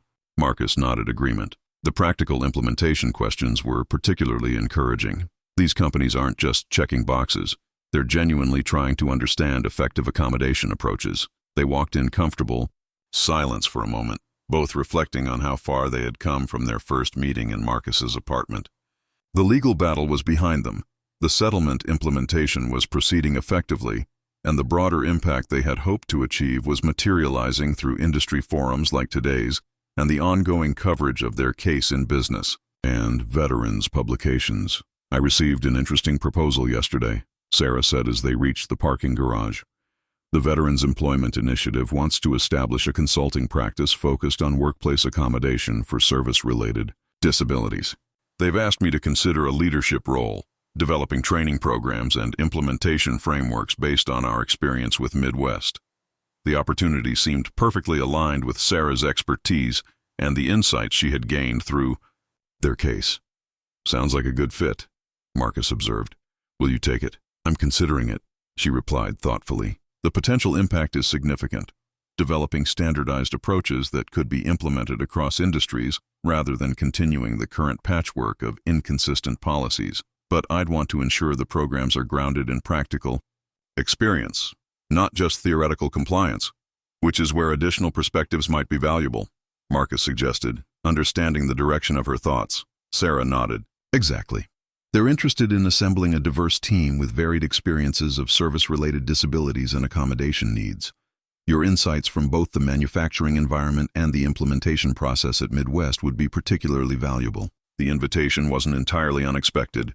Their collaboration throughout the case had demonstrated the effectiveness of their complementary perspectives and skills. Sara's investigative precision and regulatory knowledge, combined with Marcus's Tactical assessment and direct experience of PTSD accommodation needs had proven remarkably effective in challenging systemic discrimination and developing practical solutions. "I'd need to consider the timing," Marcus noted. "The Veterans Support Group at Midwest is still developing, and I'd want to ensure its stability before shifting focus." "Of course," Sara agreed. "The consulting work would be project-based initially, compatible with continued employment at Midwest, and actually, having someone actively involved in Midwest's implementation would strengthen the practical credibility of the training programs." They discussed the potential opportunity further as they walked to their vehicles, outlining possible approaches and contribution areas. The conversation felt natural, a continuation of the collaborative problem-solving that had characterized their work together throughout the case, now directed toward broader implementation of the principles they had fought to establish. As they parted ways in the parking garage, Marcus reflected on how significantly his life had changed since that day of termination nearly a year earlier. What had begun as a personal injustice had evolved into a mission with impact far beyond his individual circumstances, establishing new standards for veteran accommodation that were now being implemented across companies and industries. The following Monday morning, Marcus arrived at Midwest Manufacturing for his regular shift. Following the now familiar routine, his formal accommodation plan functioned smoothly, integrated into standard workplace protocols rather than treated as exceptional. The Veterans Support Group had grown to include 15 regular participants across departments, creating a community of shared experience and practical problem-solving that complemented the formal accommodation processes.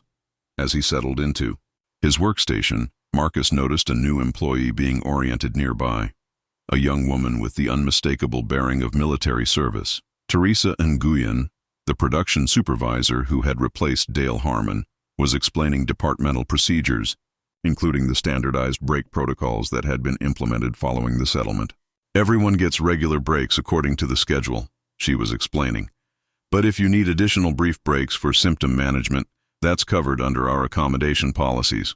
No special documentation required beyond your approved accommodation plan." The new employee, Wilson, according to her name badge, nodded understanding, visibly relieved at the straightforward acknowledgement of accommodation provisions. There was none of the hesitation or stigma that had characterized Marcus's experience when he first joined Midwest, just clear information about available supports and expectations. During the morning break, Marcus introduced himself to Wilson, recognizing in her the same hypervigilance and careful environmental scanning that characterized his own workplace approach. "Afghanistan?" he asked after brief introductions. She nodded. "2 tours, Helmand Province." The shorthand of shared military experience allowed them to establish immediate connection without requiring detailed explanations. Marcus provided a brief overview of the Veterans Support Group, emphasizing its practical focus on workplace strategies rather than clinical treatment.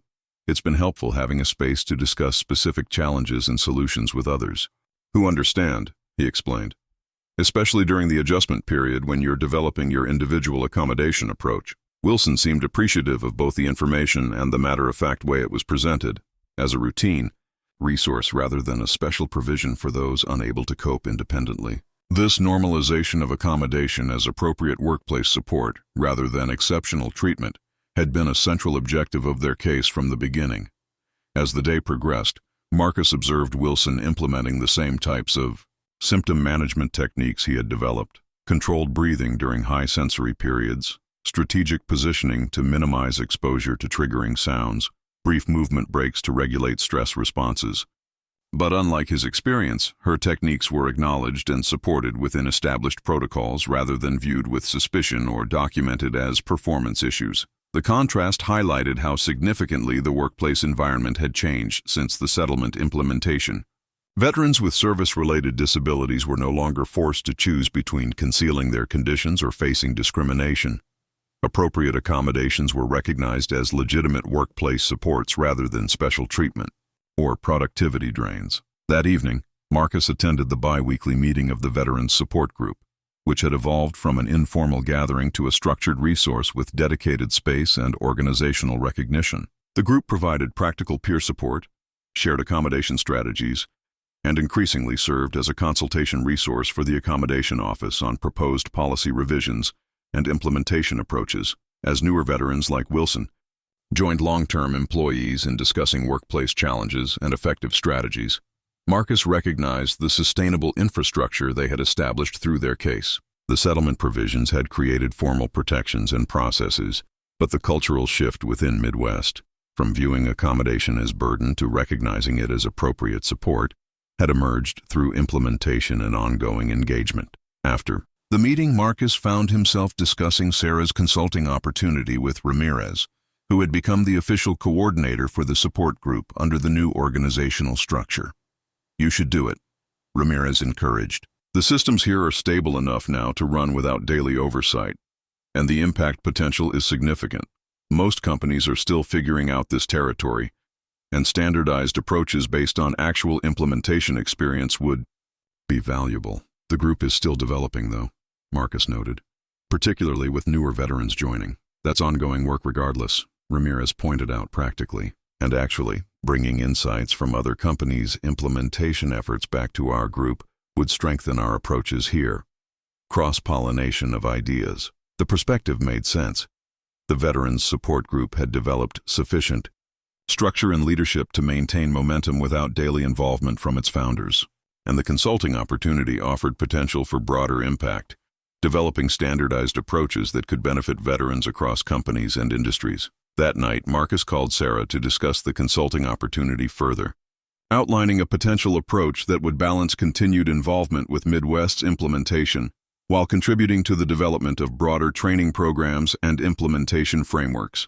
"I think it could work," he concluded, "particularly if structured as project-based consulting initially, maintaining connection with Midwest's ongoing implementation while developing resources for broader application." "That's exactly what I was thinking," Sara agreed. "The most effective training programs will be grounded in practical implementation experience rather than theoretical compliance frameworks.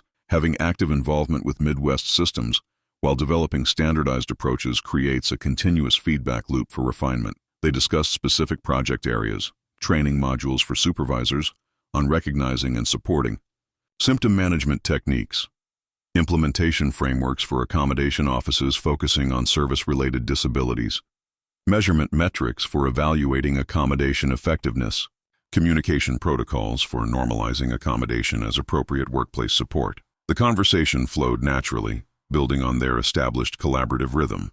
Sara's systematic approach to program development complementing Marcus's practical insights from direct implementation experience.